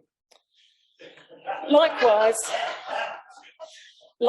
for Aorangi Park and the Timaru Hub. Do what you can as soon as you can. Cross-subsidisations of footpaths, and when we're talking about the how you're going to refund the footpaths by the rural community, that doesn't require them, if that's what is intended by that, putting it across the full community, that don't require them, is adding to the cost of the very sector that is under increasing pressure to meet the NES freshwater ideals, which I hear is back to pre-human habitation water quality. Great. Only way you can do that is get rid of all the people and the humans as well. The looming SNA land grab, and there's 30 to 90% of land could go out of production with the SNA land grabs. 90% on some farms in Northland that have been provided with SNA land grabs. They don't actually they stop the use of that land. They put it under the significant natural area scenario, but you still pay rates and so on. But do you really want to adversely impact further on the under pressure farming community, reducing your rates base if they leave the land and leave the lands they will be doing? The other point I want to impress with my submission is a while you can. You've missed the opportunity to start the public discussion on future of ratepayers' Three Waters infrastructural assets. This 10-year plan consultation is a bit of a farce if you don't consider the option of not owning your assets in the near future as of from 2024. The Three Waters detail behind the financial income and costs is not difficult to pull out of and isolate, nor quantify the asset value and the debt burden that relates to it. Now, I was internal auditor here for 18 months back in 1980, showing my age, but you know, and I dare say the figures are a little bit more complex, but you've got more people and more technology to do that. I don't believe it would be difficult the next week. You couldn't have a set of those accounts with the Three Waters stuff all taken out of it. It would be interesting to see what happens, falls out of that. What would the plan look like without those lines in the financials? Hard to know that the wider impact decision to stay in the Three Waters reforms will bring about, but even that would give us somewhere to start the conversation. The timeline and the 88 slideshow for the Three Waters reform program in March, that engagement that you've all been involved in, which I happened to come across and scan through this morning, clearly shows the public communication and information campaign is not far from starting, and there will be another propaganda whitewash to soften the nationalisation of community assets. When were you going to tell us? I asked that last October. And you haven't even mentioned the consequential future of local government. And that paper, presented by the Minister with the Prime Minister's approval, spells out how they perceive local government will carry the burden of the cost of their reforms, and on that basis need to be reformed, because you won't be able to afford it. That is to be reported back in April 23, in time to legislate before national government elections later that year. That very likely means that you have one more election cycle in your current format. So do what you can, as you can, while you can. And I say this could make quite a nice gallery and good storage space down in the bunker for the assets. But I do have to commend you, at least going through this process. You have resolved the blue bins, which was one of my comments, so well done on that. I think they turned up a week later, and I actually had to text Nigel and say, fantastic, this process works. It was clearly in the pipeline before that. Was it? That is brilliant. That is brilliant. So I'm sure that you can think about a few things over the next days in your deliberation. And if you want to be a longer term than just one more, as a local authority, if you want the people to come out and support you, if you call for some sort of semblance of local government, local community and local democracy, and you want us to be behind you, then you need to be talking to us early, not late when it's too late. So it's a last minute appeal. I don't believe it's over until it's over, until the fat lady or whoever else wants to sit up and sing, but you have little time. Thank you. Questions, team? And just on the your very initial point, public safety versus consultation, we've actually pretty much allowed, and everyone that was lined up has either Zoomed or we've made alternatives. So we certainly value the process here. Questions, anyone? But I'm quite happy to just briefly talk on the Three Waters reform, and I certainly don't think it's a done deal, assuming the Minister and the government are true to their word in regard to opting out, and we're very aware of what our community is view is likely to be as a general consensus, and we're looking forward to having that public support at the right time. And yeah, it is. I think you're right. The public campaign from the central government will start up shortly. But yeah, we're well aware of that, and mayors across Canterbury are very aware, and so I think there's a lot more to come in this discussion.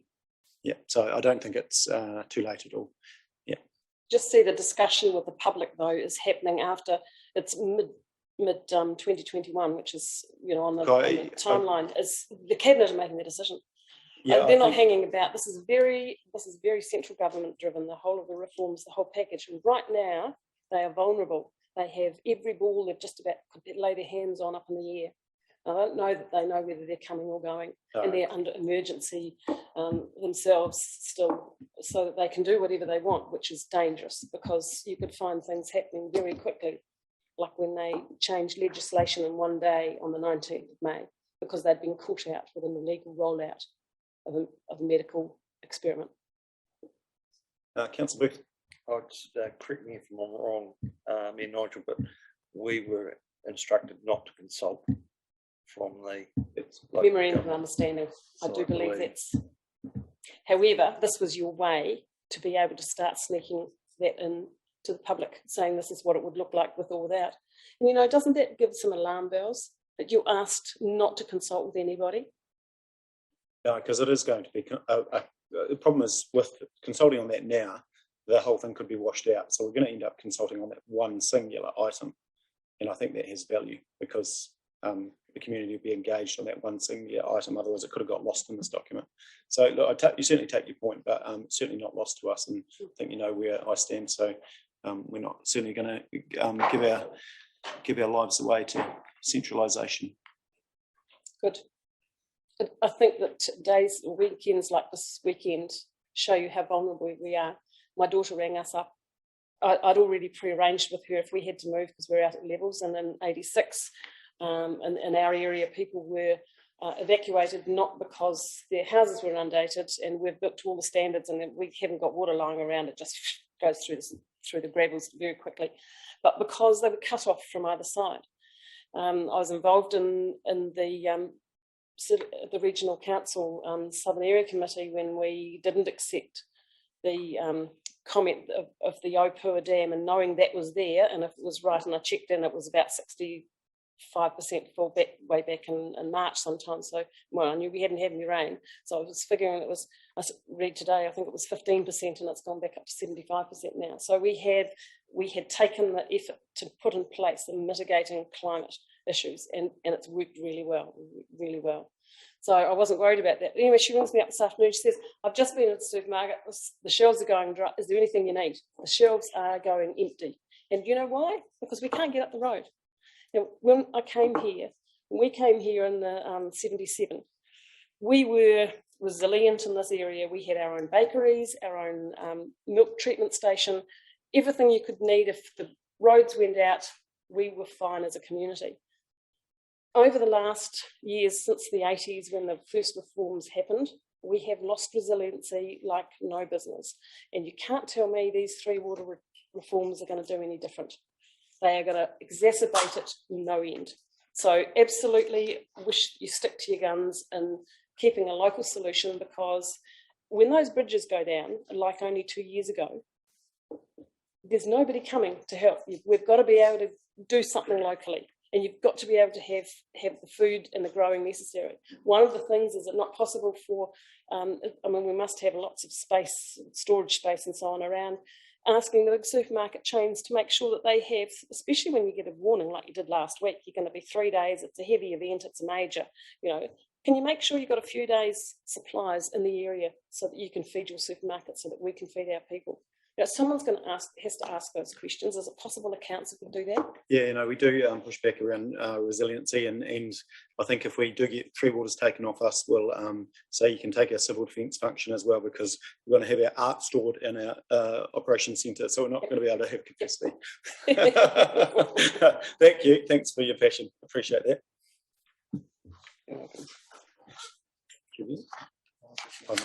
Yeah. Nigel.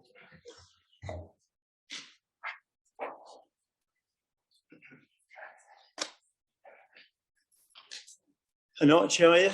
Hello. You're back in from Timaru. Stuck in Timaru, it's not so bad, Betty, is it? Yes, I did.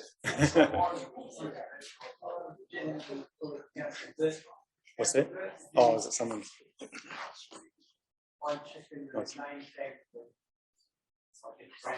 Oh. Is that ready to go? Yeah, all good, Nige. Okay. Go for All right. Well, I'll make a start. Good afternoon, councillors, Your Worship, and council officers. I'm here to present on behalf of two groups, the Timaru Civic Trust and the Timaru CBD group. Due to present yesterday, but unfortunately I got tracked out in Jamaica. Went out for museum duty on Sunday, and the river flooded whilst I was out there for 2 hours. So I stayed with my dad, got back yesterday. Weird being so close, but not being able to get back into Timaru. Firstly, Timaru Civic Trust. I'll deal with these separately. I'll race through them because I've got 10 minutes. So, in relation to the key issue of the Timaru City Hub, the Timaru Civic Trust congratulate the council for proposing to invest in the future regeneration of Timaru's town centre. The CBD is the heart of our town and our district. It's our primary commercial and social centre, our community's principal gathering place, the place where many of us work and we socialise and shop. It's the place where we can access a range of critical services and a place where we can learn about our culture and heritage. We need transformative change.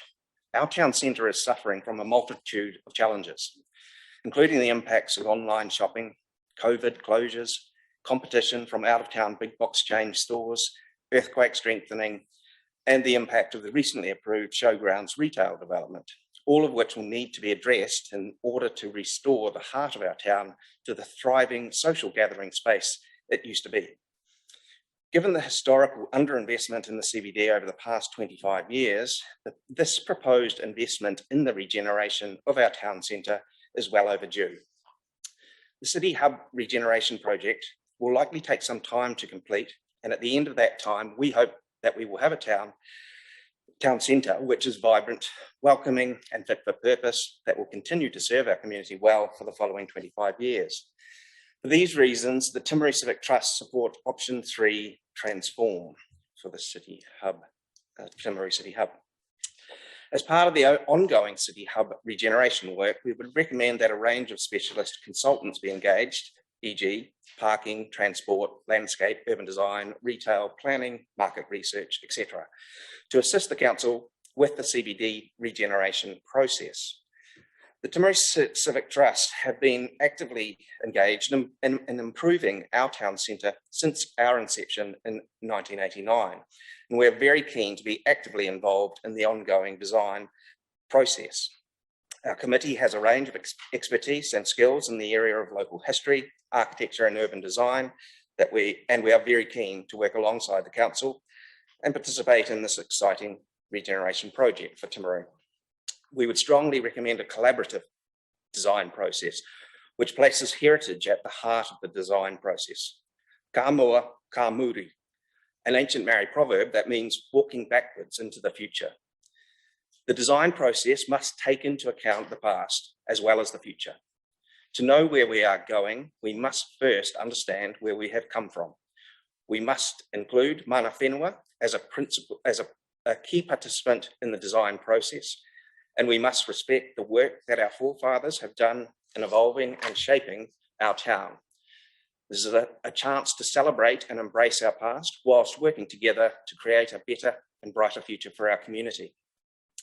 In relation to the key issue of the Egontai Art Gallery redevelopment, the Timaru Civic Trust support the council's preferred option 1, construct. The Egontai Art Gallery is an important and well-loved part of Timaru's history, as well as being a valuable cultural asset for the community, and this proposed redevelopment will allow space to house its nationally significant art collection, provide community activities and events, and to showcase the work of local and visiting artists. The Civic Trust are also delighted that the House Gallery strengthening and refurbishment project has now been confirmed and is due to proceed.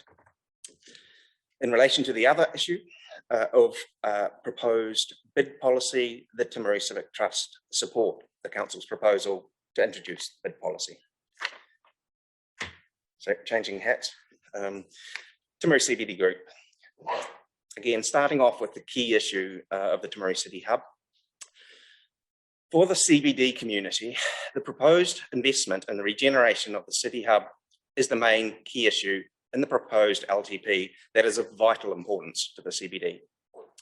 Our CBD is an essential part of our region's public infrastructure, the same as our roads, our parks, our utilities, our public services, and our community facilities. It is also an important part of our region's commercial infrastructure. As you correctly point out in your consultation documentation, it is primarily a public gathering space, a place to meet and socialise, a place to do business, a place to live, to be entertained, a place to relax and have fun, a place of social experiences, a people place. Investing in the enhancement of our CBD infrastructure will make our district more attractive to new businesses, visitors, and to prospective residents. Enhancing and improving our CBD will also improve the experiences for our existing residents. The CBD Group recommends that a comprehensive set of studies and surveys be undertaken to kickstart the regeneration process, allowing us all to get an accurate snapshot of the reality of the CBD as it currently exists, and to identify any existing strengths and or weaknesses. These surveys will be useful for both council and for local businesses, allowing us to better understand existing problems and enabling us to benchmark our relative future performance against the status quo. They will also allow for clear evidence-based decision-making during the City Hub design process, rather than relying on hearsay or perception. A word of caution: please don't just rush in and start implementing projects without first engaging in a thorough co-design process in order to develop a coordinated and cohesively designed master plan illustrating the proposed vision for Timaru City Hub. We set out all of the benefits of engaging in this type of collaborative master planning process in our LTP submission 3 years ago. So please take the time to reread our previous submission, as it was all of the recommendations that we made in that submission still apply. I would also remind you that the Timaru District Council is a signatory to the New Zealand Urban Design Protocol 2005. As such, Council are required to follow the collaborative design procedures and principles that are set out in the protocol when planning and implementing any urban development on urban enhancements within the district. Of the 3 options proposed for the City Hub, the Timaru CBD Group support option 3, transform, for the following reasons.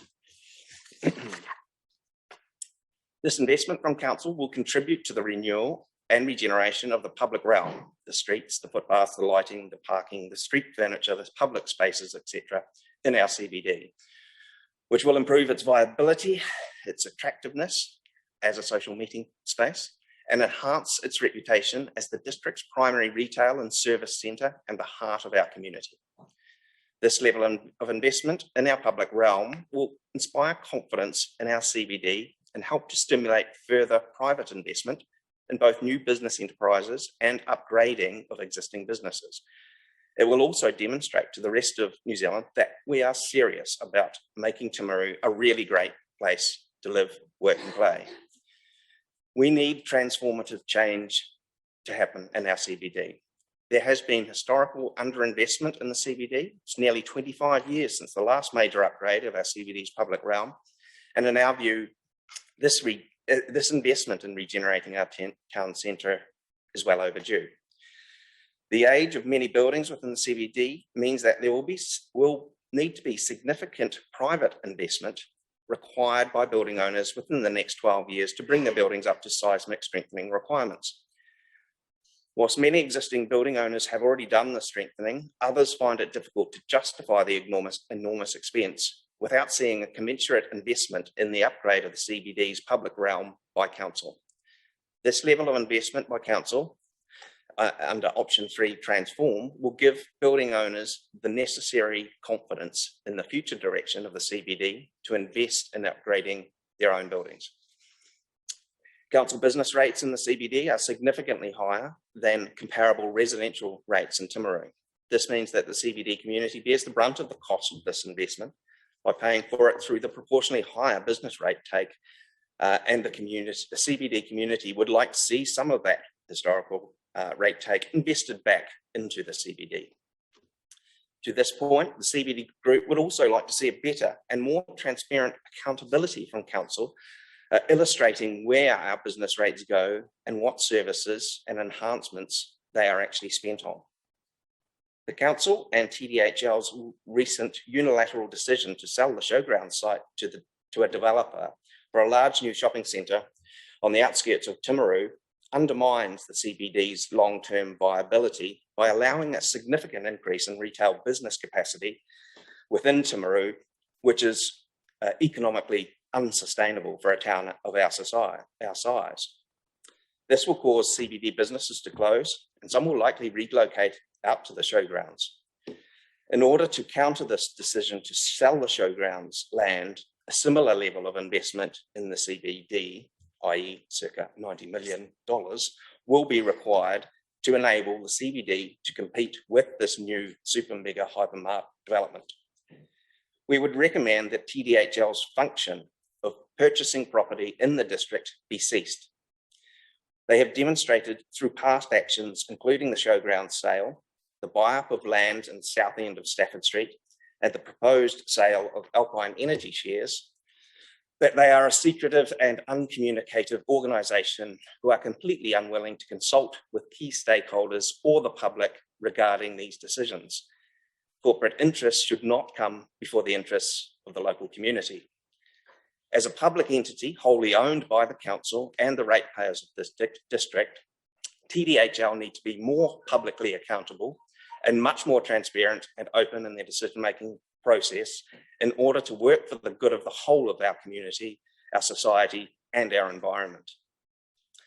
Another issue potentially affecting the CBD community is the issue of putting in place policy to enable a business improvement district to be established.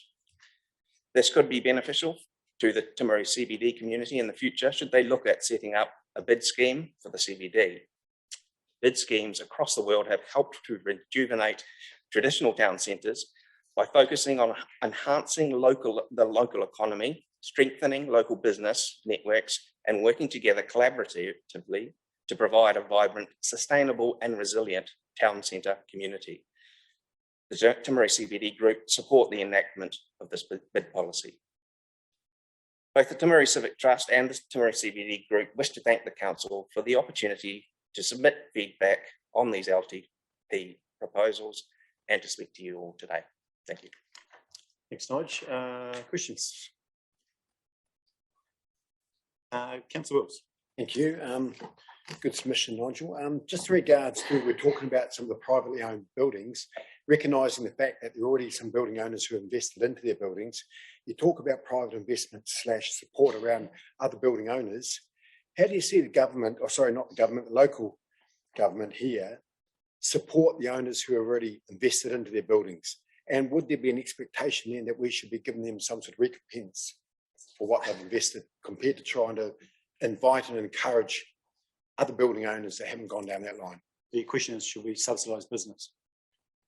In terms of earthquake strengthening, it's a tricky one because it's a change in national legislation. So it was central government that changed the rules that required this upgrade. There is some central government money available, but it appears to be only for a very small percentage of buildings that will need to be strengthened. So only ones that are historically listed. And for in my perception, it is a cost that should be borne primarily by the building owner.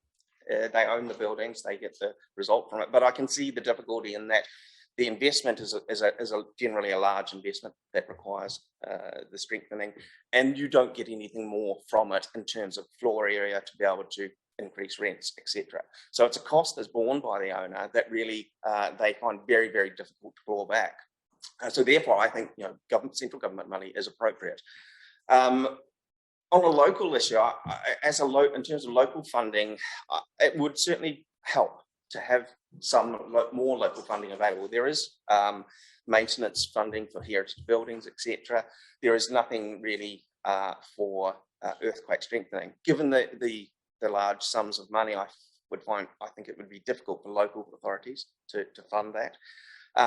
But there is value to our heritage and retaining our heritage, and I think we have to look at the long-term effects of losing that heritage to the community and to our CBD and to the identity of our town as well. So that's where I think there is possibility for support locally. My preference would be for the majority of that funding to come between central government and private building owners. Thanks, thank you. Councillor Billington. Yeah, Nigel, as always, your submissions are in-depth and well thought out. One thing I can't quite work out, though, if I get it there, the CBD group, you talk about transformation, attracting business investment. Mm-hmm.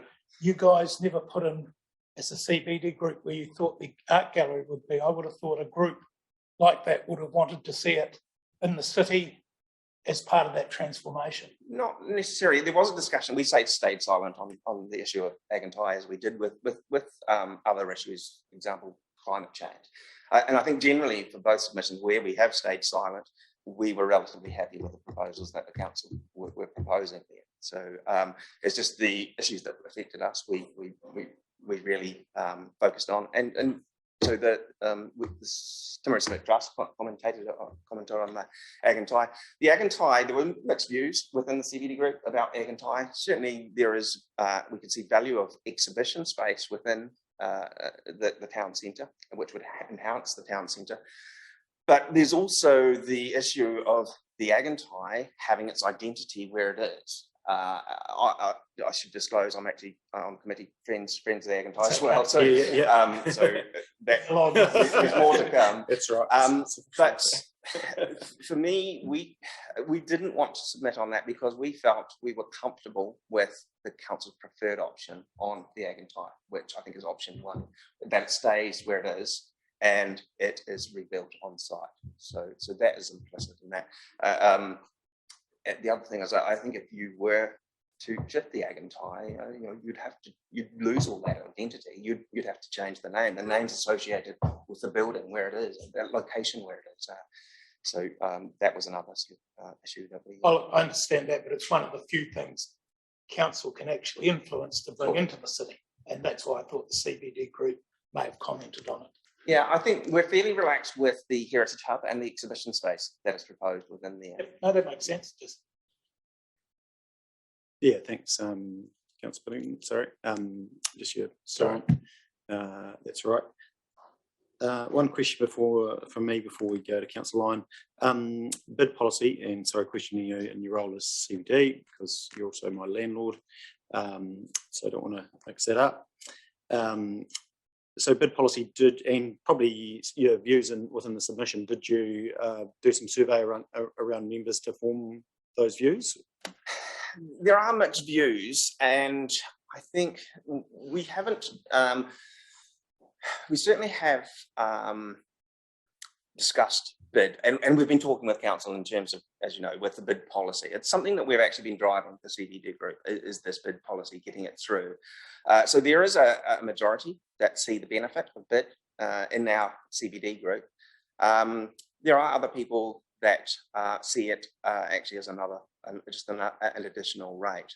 But for us, the important thing is that it's not an additional rate or tax. It's a ring-fenced sum that actually comes back to the community, the CBD community. And I don't think that aspect of it is well understood publicly. And that's where we have an exercise to inform the public, and particularly the CBD community, business owners, of the benefits of that. And that would be part of that process if once the bid policy, if it goes through, if it's enabled, then we will have a discussion about with council about whether we might want to put a bid in. Clearly, policy has to be in there first before we make that decision. And as part of that, it's not just about making a decision; it's about making a decision to go forward, but also how we engage and get support for that, because it will eventually lead to a vote that will either pass or not pass in terms of that. So there's a bit of work to do illustrating the benefits of a bid scheme to, there's quite a bit of work to do on that, I think, because, yeah, there is, I think, misconceptions about how bids are run and the potential benefits for them. But they are the main vehicle for town centre management worldwide, really, in terms of getting a cohesive group together that can actually collaborate and with each other and actually drive the whole community, the CBD community together. With a budget. Councillor Lyon. Thank you, Worship. Am I on? Yeah. Yep. Good presentation, Nigel. I was delighted to see that you're, in recognising the 90 million of private investment at the showgrounds, that you're recommending that the business owners in the CBD match that. No, I'm delighted that you've come to that decision that building owners on the main street will invest that equivalent amount of 90 million, because that's what you said in your submission. And you reiterated it here. So it's lovely to hear it in public that that's what you're going to do. Well, that's what I read and I've heard. So I don't know how you can say anything other than that. You said I was referring to the council investment of 85 million under the transform option. You said private investment at the showgrounds, 90 million, and you expected the same on the main street, the way I read it and heard it. All right. So we're obviously sitting in a different room. Your question is around how the number. I'm just saying, is that true that Nigel's recommending to the building owners on CBD to spend 90 million? They will have spent more than 90 million over the course of building those buildings. I know what I heard. And they will continue to invest in the CBD as they do every single day. They've got the facilities there. They have invested. They've set them up. They continue to change their stock. They continue to provide a service. They will continue to upgrade their buildings. Would it be an observation, though? I think we all would agree that council has underinvested. But is there some underinvestment, by private in that space at the same time? Of course, I'm sure there is. And it's a sort of a catch-22. It's like one person waiting for somebody else to, and unfortunately, it's dropped down to a level. So what I'm saying is that if council can lead that investment in the public realm, the bits between the buildings, the bits that council own, that will really start to inspire people, particularly once you've got a document that shows what it's going to be like when it's finished. Here's what it's going to be like, so people can see. And I think that makes it much more attractive, that certainty that it is going to be upgraded in the next period of time and what actually is going to happen. Have that down in paper before it gets implemented. Allows people to have that confidence that actually Timaru is going ahead and people are investing and it is progressing. Thanks. Final question from me. Should council's investment be public realm only? Yeah, I think so. Primarily, I mean, if some of that money, I don't think at the moment we're looking at LTP as a pot of money. I don't think it has been sort of divided up as to what it would be spent on. Clearly, the decision hasn't been made yet. But I would expect it to be primarily public realm. So if the council decided that there was a public-private partnership, perhaps for a public facility, I'm just sort of thinking out of the box here. But say the Runanga wanted to set up a local drop-in centre, information centre, education centre, and they perhaps would want to go into partnership with council on something like that. There are possibilities for those sorts of things. But for me, it's really about it's up to the private building owners to invest in their own buildings. It's not up to council to invest in private buildings or bits that are within the private realm. It's really all about the public realm and making. So it's also events. So it's not just physical stuff. I think there are events that can stimulate activity in the CBD. There is education, things like talking about our heritage and illustrating our heritage. There are other sort of public realm moves in terms of greening, replacing the slippery tiles, all of that sort of thing. It very quickly adds up in terms of monetary value. But I would expect the council investment to focus on what the council own, and so it is public realm entirely. And supplementary things like some technology as well that can help with wayfinding, public transport, all of those sorts of things. So things that I think all of these things actually that that the council are proposing to invest in are highly visible things. They will be highly visible things. They're not underground, they're not pipe work. You can see them, so you can see the value of them. So, you know, they will be appreciated. I think much more than a lot of other investment that perhaps the council do that goes unnoticed. This will be highly visible stuff, and it'll be, you know, it will pay back. You can guarantee in terms of the investment that actually, you know, there will be better utilisation of our town centre by people who live here, people who come here. It will attract other visitors. So, you know, economically, I mean, and I think that study could be done, you know, as a forecast in terms of, you know, what is the potential economic benefits of this investment into our public realm. I think they'll be significant. Difficult to pinpoint it exactly, but yeah, and I think there's lots of pre-work to go. You're right, though. Normally we dig a hole and hide all the great things we do for the community under the ground, don't we? Yeah. Councillor Parker. Thanks, Nigel. So, just listening to you, do you not think our investment of 24 plus million for the Heritage Hub and Theatre Royal has given the CBD confidence that we actually are committed to our CBD? And that was 2 years ago. When I think that, I mean, we certainly welcome that investment, but that's investment in public facilities that are assets. So in the CBD. The Theatre Royal is, yes, but then, you know, so that's the same scenarios as council investing in their own buildings as private owners investing in their own buildings. So they have done that. They are continuing to do that. So I see that as positive, absolutely positive. But it's a relocation of the museum, and it's a enhancement of essentially our town hall, our Theatre Royal. So two public council-owned facilities that are badly in need of an upgrade, as is our CBD. The fact that they're in our CBD is great, and particularly, I think, you know, amalgamating the two projects down the south end will really help to stimulate confidence that south end has got a future. So great projects, yes, and fantastic to see them go ahead, but I see them as something separate to the public realm upgrade that we're talking about for the City Hub strategy. I do too, but your earlier comments saying that the CBD didn't have confidence that the council was going to commit into enhancing the CBD, and my question was, you know, do you not think our big investment showed some commitment to the CBD that we actually are? It does show some commitment, but we need that commitment in the public realm as well as the, you know, those council-owned buildings. So thank you. Cool, thank you. And one final question: TDHL, where should TDHL be investing if they're not investing in property? Well, they can invest in anything. The problem with property is that and they could have invested potentially in property outside of our district, where it has less effect in planning terms in terms of what happens there. And that's where there's a difficulty here, is particularly when it's investing in property that is strategic property within the Timaru district. And there is no consultation whatsoever that happens with that. So we're completely in the dark in terms of, you know, being able to, you know, to plan for, you know, what goes in these locations. And then there's also there's no collaborative approach to particularly with commercial, you know, property sales.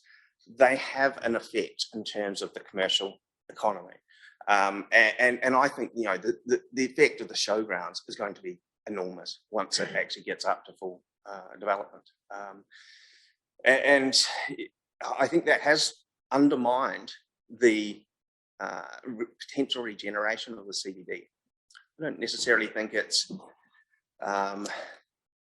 it means the CBD will die. It's a very resilient place, much more resilient place, I think, because it has all those different activities. It is a central space.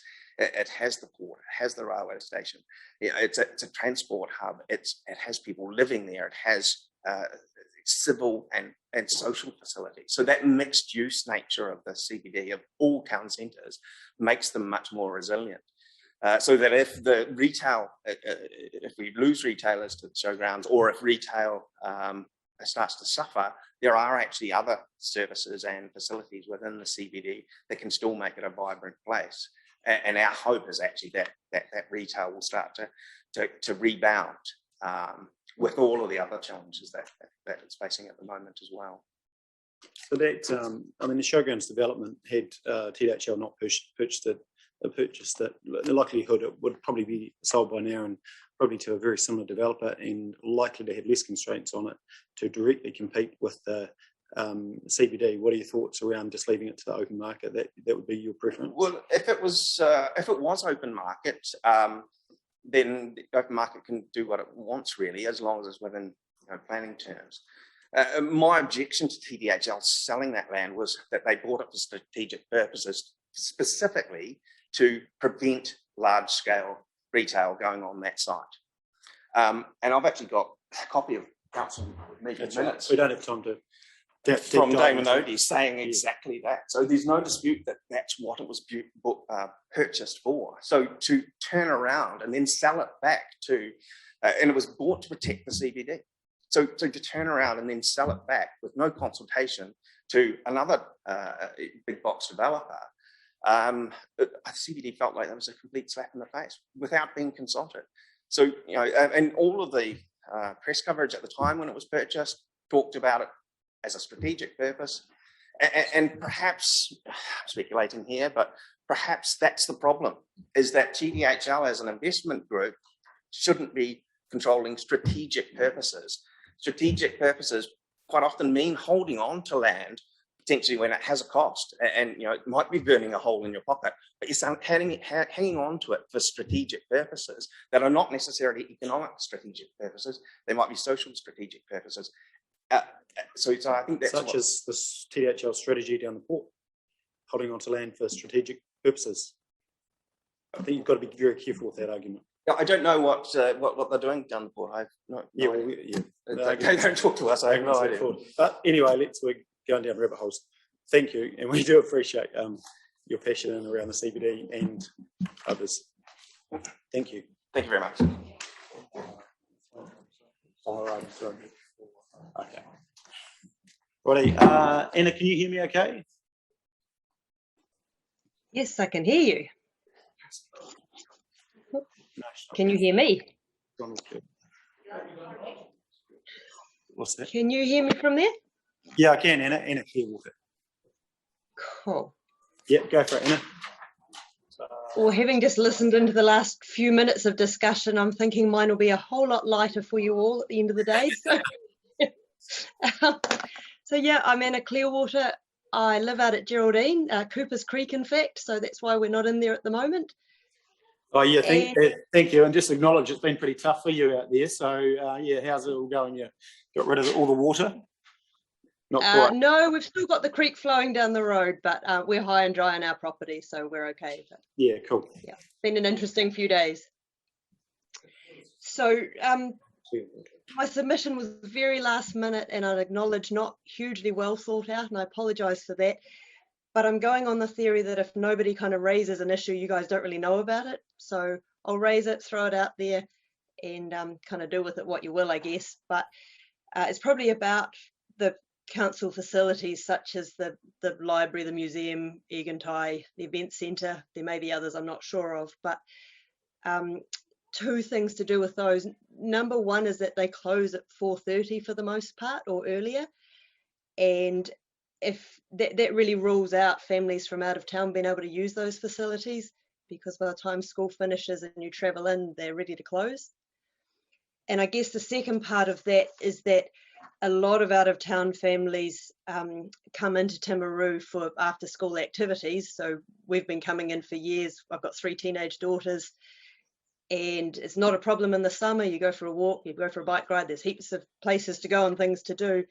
But in the winter, you end up sitting in your car with a hot water bottle and a rug and a thermos. And to be honest, it's pretty miserable. And so we thought we'd just raise the issue of whether some of those facilities could be open later in the day, maybe on a roster where, one of them's open each evening or whatever, so that out of town families actually have a base somewhere that they can go. It doesn't actually need to be anything particularly fancy, somewhere warm enough, dry, probably some bathroom facilities, because I don't know if any of you have had to use the public toilets in Timaru in the depth of night or even just when it's dark, but it's not particularly friendly feeling. I wouldn't let my daughters go in there on their own, that's for sure. Somewhere with some seating, ideally internet, so that you can actually do some work when you're sitting in there. And if we're going to be really fancy, maybe some hot water so you can make a cup of tea. But that's really the gist of it. It's just raising a minor issue, but on the theory that if no one says it, you won't know. So that's probably it from me. No worries. No, that's all right. Look, you raise a really good point. Councillor Wills, question. No, good points. Do you utilise the library at all when you're in town? We do, but to be fair, when your children are young, the activities tend to start at sort of 3:30, 4 o'clock, and that's fine. Things are still open. But as kids get older, their activities don't start till 5 or 6 at night. So all those places are closed by that point. But yes, I have in the past used it, and it was really helpful. So that'd be very beneficial for rural visitors to our district if it closed a bit later, maybe an extra hour, 7:30, 8 o'clock at night. Yeah, certainly, because it's somewhere you can go and work and be warm and you're not feeling like you're in anyone's way. I mean, generally people say, oh, just go and have a coffee. But actually you feel like you're scabbing when you have a coffee and then spend, 3 hours sitting there. So, but yeah, that would be a good thing. That's wonderful. Well, thanks for that. Appreciate your submission. Not a problem. Thanks. Councillor Piddington. Good day, Anna. Hey, thanks for that. I thought your submission was really good because when I thought about it, there's lots of places regular workers can't get to because we mirror the hours 8 till 5 or 9 to 5. So I thought probably rural people aren't alone in perhaps having facilities on rotation, being open at least to test that out. So thanks for that. No worries. Yeah, thank you. Your point well made, and so yeah, we'll look into it, and also just with new facilities as well around the hours, and that is yeah. What is sorry? Sea Bay. Oh yeah, Sea Bay is open tonight. Yeah, that's a good point. Yeah, but no, really, you're really good point, and great that you brought it to our attention. Appreciate that. All good. Thank you. Yep, thank you, and stay dry out there. Will do.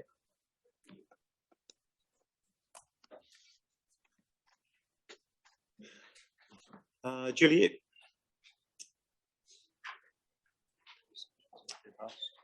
Thank you, left. Oh, yeah, cool.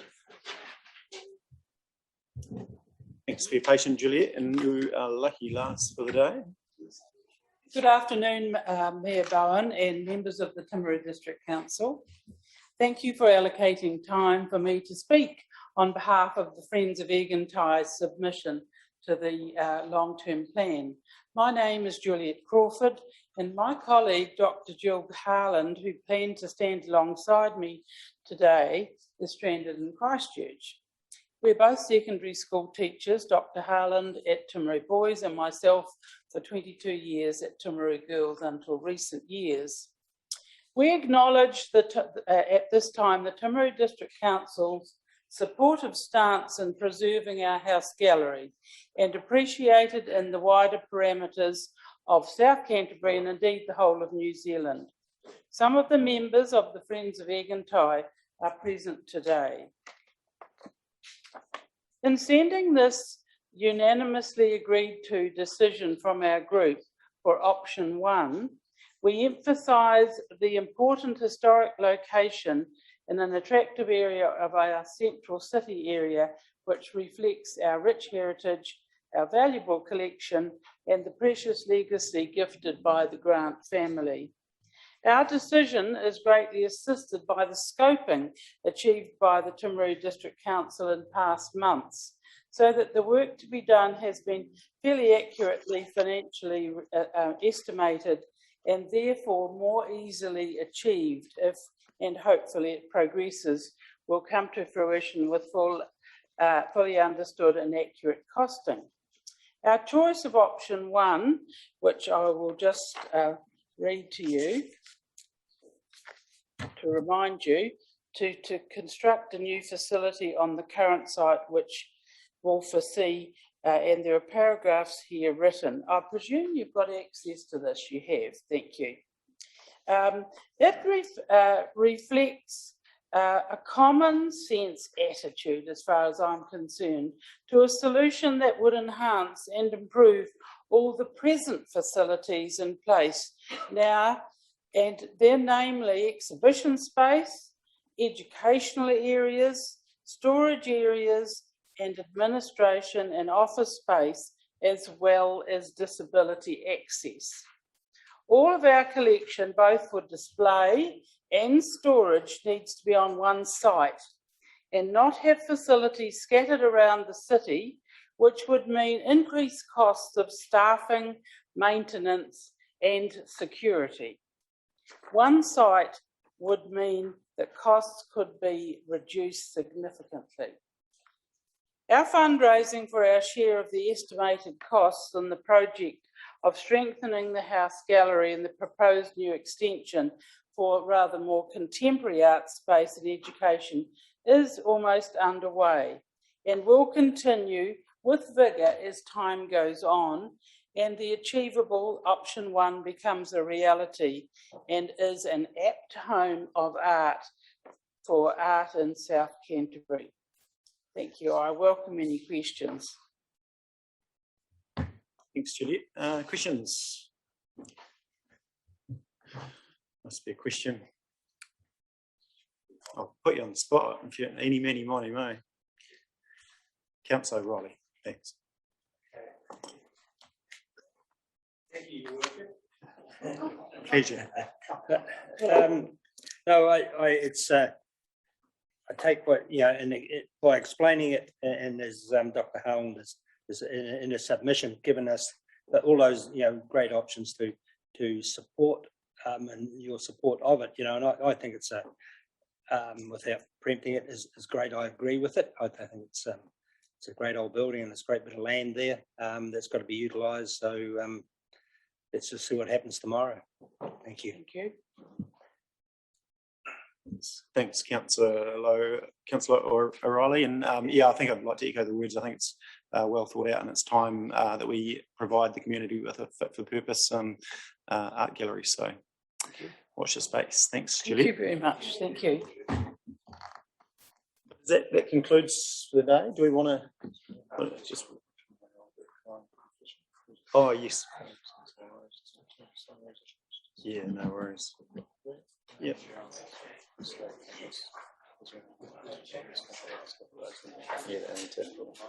Yeah, cool.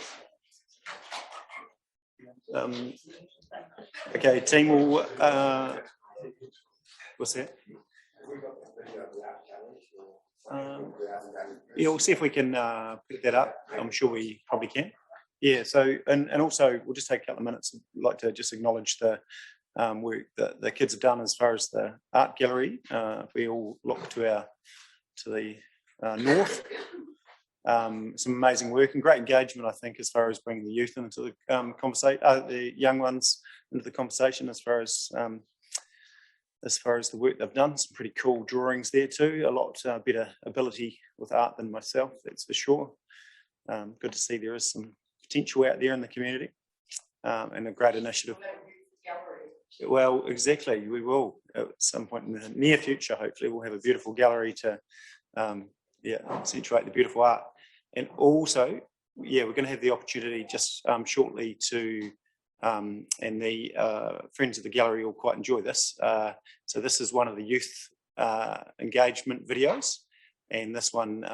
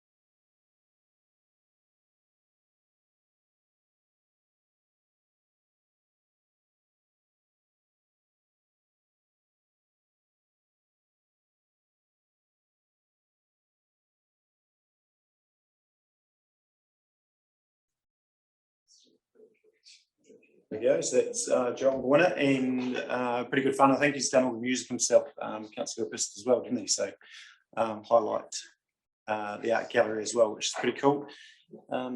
Now, is there any discussion on what we've heard for the last couple of days? Opportunity just for some brief, if you've got any questions before we run into tomorrow. And all the hard work begins in the morning. Yeah, oh, sorry. What order? Because it's pretty important that you do.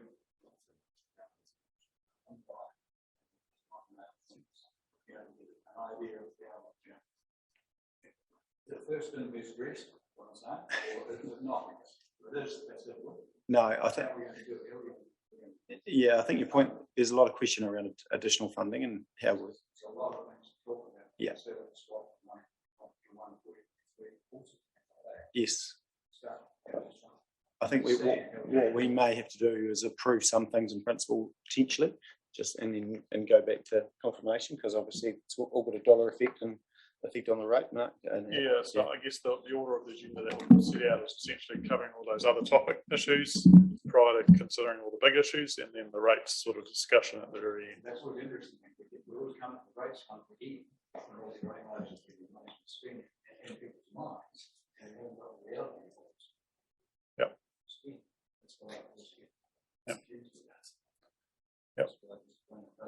Then to the rate. Yeah, I mean, we can certainly keep a list, do the old whiteboard thing and have that available. No, yeah, look, I think your point on any decision that's made that has a rate effect needs to be probably accumulated through, and so yeah. Tomorrow will be a challenge though, and yes, it is.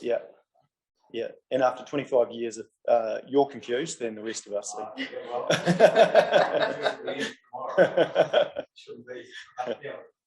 No, tomorrow, yes. I think we're intending to run this half as one. Yeah. I get. It's important, you go one to the other, and then you understand.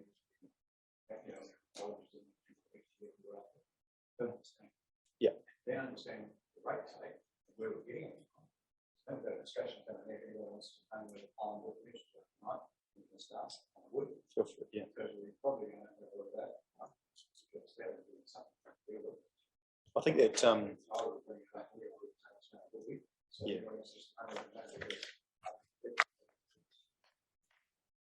Yeah.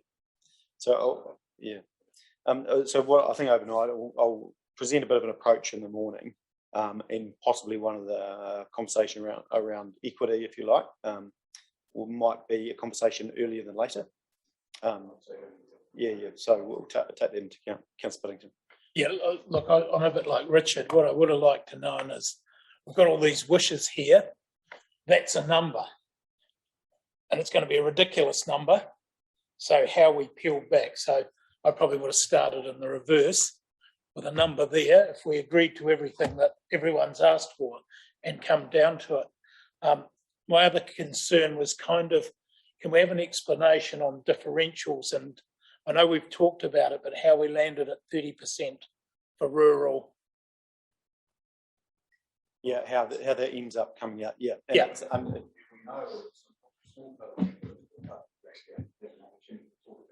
Yes. Yep. Agreed. And the differential themselves, like I made this morning, they're a political decision, nothing their functions of themselves. So I think somebody else does it for us. We set the differential. So it's all on flagging for the market. It might be easier if God had some influence, to be fair, but no.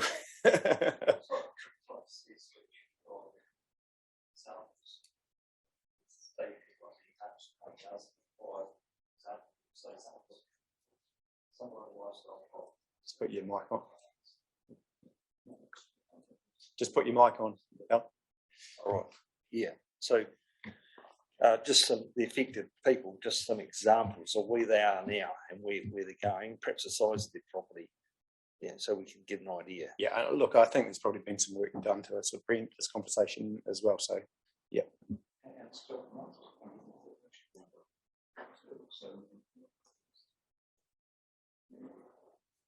Yeah, no, agreed. Understanding that we have not and won't in time tomorrow nail a full conversation around rates differential, so we're going to have to land somewhere, and that's a conversation for a later date. Yeah.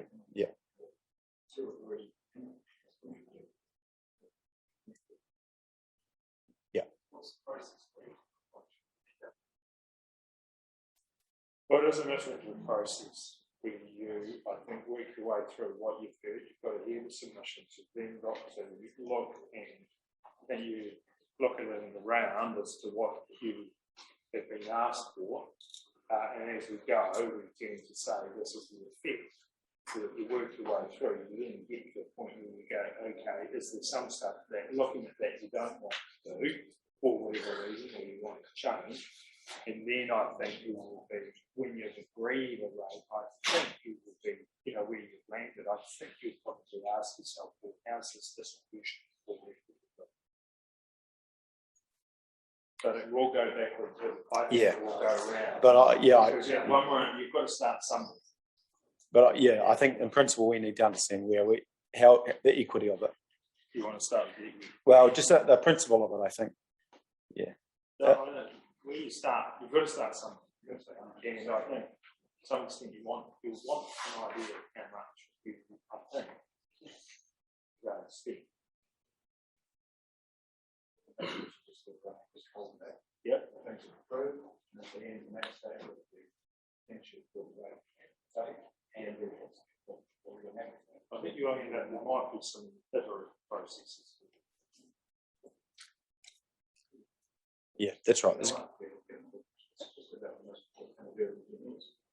And I mean, while I guess we don't have to wrap up tomorrow. While we don't want to stretch it out too long in terms of being able to meet our timeframes, if we have to stop tomorrow and come back in a couple of days to wrap it up, so we can do some work to achieve that. And there's still no. I mean, the mandatory thing is adopting by the 3rd of June, but I mean our mandatory timelines.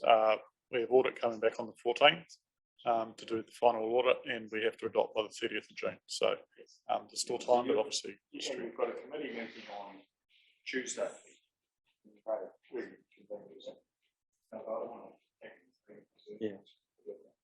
Yeah, no, that's cool. Yeah, I mean, there's going to be a bit in tomorrow, to your point. There are some options. No, that's not. That's some extent. Not at all. Not all. It's your decision. Not all of the rural rate cards for 30%. Some are getting single digits. Yeah. And I mean, I know 30% has been bandied around, but that they are only property examples. It's not everyone.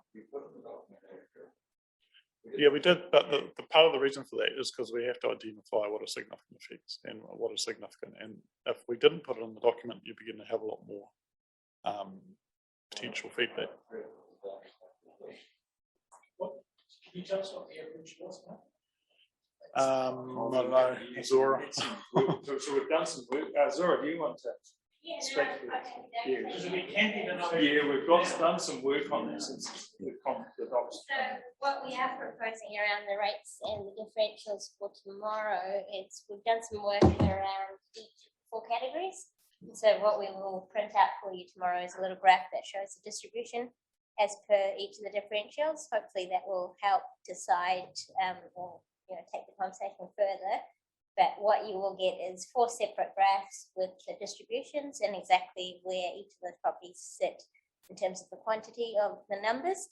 So hopefully that will enable that discussion. Obviously we can't preempt any of those decisions, but in the cheat sheet, we've also modelled some of the very key aspects that were on the reporting tomorrow. So we will give you a cheat sheet for that as well, which obviously is not included in the reports. And if you were to train, we'll also show some modelling that if you were to transfer an element of the general rate out of the, say, rural to the residential, the effect that would have. Because very broadly, I can't remember the numbers, but there's about 18,000. Yeah, smoothing effectively, isn't So, it? yeah, so you've got you're about 18. Yeah, we'll just, I think we'll get started. We're missing. He is there. No, that's all right. I'm just gonna. We've got a few minutes before 10 past. So what I'll do is get just Andrew to give us a brief update on state of the roads, etc., across the district, and he can talk briefly to the Ashburton Bridge or what's left of it. Oh, it's not that bad. Sorry, I'm dramatising it. Don't quote me. Thanks, Andrew. Yeah, thanks very much. Yeah, there's still quite a bit of damage out there, mainly on the roading side of things, and it's focused around the Rangitata, Rari areas up there, Peel Forest as well. So the team are out there. They're as busy assessing at the moment. They're working on that. Now, one of the big issues that's come about this morning is the Ashburton River Bridge. One of the piers has actually been damaged and quite significantly damaged as well. The bridge is slumped in the middle. So NZTA are working on that at the moment, but the outcome is that that bridge will probably be closed at least weeks, maybe months. So yeah, State Highway 1 will be closed. There'll be no access to Christchurch up that way for that length of time. So the alternative is Route 72, which is of course partially our road, partially Ashburton's road. So there was a little bit of damage on Route 72 around Coopers Creek. Our crews are out there today. They'll have that fixed, and then that route will be open. It'll be basically the long way to Christchurch. So anybody who's got any travel planned for Christchurch in the next few weeks, make allowance for extra time. We have stressed to the agency that we want them to put the traffic up at Rangitata onto State Highway 79 and not use the single lane bridge on the Upper Arari. But of course, some people will know it's a quicker way to go and they might take it anyway. So there might be some extra traffic going through Geraldine and a bit of congestion on that bridge. It's a pity it wasn't two laned when we asked for it. And it's a pity Ashburton didn't get their second river bridge that they've been campaigning for the last 10 years at least on. So resilience is becoming an issue. Yeah. But Christchurch has some wonderful cycleways, so that's okay. And so does Auckland. Yeah. That's all right. Anything else there, Andrew? Yeah, just the water supplies. Yeah, things are improving with the water supplies. There's no one out of water. We've still got some boil water notices on. It's basically just be precautionary with regard to the dirty water. But yeah, things are improving. The Peel Forest pump started yesterday. We thought that was going to be a bit of a problem, but started by itself, so it was excellent. I think we'll be fine with the water side of things. You know, there is precautionary conserve water notice out there as well. Yeah, and I must say, you know, had we had all the new treatment systems and that are planned, constructed by now, we wouldn't have any issue at all. So, yeah, the next event might be fine. Next event, we've had enough.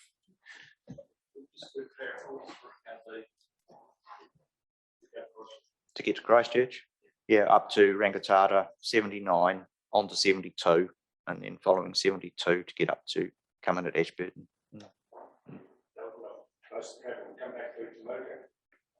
Yes. Obviously, Andrew, police will be aware but interesting around those pressure points potentially at Geraldine. If people take the cheats away, they'll be well aware of that, won't they? Or we can make them aware. Yeah, they will, but of course they're unable to at the moment because totally. Huge washout at the He River Bridge on 72 there. So that will take a while to repair. That's quite a significant damage. Alrighty, thanks so much. And the team's going to be busy. Infrastructure team's going to be busy for a wee while yet.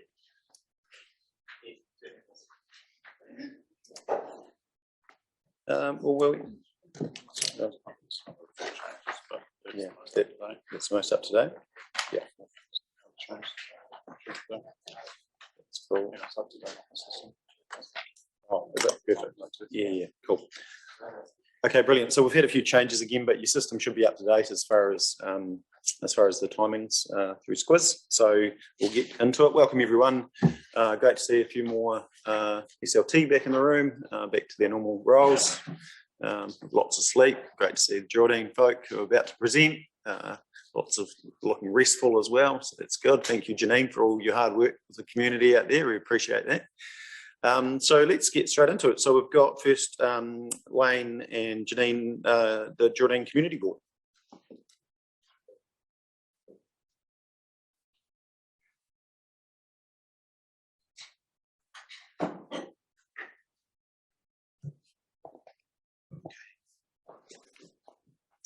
Good morning, everybody. As you can see, we made it, so things are looking up.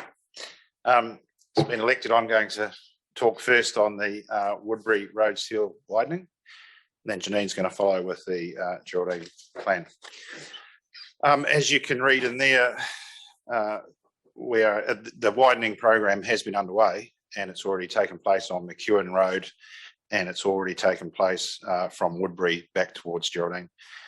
But with the growth rate at the moment, we would like to see you put a priority on finishing the rest of Woodbury Road. And as you can see by the submission, motorhomes and caravans, especially going up to Waihi Gorge, is becoming more and more prevalent. And of course, the recent opening of the the Woodbury Cafe, which I hope you've all been to and sampled the food. And thanks to TDC roading staff at the moment, they're already onto the intersection issue there. So that's going to be sorted. So we're very happy with that. But the widening would definitely be a huge benefit, especially with caravans and motorhomes and stock trucks. That's quite dangerous at the bottom end. So we appreciate what's been done so far, and we'd just like to see that carry on as soon as it's possible and as soon as you can. And especially with very little new seal going down, we certainly appreciate the widening of existing roads. So that's about it from that one. Would you like to carry on with the next one? Or? Well, do you have any questions?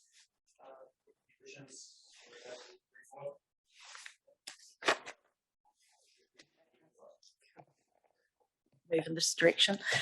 Okay, so the strategic plan for Geraldine that we're advocating for, the Geraldine Community Board sees this as the most important topic that we're facing at the moment. We're a small rural community. We are really well supported by the Timaru District Council. As a community, I think we're very appreciative of the support that we get. But our thoughts are that we need as a community a plan for the future. We know that a lot of rural communities are in decline. We're very lucky that we're actually bucking that trend, but we do that through having active projects that are happening and a vision for the future. And there's been a lot of talk about what that vision is. It is pretty much a shared vision, I have to say, but what we think we need is that vision to be put on paper, to be articulated, to be shared with the community, with the council, and something that we can act on. We see it very much as being a flow on from the sort of support that we already get from the council, that it would cascade from the LTP, and it would complement work that the council already does. So we don't see it as a completely separate thing. But we would believe it would guide the community in the future. As a community board, it would be a living document that we would refer to, and it aids community boards as we go through generations of new people coming on board, having that shared vision. And hopefully identifying projects that A, council can take forward, and B, the community can select and take forward ourselves. We've got a great legacy of community action and getting in there. We've got a big number of projects at the moment which are quite significant and will change the landscape of Geraldine and hopefully secure the sustainability of the community for the future. But we think we actually need to go through the thinking and the thought process to create that plan. And in a perfect world, we think actually each of the rural communities should have a plan. So that's kind of it in a nutshell. You've got the submission there. Does anyone have any questions? Questions, team? And I think to your point around all the communities having a plan, we've got that for consideration for tomorrow and the papers as well. So really good on all over that. So I don't have any further questions myself, but does anyone else?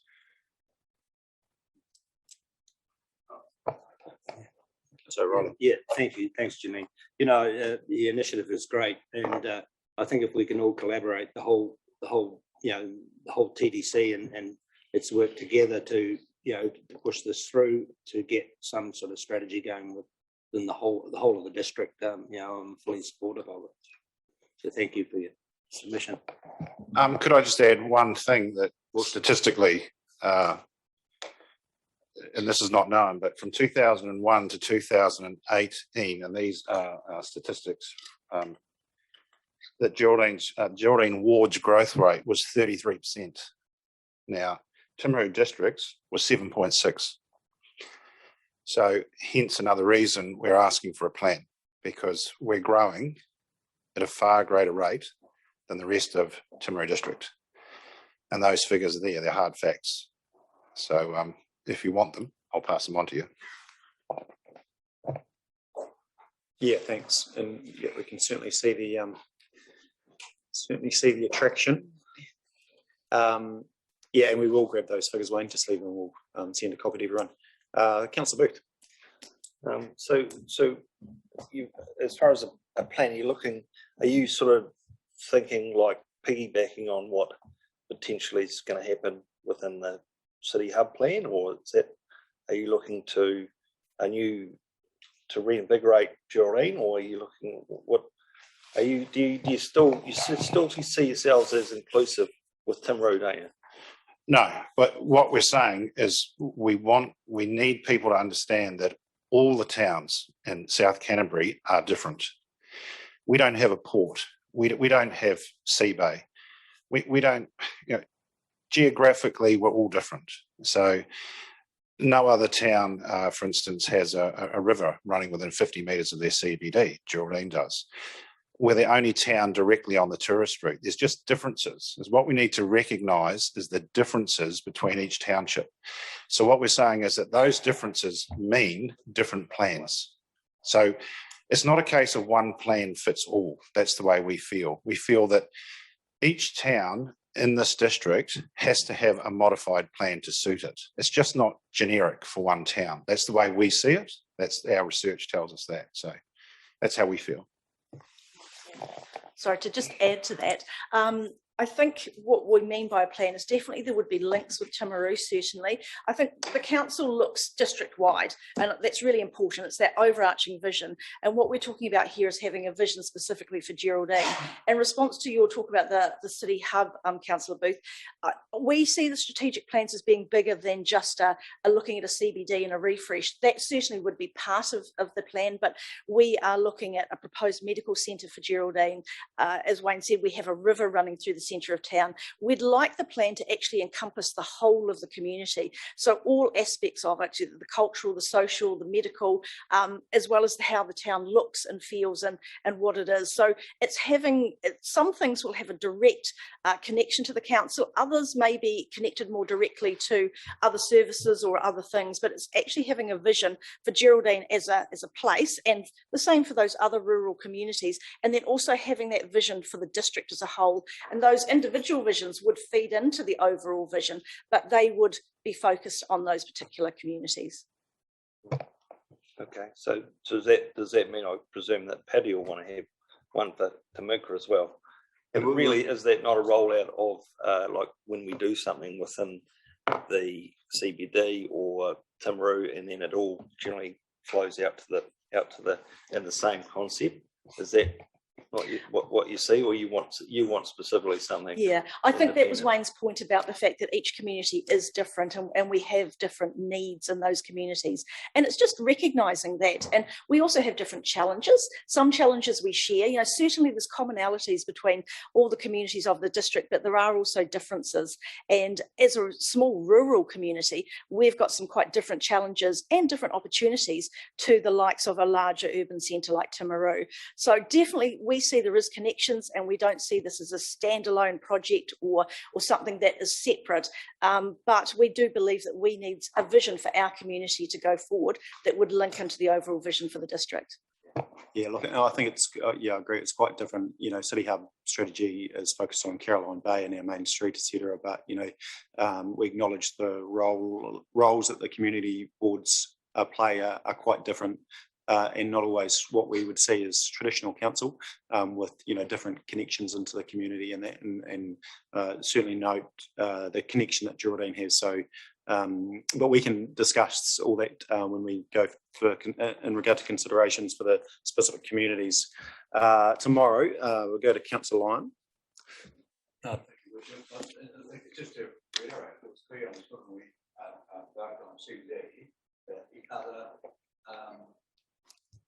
that the small towns would follow afterwards, so that the initial, I was got emphasis on the CBD initially, and the other three towns, we agreed, I'm sure, that we were going to get the emphasis put on us soon after. So I presume that's still our mood and still the things that. Oh yeah, definitely. And this is a request that's come, for by the community board with work that they've been doing. But I think we've got to be careful.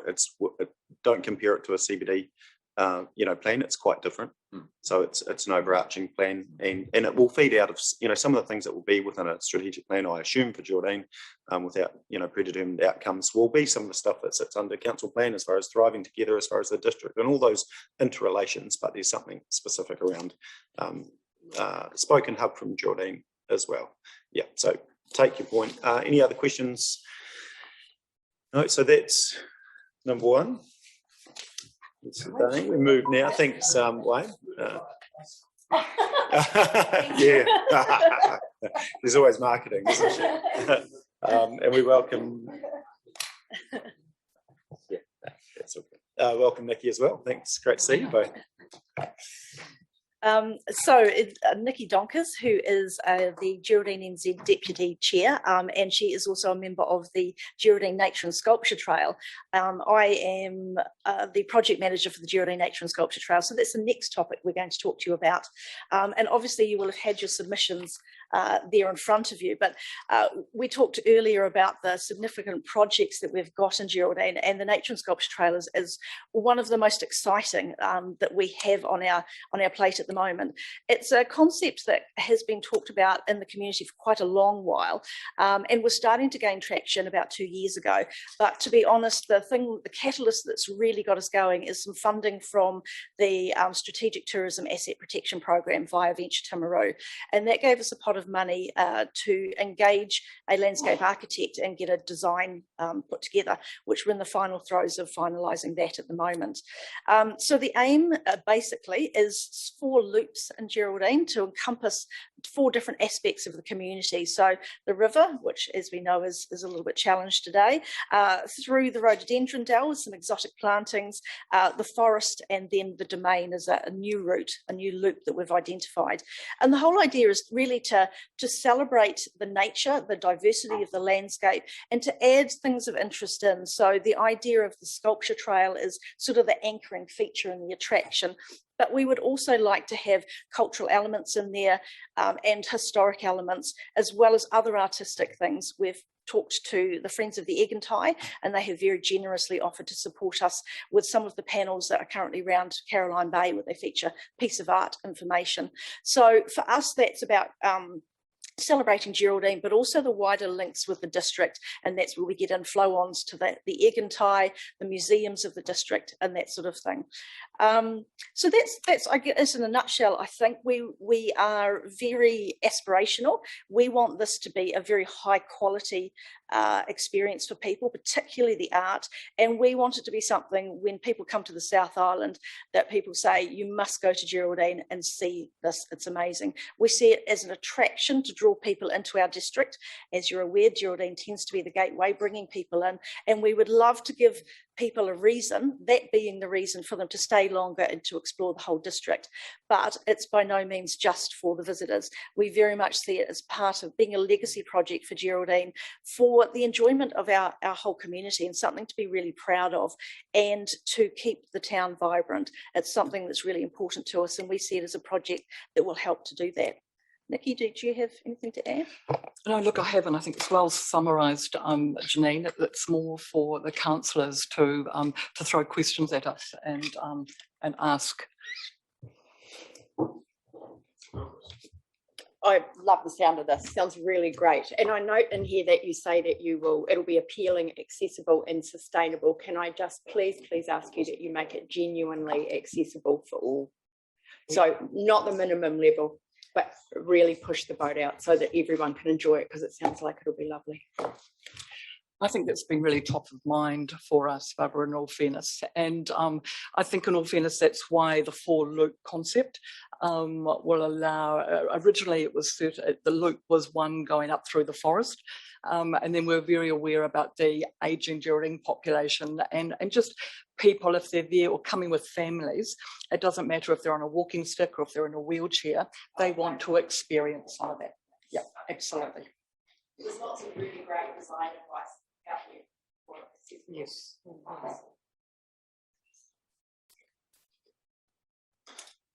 Councillor Riley.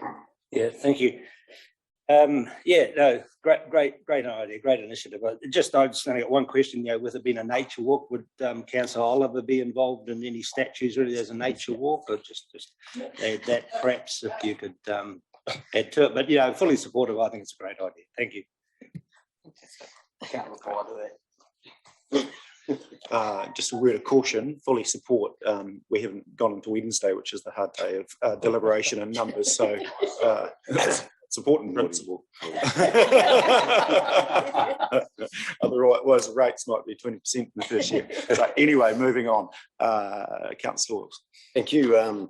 Just in regards to your seeding funding come by Venture Timaru, how much do you expect this project to be an ongoing cost moving into the future? You must have some breakdown of budgets, etc.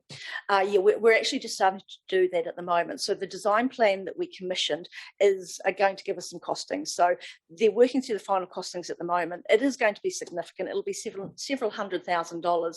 As an initial concept, what we're looking to do is fund the sculptures privately. So we've got sort of a two-pronged model with the sculptures. We would like to purchase some permanent pieces that would belong to the community and be there permanently. As an ongoing revenue for the trail, what we would like to do is host temporary pieces that we would then sell on commission, and that would give us an ongoing revenue in the future for maintenance and updates and that sort of thing. We don't have a set budget at the moment, but that is part of our process, and we will have that within the next 2 months. So what sort of money have you invested as a district at the moment? So at the moment, or a community board, sorry. As a community board. So the community board has committed $10,000. We also have the support of the Geraldine Licensing Trust. They're very keen to be supportive. Geraldine NZ is very supportive of it as well.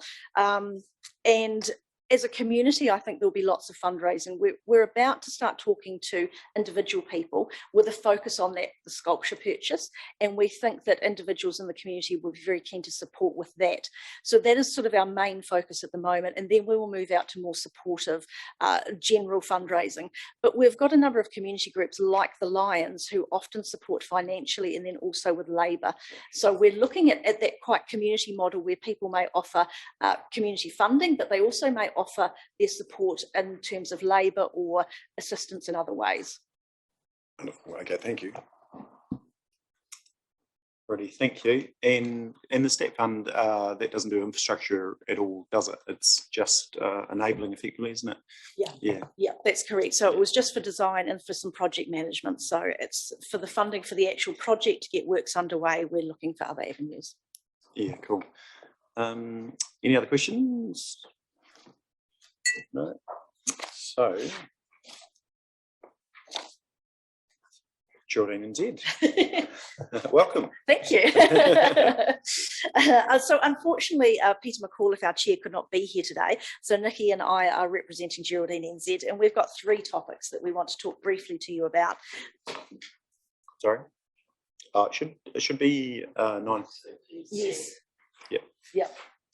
So the first one is tourism, and we just wanted to flag up to the councillors, and I'm sure you're aware how important tourism is specifically to Geraldine but also to our wider district. We obviously, as we said before, we're the gateway to the district, and we think it's important that the council really assigns a strategic importance to tourism. We have Venture Timaru now doing an excellent job as the regional tourism organisation, and we acknowledge that there's some really big projects, the big 4 that are being proposed as part of the LTP. We would love to see tourism as part of the planning of those projects and really involved in them. Because although they're for our residents, they quite often have a connection with attracting people to the district. I know that a lot of the projects are consulting with the RTO at the moment, but we firmly believe that they should actually be involved in the project groups right from the get-go and involved at that point. And a particularly important piece of work that they're doing at the moment is the destination management plan, which will potentially change the way that we approach tourism in the district. Certainly, it will give us a focus and a direction, and certainly we think that should be involved in the council planning for the big projects as well. Nikki, did you? No, I think that's great. Any questions? Well covered. Any other questions? And sort of a lot of this, once presented, will sort of feed into that, central, here again, focus that Councillor Booth's mentioned on a lot of other things in regard to centre of the south and how we draw people to the region, etc. So makes really good sense as far as our planning around those recreational facilities, etc. We'll go now to it's gone away. Did you want to, Councillor Bunningham? You're all good. Okay, cool. No, well covered and a really good point. I think well made. Wonderful. So our next submission is on the strategic plan. So we put the submission in support of the Geraldine Community Board for the need for a strategic plan for Geraldine. But I guess the point we would like to put forward as Geraldine NZ that we were doing some parallel thinking and came to the same conclusion as the Community Board, give or take at around the same time. So trying to illustrate that in Geraldine, there has been a lot of discussion about the need for a strategic plan for a long time. As our organisation, we believe that quite a portion of our work in the future will be drawn from having a strategic plan. We're the Promotions and Development Association for Geraldine. So we operate the website which promotes the area, and as you can see we're project managers at the moment of the Nature and Sculpture Trail, which sort of I guess illustrates our promotion and our development sides. Definitely. We're doing much more in that development sphere as the years go on. But we need direction. There's ideas that we have for the community, but we need to come back to that idea of having a shared vision as a community, and a strategic plan will give us that shared vision and then also give us as an organisation some remit. We've got the resources to be able to actually action some of these projects, and I think at the moment that's a real benefit to Geraldine. So we would like to be of use to the community and take some of those things forward. Having an organisation like Geraldine NZ as an enabler, we just need a little bit of direction going forwards to make sure that it's what we are planning and thinking is actually in keeping with what the need of the community is. Nikki, did you hear?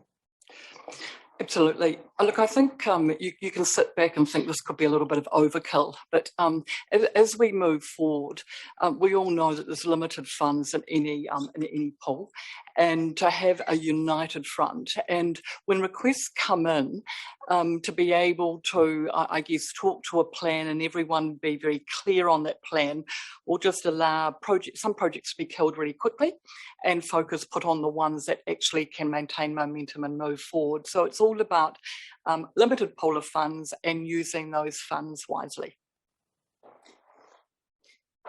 Cool. Questions go to Councillor Wills first. Thank you. Just in regards, and I suppose it tails onto some of the other conversations we had about Geraldine having their own strategic plan. Have you engaged with the other community boards yet to date, Tamuka, some of the other ones around you in the district? We've had informal conversations recently. Nothing formal as yet, I must admit, but we have had some informal conversations, definitely. Yeah, and we would like to grow those connections as well. We have in the past, as Geraldine NZ, offered our support and assistance to Tamuka particularly, because I know that they have a small promotions association, and we would love to grow those connections. We firmly believe there's strength in coming together and sharing our resources and our knowledge, and we would like to build that. Okay. Thank you. Councillor Booth. So do you see yourself as part of our strategy as far as Timaru? Because we actually have a strategy, and that you are part of it. And Yep. So your community board is what generally articulates what you would like through it. Certainly, there is a strategy for the district. What we're saying here is that we need something specific for our area because our needs sometimes will differ from the needs of the wider district, and that there is definitely going to be an overlap and a connection, and we see what we're doing is drawing down from what council does. We don't want to reinvent the wheel. We're not advocating that we get services from somewhere else or do anything massively different potentially, but we're saying that in Geraldine there will be sometimes some things that we need to address in a different way, or we need to do some planning. For example, we have, like many other centres, we're facing earthquake renewal on our main street, so the landscape of our main street may look very different. We have a project for potentially a new medical centre because at the moment, we're in need of moving forward. Our community is growing. Another community project is an overlay of turf so that we can have a multi-purpose turf or weather things. We also have a very vibrant community resource centre which offers social services or brings in social services to Geraldine. Something like the response that we've just been through, civil defence, that side of things. It's about connecting things up and just identifying, maybe looking for the gaps and identifying where we can make things happen going forwards. So for example, using the medical centre at the moment, it was identified in the community, a group is taking that forward as a concept, and that's brilliant. But if we had a plan, that may be something that in our plan we identified for, if the plan was already in place, maybe year 5, that as a community board, or as a community I should say, we identify that at this point in time we need to go down that avenue and achieve that, and we would look for support and talk to the council and engage with that. But it's also about creating our own destiny a little bit.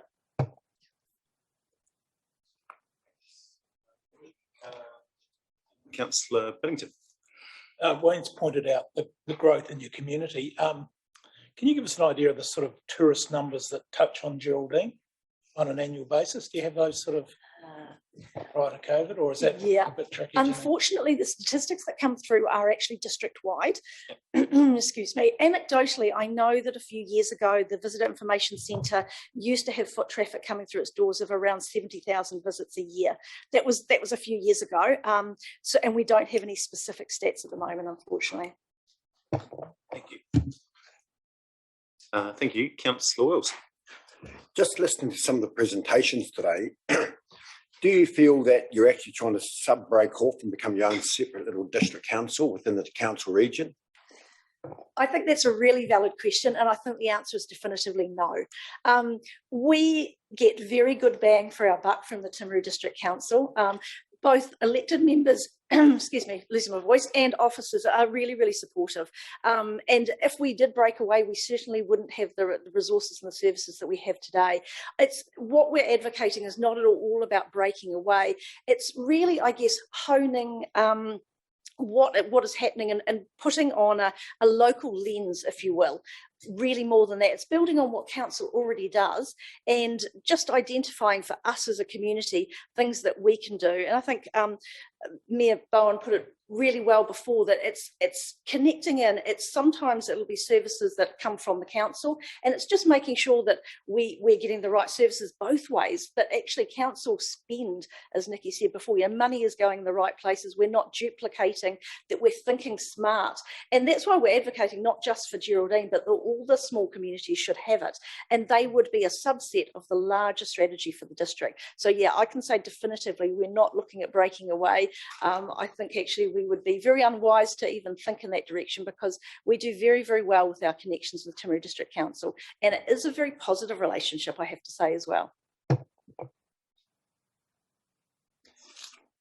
Thank you. And look, for me, I think it's what you're presenting is partly about acknowledging our commonalities, but also acknowledging that there are differences, and it's not a one size fits all approach. And I think to the point, there's probably, if you look at a larger urban scale, the likes of a turf wouldn't be picked up within council, but there's a direct connection with a community board, and that's because of the size of the community. And it's not right or wrong, it is just the role that it's played. So we've just got to acknowledge that the role that the community board plays in a Geraldine or a Temuka or a Point is and can be quite different. But I think the focus that we probably should have around these conversations is less around direct services and more around holistic sort of well-being of the community would probably be the approach. But thank you. Anything to finish or? Just the city hub, Yep, very briefly.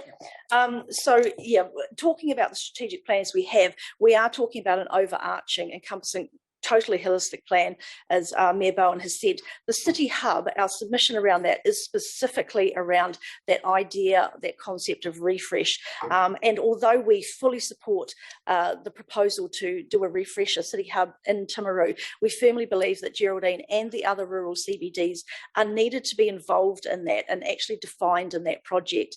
Like Timaru, our CBD hasn't had a full refresh since the 1990s. There has been a little bit of money recently for some bins and some street furniture. However, things are starting to look very dated. The CBD is an area that's being looked at as part of the Nature and Sculpture Trail, because the aim is to actually loop through the centre of town as well. And part of that is to keep people in town. Coming back to that idea that we are the gateway to the district, we believe that we need to approach this as a campus type look, that we've got Timaru as our hub and we have some things happening in there and the CBD looking really nice and attractive, but also that the rural CBDs benefit from that as well, and that there will be commonalities and links. So a nod to whether it's the street furniture in each community is the same, or there's some links there, but we actually firmly believe that for our residents and for our visitors, there needs to be a certain level that all the communities experience, and that we all have interesting, vibrant and attractive CBDs. Nikki, did you have anything to? No, look, not at all. I think coming here, submitting to the LTP just shows the passion that actually sits in Geraldine community, and it takes a lot of effort to keep vibrancy and momentum and wellness going in a small area. We want to collaborate, and that's why we're here doing what we're doing, as opposed to sitting back not doing anything. So it's really important to reinforce that. Well, appreciate those sentiments. And any last questions? No, thank you. Really appreciate taking the time, and safe travels back home. Yes, thanks everyone. Thanks everyone. Don's here. Welcome, Don.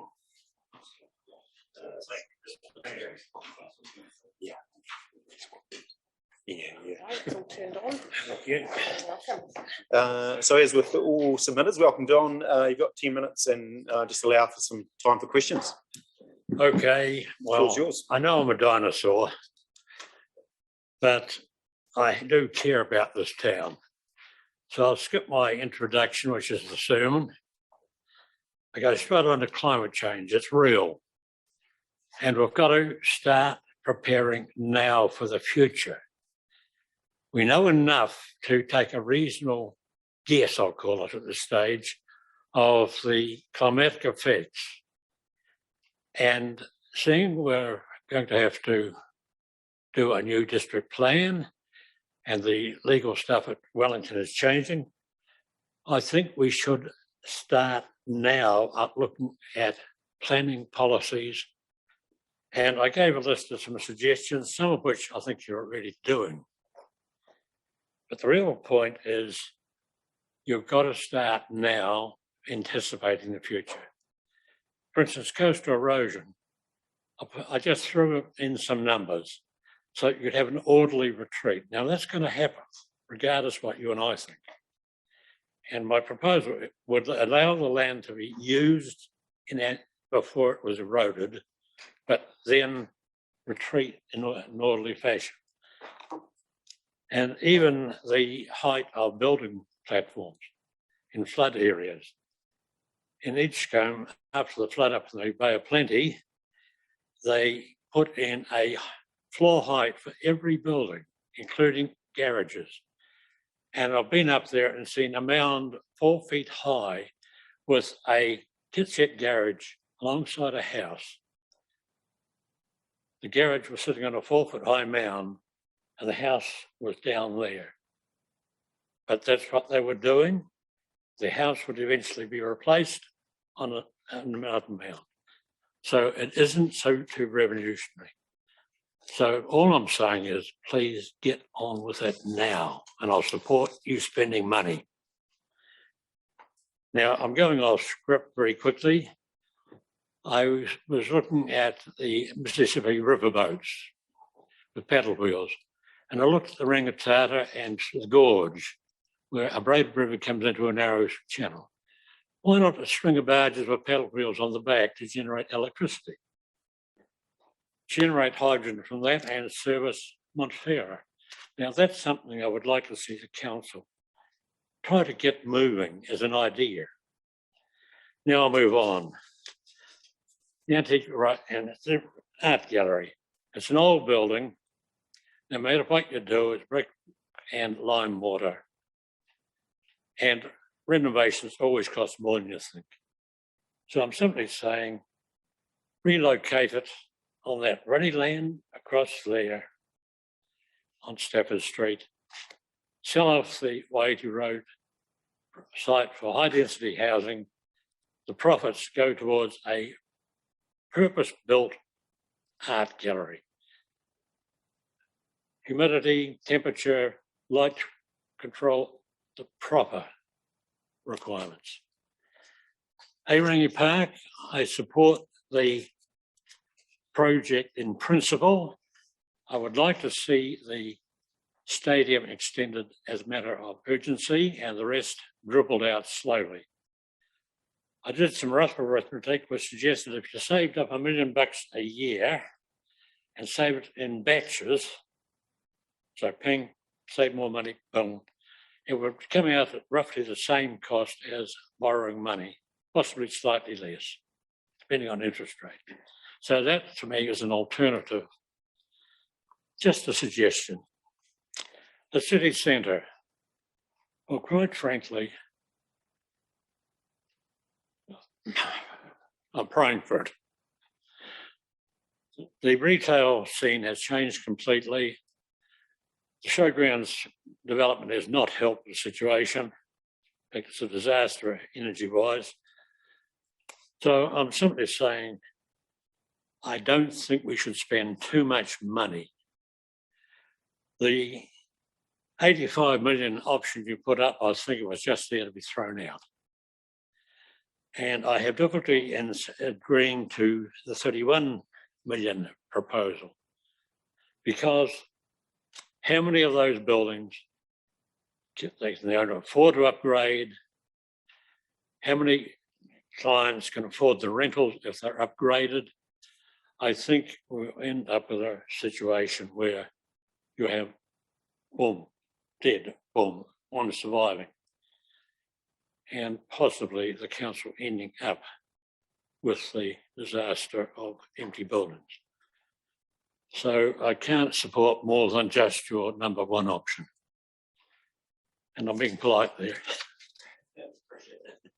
Thank you. The sewage network, yes, I support the money and I expect it will cost more because the early contracts are getting towards 100 years plus old, and compo joints and old pipe equals maintenance and replacements. Stormwater, I think you're going to have to spend more on that, so I've got to agree with your proposal on the 11 million. I think it will be more because of the requirements to treat stormwater before you discharge to a creek, and that's almost impossible. Then I get on to the other point. Now, water metering, 17.95 million. I did some crazy arithmetic on the population of the urban areas of Timaru district and came up with $1,000 per domestic property to cost them the metering on your own figures. Then I looked at sinking funds, depreciation, maintenance, the reading, billing, certification of the meters because you're selling goods and therefore weights and measures come to it. The last time we had it up, I came to a figure of $60 to $80 per annum per customer, added cost to the water as delivered. I didn't try this time because of the crazy COVID and interest rates. I just couldn't work it out. But I would say that unless you can justify that extra $60 to $80 per annum per customer in normal times, which will come back, what are your benefits? Well, less pumping, less ozone, less chlorine, more river flow. But are they real benefits? So I dredged into my memory and you found a wee diagram like that, 2 a.m. on Christmas Day, a flat line at 2 a.m. Now that flat line represents unmetered industry, system leakage and on-property leakage, and we don't know what the ratios of those are. So I did some rough arithmetic, and say your metering did achieve a 5,000 cubic metre per day saving of water. Then it's more arithmetic, and said 5,000 metre per day will irrigate 140 hectares of the Levels Plain, for instance. I know nothing about farming, but I happen to notice that a 140 hectare farm in the North Island had been bought by the government for 17-point-something million. So I simply said, is it more efficient if you're looking to look after the river to simply buy a farm and dry it out? For 1 minute there, Don. Now, take the 17.5 million and apply it elsewhere. I looked at your proposal for Claremont and I said to myself, okay, why not build another reservoir? That gives you security against washouts of pipelines coming in. It gives you additional storage, clean water storage in a flood like we've got now. So put 17.95 towards that reservoir and you have a more secure system. In general policy, why not start charging betterments when you rezone land, such as happened at Washdyke, and they're spending umpteen million to put extra water capacity into Washdyke. And I hit 10 minutes?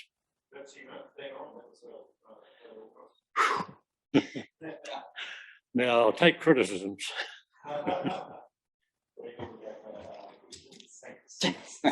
Actually, mine's not a question, but I just wanted to make the comment that I found your, I was reading your submission at the weekend while the rain was pouring down and it was flooding, and I was interested to read about your requiring buildings to be at a higher level in flood-prone areas, because that just seemed really appropriate for this weekend in our second 1 in 100-year flood in relatively recent times.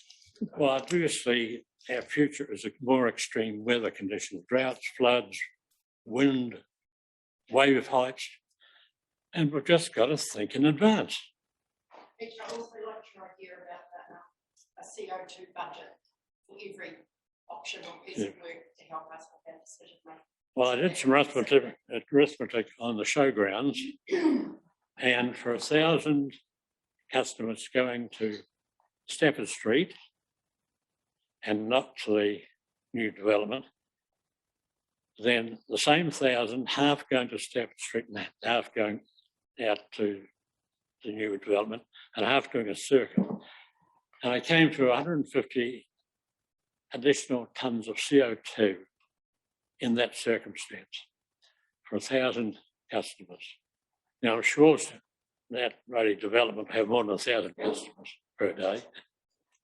So what's the carbon dioxide? It's through the roof. And I didn't even look at the effect on the state highway, which will add more carbon dioxide. So it's just another way of looking at the future. Yeah, and I think you've made some good points around, the opportunity costs, and obviously, business should be mitigating their effect on the climate as well. So, thank you. You've presented well as always. We appreciate that, Don. Yep, and I was politish. Yes. I'm sick. There you go. No, points well made. Thank you. Oh.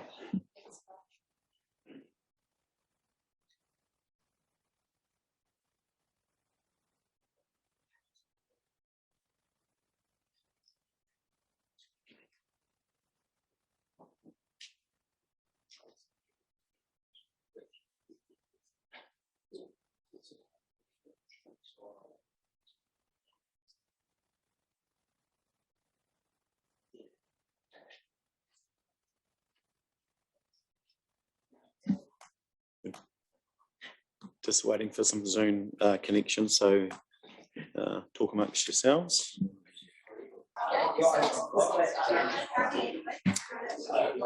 Okay, team, we'll get seated again. We've got Dawn out at Peel Forest on Zoom. Councillor O'Reilly.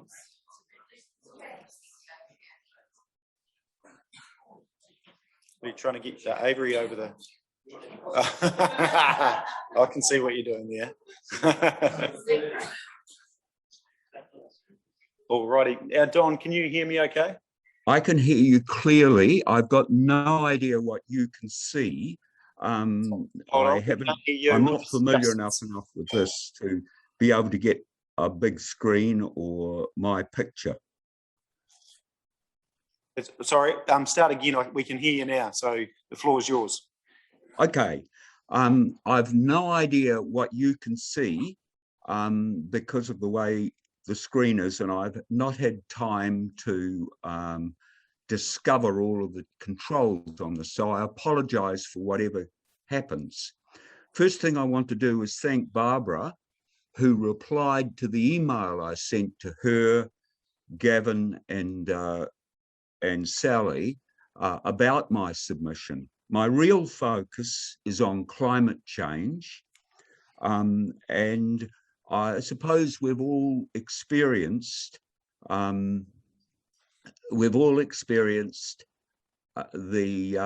efforts of the last few days. I just want to show you something first of all. And you can't see the picture. No, we're not, okay. We're not able to see anything. So you might just have to talk to it. And Don, if you send anything that you've got through to us later, and then we can pick up on it after the conversation. Okay. This is this link that I had put there. Can you see there's a ball rolling around on the screen? No, we've got no visual at all, Don. So you're just going to have to. Yeah. So your video is off. Oh, my video is off. Okay. Can I find my video and turn it on, I wonder?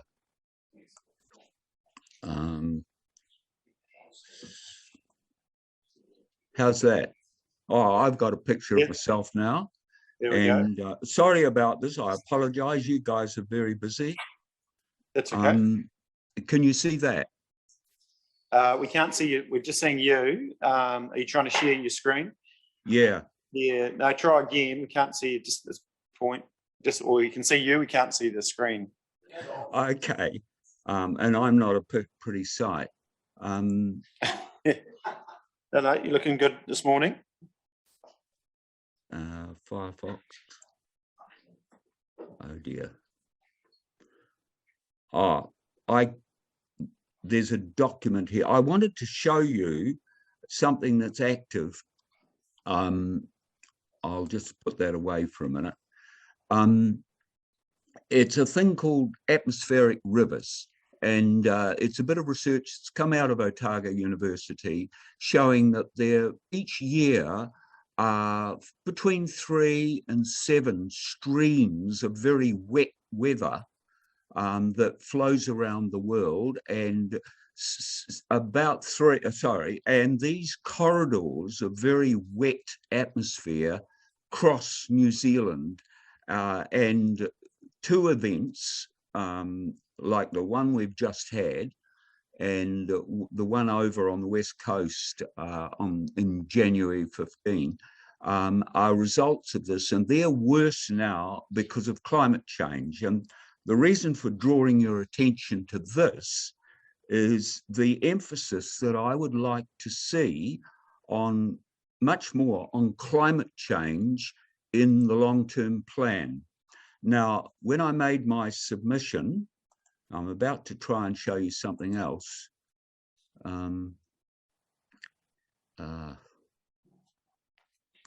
Timaru district. No, that's not working either.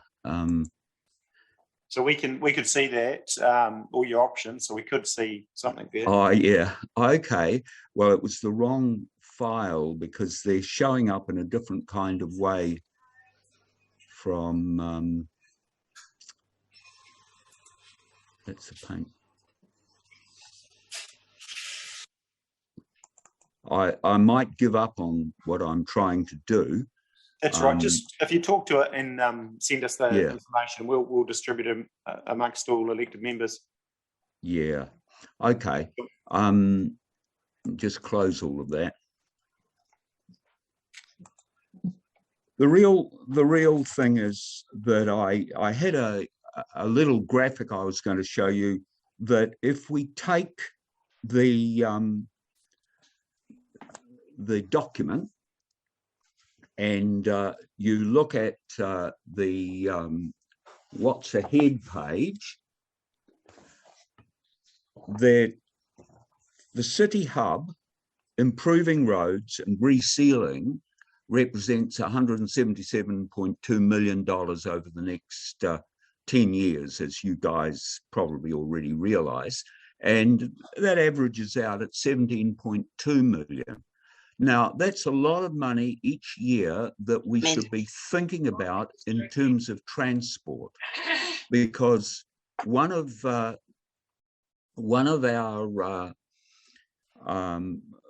my goals is to look at the way in which the carbon impact of transport is affecting our district. And in my submission, I asked for the council to be proactive in seeing what can happen for the railway line for activities both north and south. I'm also aware of the money being allocated for the airport. Now, I've had a conversation with the general manager, and he explained to me that the forward planning for extending the runway is sort of virtual planning. But the problem I have with all of this is, and his goal is to make the airport a destination. Now, if it's a very successful destination for people to go to, that all that does, from my perspective, is increase people's use of cars. Now, if they're electric vehicles, quite apart from the embodied energy in making them, that's possibly not so bad in terms of the carbon emissions. But I want the council to be very conscious of every decision you make in terms of the impact in terms of carbon emissions and embodied energy that goes into these decisions. There's, as a consequence of, there's two things that I think you need to do. The first one is that when I looked at the Survive Together page, I don't know whether that shows up very well, but if you go right down to the bottom where you say 2021, what next? Climate change, help us decide. And I've put down the one word there, I want action.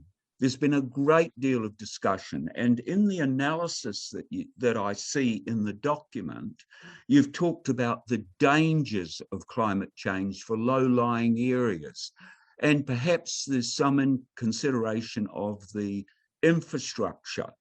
in terms of water and sewerage and how that will be affected by possibly rising sea levels. But to my mind, that's a reactive, and it's like it's like the ambulance at the bottom of the cliff. And we need to be at the top of the cliff on this. And on the options for the vibrant city hub, that's a fine idea. And that was the reason I included Sally in the thing. But I want, rather than option 1 or option 2 or 3, I would like a joint consultation that includes options 1 and 3. The reason for that is I have young grandchildren who live in Timaru, and I'm very aware of what the future holds for them. So I recognise it's important, but I think there should be quite a shift away from quite a few of the other spending projects into assessing the carbon emissions in our city and how we can change those. And my last focus is that I would like you to consider micro cycleways, little bits of places where we can start encouraging active transport rather than continuing to rely on motorized transport of basically of cars and trucks and things. Now, I live out, as is obvious, at Peel Forest, and most people out here get round in their SUVs or pickup trucks.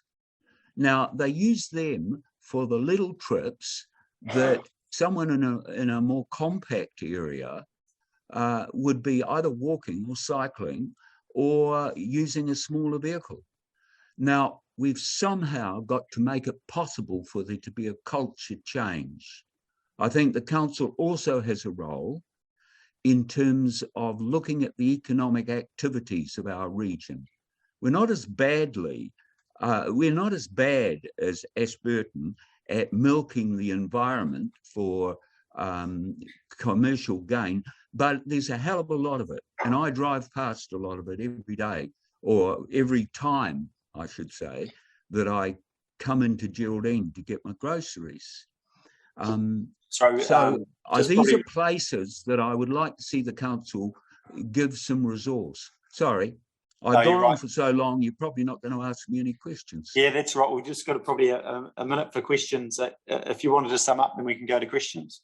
No, I'll stop there with the request that you look at starting to put in lots of little cycleways wherever possible. And of course, one of those I would like to have out here at Peel Forest between the Green Man and the dock campsite. It's a bloody dangerous place, and we could save a whole lot of angst, along that strip of road if that footpath was put in. Thanks, Don, and points well made around microcycleways and also action around climate change. Any questions? No, that's all right. I think there's nods around the room. Really well made, and thanks for joining us from Peel Forest. We really appreciate that, Don. Yeah, well, thank you for the way you've handled this, and I feel it's quite enlightened of you to start trying to use Zoom, to engage with people. It hopefully will make for more engagement. Take care, and all the best to you, folk. Thanks, Don. Cheers.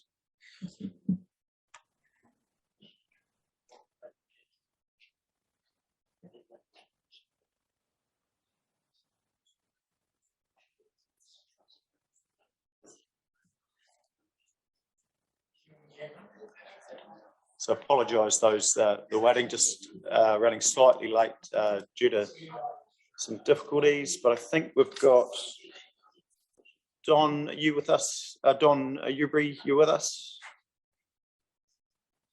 Aubrey, sorry, it is. Okay.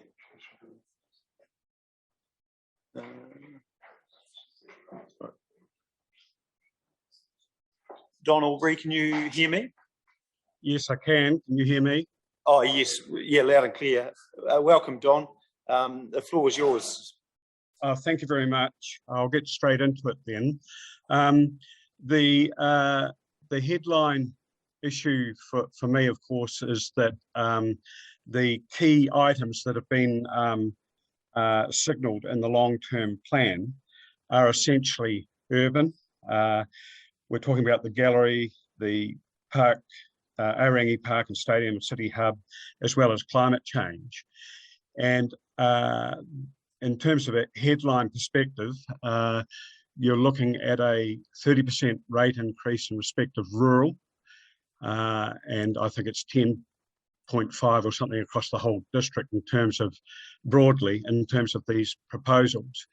And so the obvious question then is, well, why is rural being confronted with such an enormous rate increase at a time when projects that have a strong urban focus are being pursued?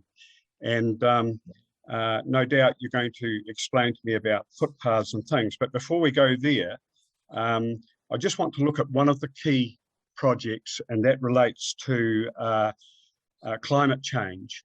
And to date, certainly it appears to me the council had a focus in respect of coastal erosion.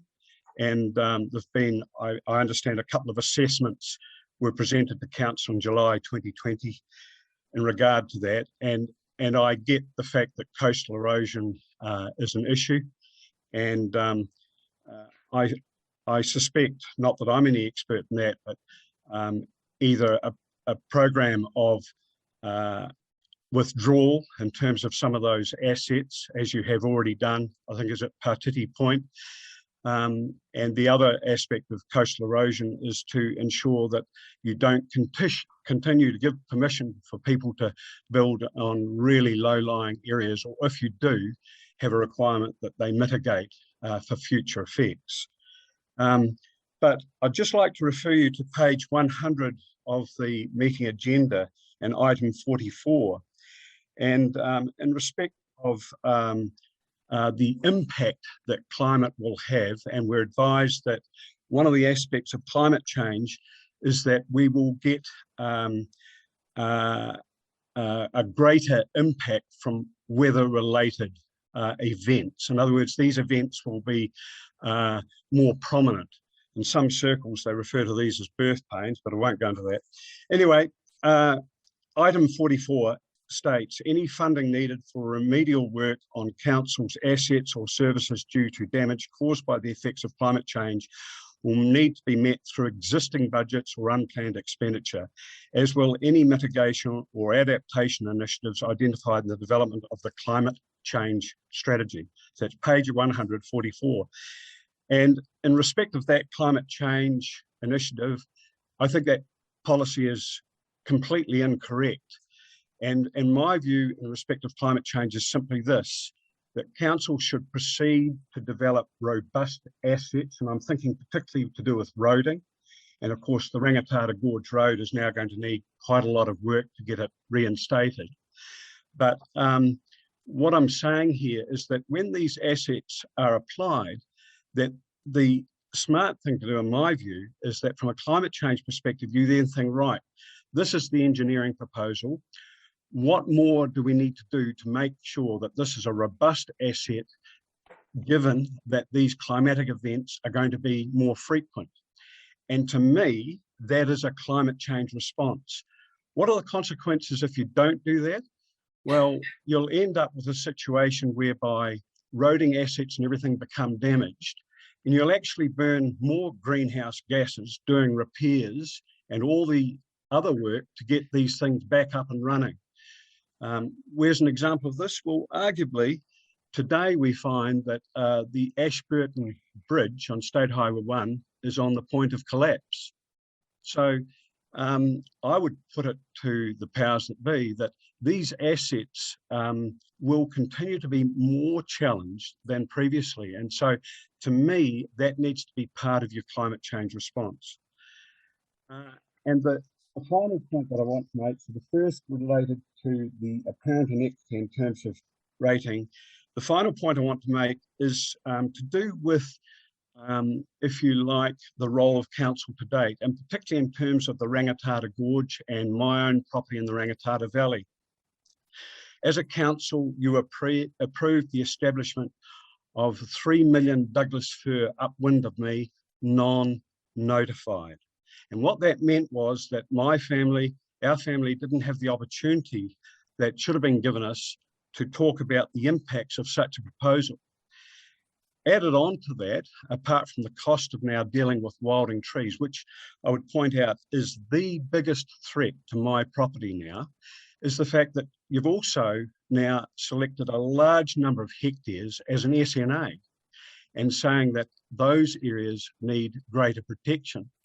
So my experience in dealing with the council has been quite negative in recent times, not entirely. There was a project in respect of Forest Creek whereby the council established stock banks, and thankfully this last flood event, they've worked well.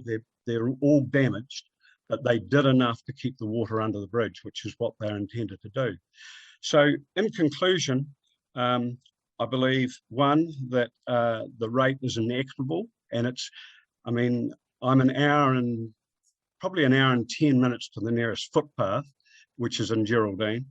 And I'm being told that in the same way that urban folk fund roading, that I should be funding footpaths. And I don't think it's like for like. As an example, if you use our road in a diesel vehicle, you'll pay road user charges. There's no such charge for using a footpath, for example. Or if you did, I'm sure the urban folk would soon find an acronym for that one. So it's the inequity of the rating, in my view. Secondly, is to do with the issue of your climate change, not looking enough at protection of those assets, particularly in terms of roading. And thirdly, I think that there's room for improvement in the way that the council has certainly impacted my property. And that concludes my presentation. Thank you. That was really good, really informative, and points well made. Any questions from the councillors? No questions coming, but look, you raised some valid points which have been raised as well. Rates inequity, climate, and decision making around roading. That's really important, especially with what's going on at the moment, I think. And also, we'll just take your points around land use and feed that into the district plan review, which we're right in the middle of now, around planting, etc., and how that affects neighbouring plots, because we're in the middle of that now. So points well made, and thank you for attending. Oh, I can see now Donald say, yeah, thanks for attending via Zoom. We really appreciate it. Very good. Thank you.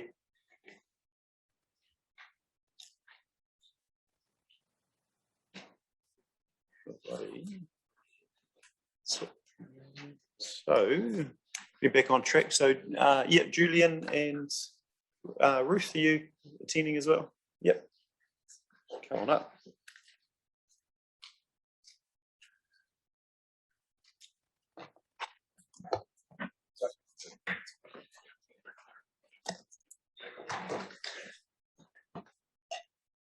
Welcome, Julian. Welcome, Ruth. The floor is yours. Well, thank you for allowing us to make oral submissions to you, or speak to our submissions. You know, I'm Julian Mays.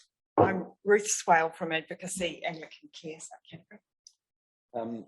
The budget contained in the long-term plan indicates that you're on the verge of, if you adopt it, on the verge of entering into an arrangement where you do pay at least a living wage to your staff.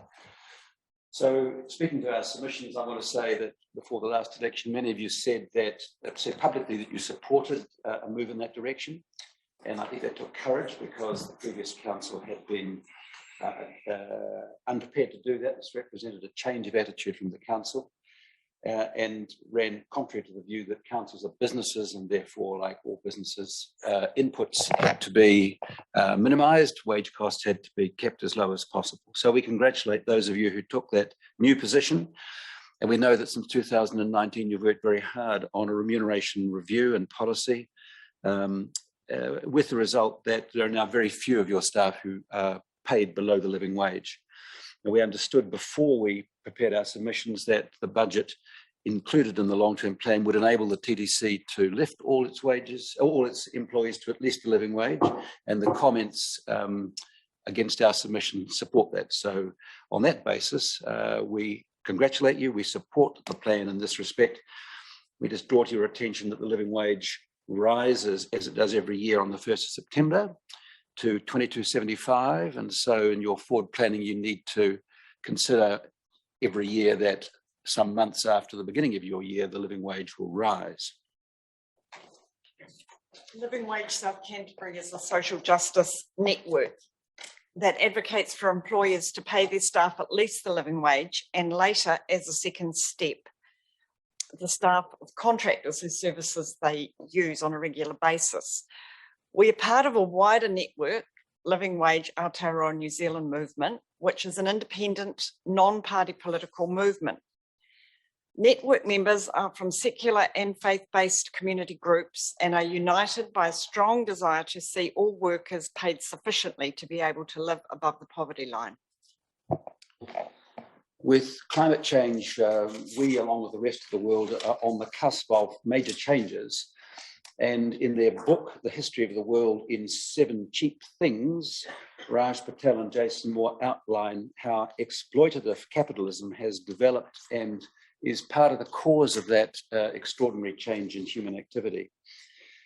The development of the sugar industry in Madeira, you'll be pleased to know, in 1460 really exemplifies the way that part of our wage bargaining and wage structure originated.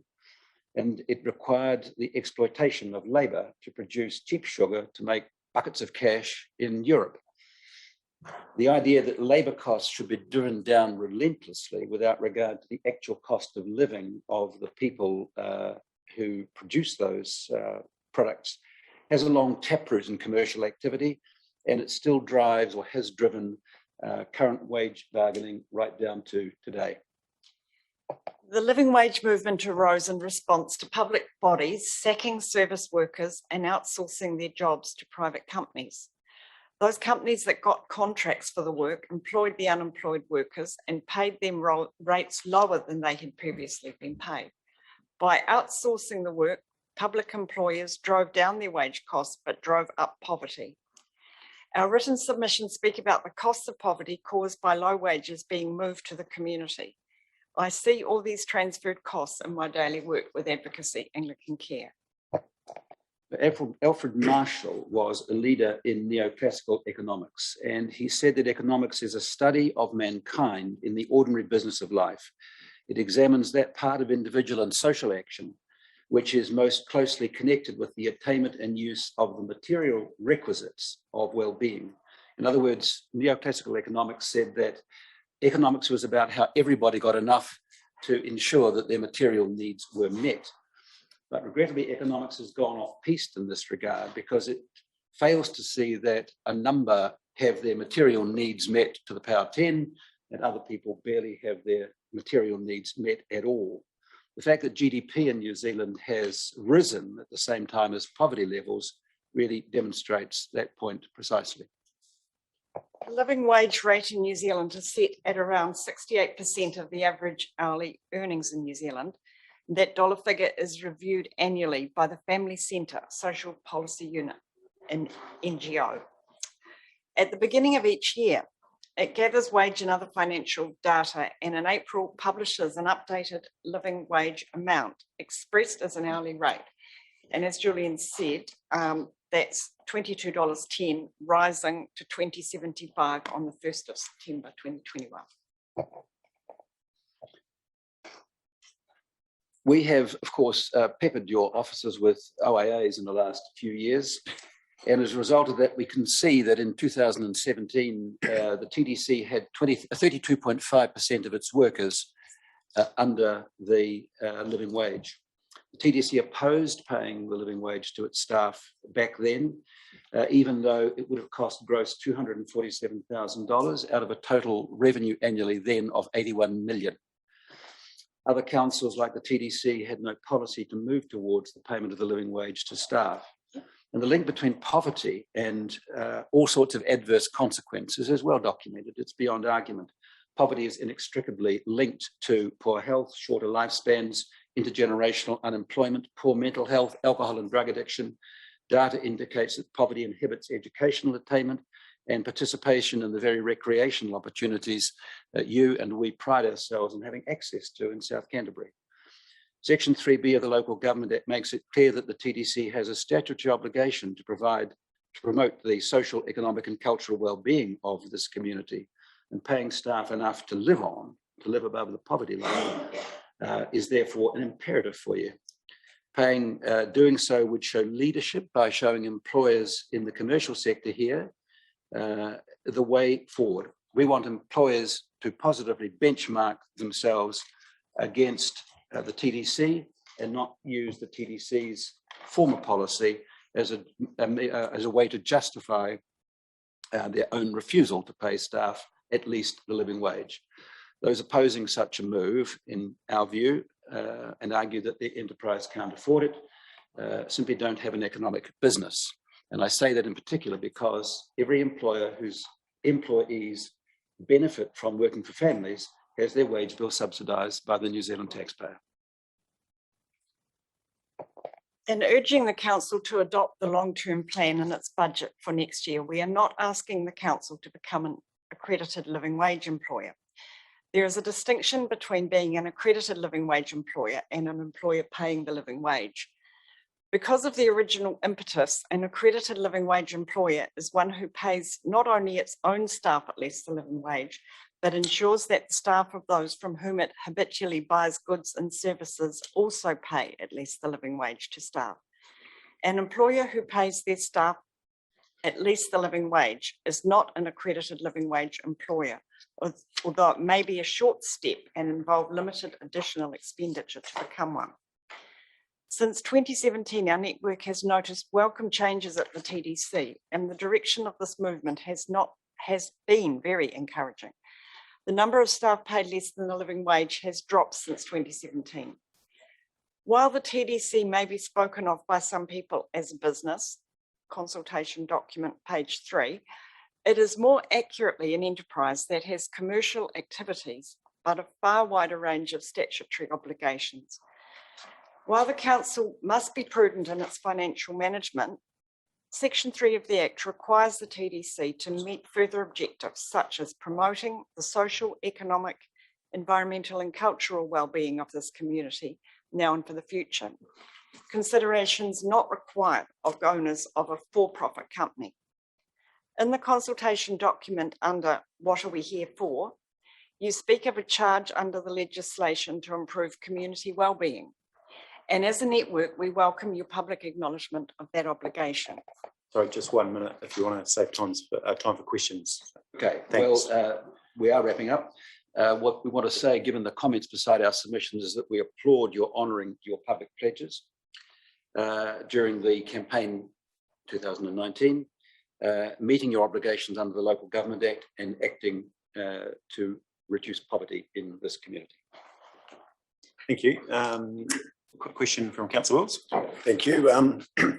To go into my question, I acknowledge and recognise the work you've done around this living wage, but certainly from a perspective of using the TDC as a launching pad and engagement with our broader community, can you demonstrate or give us some examples where you've been able to engage with our contractors and other suppliers of people and labour and staff and everything else to launch the same focus to engage a living wage?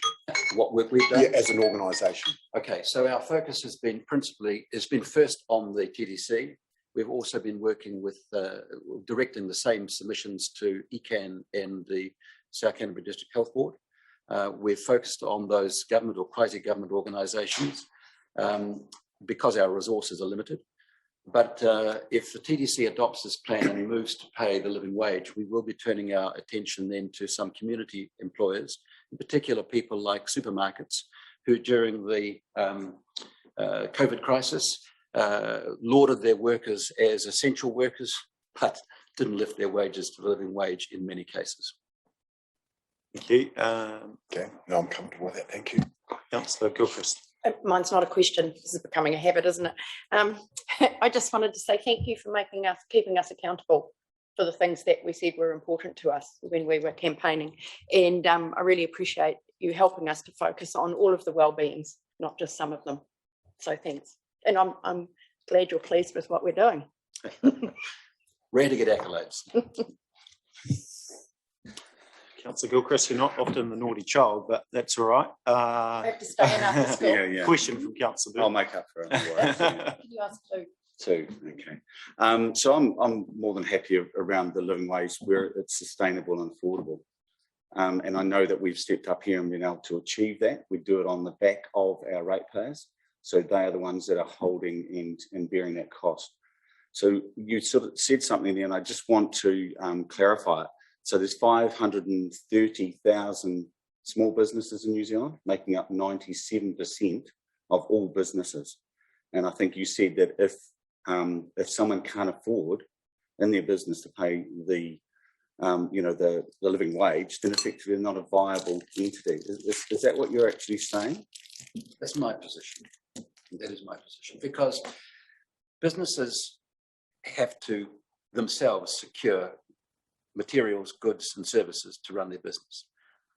One of the few areas that is totally negotiable are wages. I mean, they can't argue with the power companies. They can't argue often with their suppliers. Raw materials cost what they cost. But often it is the labour costs which they can drive down because it's face-to-face and it's something which they can do. But if you pay someone insufficient to live on, then you've got to ask yourself, have I got a business at all? Because all I'm doing is compelling people into poverty to support my business. It's not a business. So I put it to you that probably 50% of people in that statistic I told you about live from that day to day. So these are people employing less than 20 people, and they're in a situation where them themselves are not being able to even take dividends off their companies in a time, especially with COVID, driven by massive pressures around increases right through with transportation and everything else that goes in there. And these are people that we also need to acknowledge and support. And I say I agree where it's sustainable, but I just wanted to acknowledge that and also get your point of view from that. Thank you very much. We'll finish on that, but just one really quick question. We have gone over, but does the group think about some of the other, policies that have come up in the last few years, the likes of, universal basic income and some of those policies that could help lift people out of poverty, as opposed to this policy? Not saying right or wrong, but is there a better way of doing things? I don't know. Well, I don't think. Shall I answer? Yeah, you go. Universal basic income. Yes. Yeah.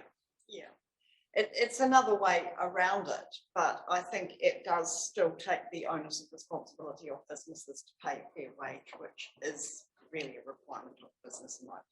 And so that would move the onus to the state effectively, wouldn't it? I think it is another option, but I think this is the best option myself. Okay, cool. Thanks so much. We really appreciate your passion. Thank you. So we move now. We've got Matthew Hall on Zoom. Matthew, can you hear me okay? Yes, I can hear you. Oh, brilliant. Floor is yours, Matthew. Oh, thank you for the opportunity to present to the council. If you hear some background noise, it's just the helicopters flying over the Ashburton Bridge here, probably trying to catch a glimpse of the fact when the bridge collapses. But there is a bit of background noise here this morning, so I'm actually speaking from Ashburton. Of course, I'm really talking about the Rangitata River because I represent the South Rangitata Reserve, and you should have with you our chairman, Bob Mortimer. Yeah, Bob's in front of us. That's correct. Well, that's great. With my family, we go back as far as, say, about late 1880s at the Rangitata, and just to about 1900 was where, we've got a good recollection of how the area was presented, say, way back in 1900 because of family conversations. And the one thing that we've learned is that the riverbed and the coastal area is completely dynamic. It's changing all the time, and which makes it difficult from a planning perspective, in that you're really trying to protect a natural feature that is constantly changing. And the only constant really is the fact that it changes. Down there, we have an investment, the hut holders have an investment of between 10 and $15 million, and we accept that that investment is a bit more tenuous than some around, and certainly subject to the risk from the sea and the river, and clearly in a coastal hazard area. And the question for us is, how much of the risk is attached to climate change? We're told global warming will result in a rise in sea levels and greater coastal erosion. So that'll be vital to us, the effects. And our plea, of course, to the Timaru District Council is to do whatever they can to mitigate effects. And the first thing for us is for the council to acknowledge, hey, there is an issue, and of course we see the council have acknowledged that. And then to promote the science and what it's telling us, and we see that's an important function of the council. And then to act on the findings, and certainly to advocate on how to handle issues. The issue of climate change clearly is much bigger than all of us, and we'll all just got to play our bit. So we think option 3 in your options on climate change is a no-brainer as far as we're concerned. In looking at the proposed district plan, the question for us is, how does the plan facilitate the gazetted purpose of the South Rangitata Reserve? And, you know, it's gazetted under the Reserves Act as a site for fishing huts and recreation. And we see this plan sitting above the Reserve Management Plan, which is set under the Reserves Act. This plan was due for renewal way back in 2013, and it hasn't been renewed. It's a 10-year plan, and clearly it will sit under the long-term plan. And also, of course, what sits under the long-term plan, the hut leases, the lease of the various hut sites. So we see the District Council having a dual role, really, specifically as managers of the Rangitata Reserve. They're the landlords, and then there's the local consenting authority, which sets the rules that govern the activities of people. So in a way that you could say there's a bit of a conflict there, but if you give it a positive spin, there are two roles that the council have. And we would like to think that a proactive approach is taken to protecting the area as much as we can. It's easy to be reactive, like having to be now with the floods here in Ashburton. You know, there's a lot of reaction going on in trying to close gaps and stop banks and mitigate damage that's happened. But it's certainly the proactive management of setting the stop banks in the first place and creating the safe barriers for the river to flow in that has really worked here in Ashburton. A great example of how you can have proactive management. And we think down the Rangitata, at the mouth there and in the reserve, there should be some proactive management. We're concerned, though, that the long-term plan might in some way set some roadblocks up that don't necessarily help us achieve proactive management down there. The hut holders would have some appetite for proactive management in making some funds available. We've done a canvass of hut holders, and a number of them would on an annual basis provide funds to help, say, build some bunds along the sea frontage that would stop overtopping, because we see that as a very simple measure and an effective measure in mitigating the overtopping from the sea, should it occur. In the long-term plan, they talk about the coastal environment overlay and activities within the coastal strip perhaps being prohibited. And we're wondering what that restriction means. We would hope that the restriction doesn't mean that we can't take mitigation measures to protect the huts. We wonder whether it's in fact the Canterbury Regional Council's coastal management plan that is dictating, when we think perhaps the Timaru District Council should be the advocates for the reserve and for the area, and they should set the policy regarding protection. This year, on the north side of the reserve, of the Rangitata rather, there was a serious threat to property, and they had to take immediate action. By immediate, I mean within a day or 2 days, to stop the loss of property. And this happened, they intervened. About 60 tonnes of material was placed along the river frontage and protected the huts. We're not sure what consenting went on there, but we would like to think in the Timaru district that we're able to immediately mitigate any serious erosion or effects, and not get bound up in a whole heap of planning consent requirements. What we'd really seek is acceptance that the natural character of the coast area is ever changing, and protecting natural features is as much about managing change as anything else.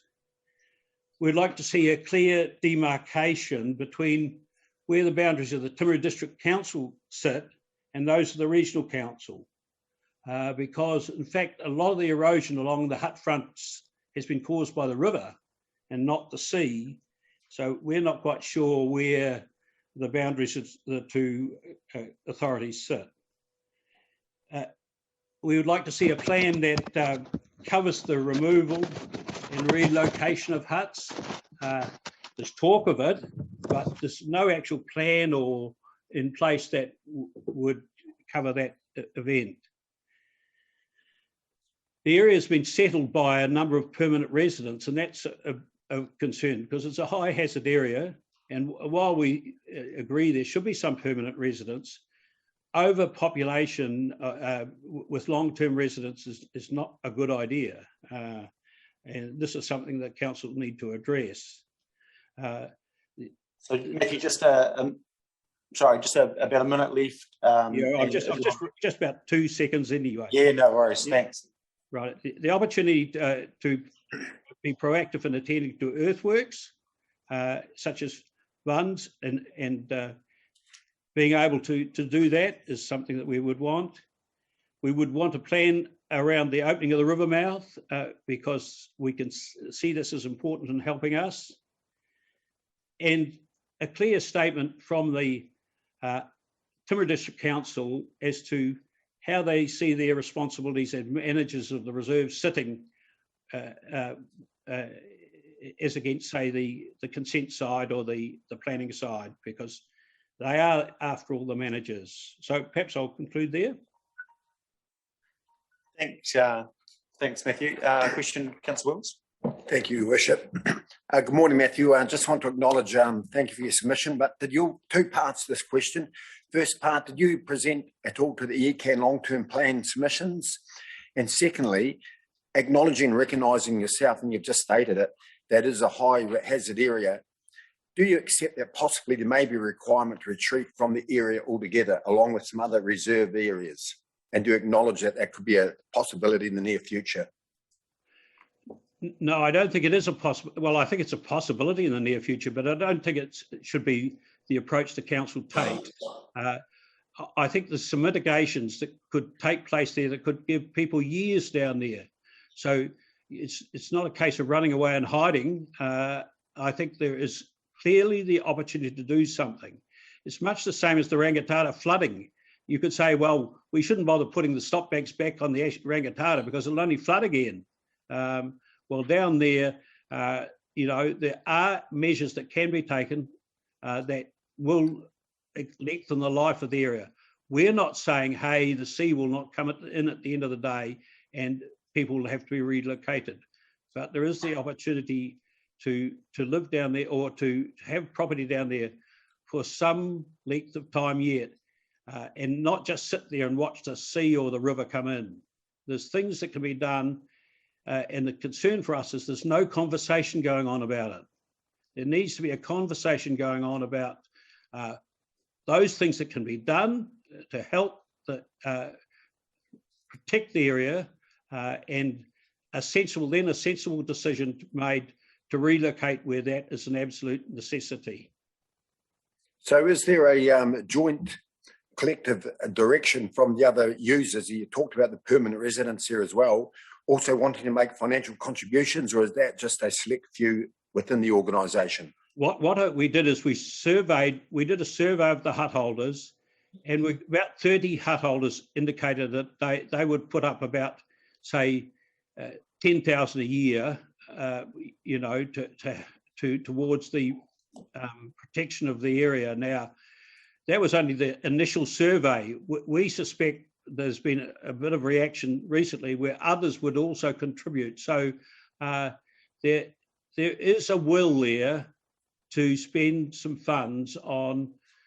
We're not talking about building mountains here. We're talking about some fairly smart measures that would lengthen the time that people could spend down there. Appreciate it. Thank you for your time. Thanks, Matthew. Cool. Thanks, Matthew and Bob. Look, I appreciate you probably throwing us more questions than we have answers for. Can I just make one comment, please? That I see it as chairman. One of our major concerns is the delay in the management plan for that area. It expired in 2013, and we've had meetings over the last 12 months, and appreciate the Timaru Community Board involved and the new property manager. But we see that as one of our documents where if you get people or hut holders come and ask questions, and we say we can do this and this and this, and they say, well, hang on, that document is no longer valid. So just that one thing. I presume it will be part of the overall 10-year plan anyhow. It will have to be part of that. But yeah, if that can be renewed, we can answer questions. Yeah. Yeah. No, that's cool. Good point. Yep. Thank you for allowing us to speak to our submission. Very important. Well, thank you, and thank you for representing the hut community. It's really important and great to see. Yeah. Thank you, Matthew. Thanks, Matthew. Thanks, Bob. Thanks. So you have exactly 5 minutes back at 11, so we'll be running slightly late, and we'll try and make up some time. Use your time well. Thank you. We'll get started, and we welcome Anne.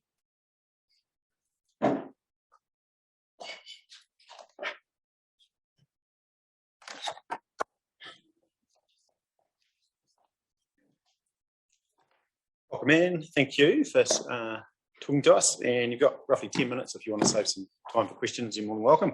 Right. Hello, I'm Anne Griffiths. I live in Geraldine, and I'm a school teacher and have lots to do with young people who are, like me, quite concerned of the future. And that's why my main point is all around the issues of climate change. We've been told for many years by scientists that climate change is happening, and we've actually had a long time with no action happening. You know, governments haven't been doing anything, and it's been very disappointing and very worrying that it's taken now when we've clearly had evidence of that climate change happening over the weekend. And we've had serious weather events happening in South Canterbury, such as the hailstorms. We've had the bridge over the Rangitata cutting us off from the north part of the island happening now. We've had that experience now twice in 18 months. So I don't think anybody who's looking at the evidence could claim that climate change is not already happening. And unless we take major action, and that means everybody taking major action, we're going to be in much worse positions. This sort of thing is going to be happening all the time, and it's going to be very costly. And anybody with an economic head knows that if you're going to spend all your money repairing the damage that's been done, it's going to be impossible to have a reasonable economic future for us. So although many people talk about economics happening alongside the environment, actually, if you don't have a proper environment, you cannot have a decent economic future. So my main point is that obviously I'm going to be saying option 3 is the way to go, and more.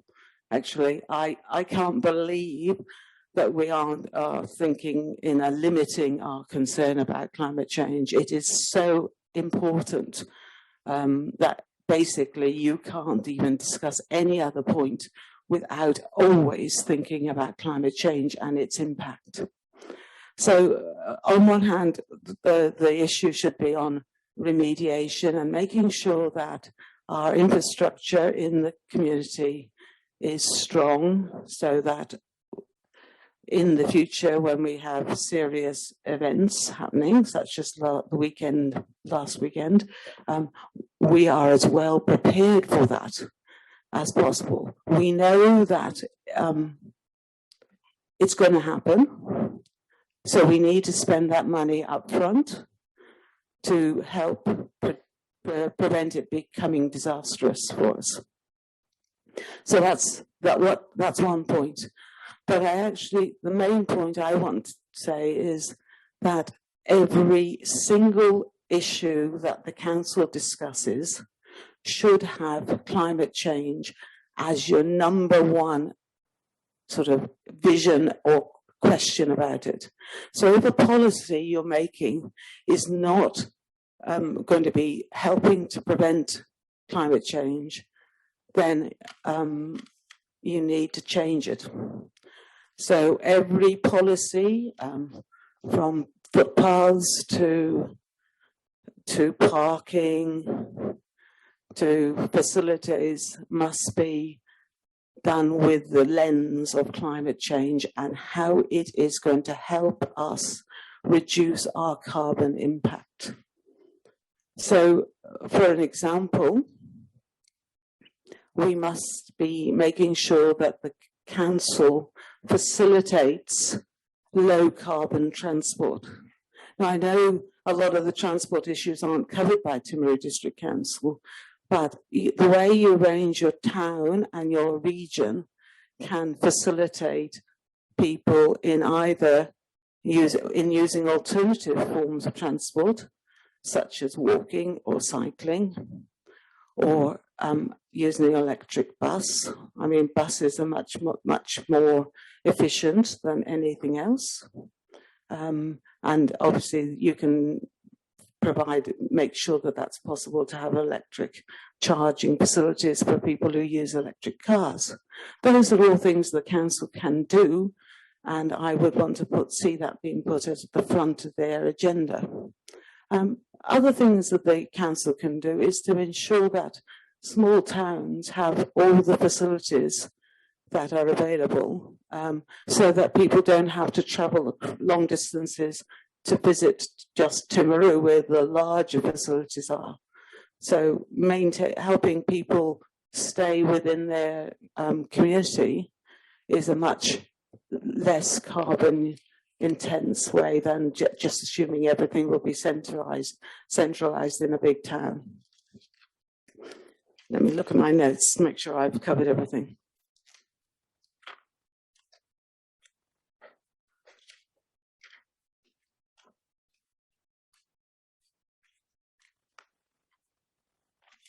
So those are all things that we should be doing. The government's trying to make sure that we address the agreement that was made in the parish agreement.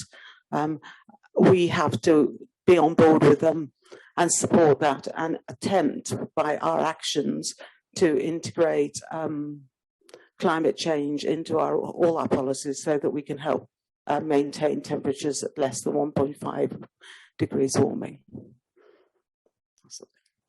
Thank you. Really good presentation and points well made around climate changing being embedded in our decision making. And I think your point around more council doing more, it may not be seen in that document, but I think the more side of it is across the entire organisation within existing budgets, and it's around more around decision making, what we're doing, particularly with our funds. Question for me: what's missing from our community? Is you make the point around travelling in carbon between the likes of a Geraldine. Let's use that as an example. Geraldine to Timaru. Is there anything that is missing within our townships the council should be providing? No, but there has been some questions about the cinema, for example, in Geraldine, and I would very much like to see the cinema supported and maintained, because not only is it a fantastic tourist venue, but it's also a place where I go to see my films rather than travelling in to see a commercial one in Timaru. Yeah, and that's pretty much on peppercorn rental as far as that goes now for that reason, really, to support that activity. Councillor Burke. Well, thanks, Ian. Do you also talk about the City Hub? Could you just speak briefly about the City Hub for me? Oh, around the centre of the city. Yes, I did in the document. I would like to see. This is for not just low transport, but I think it's a much nicer place to be if you can reduce the traffic in a town. Having visited a number of towns in Britain, which are cars are not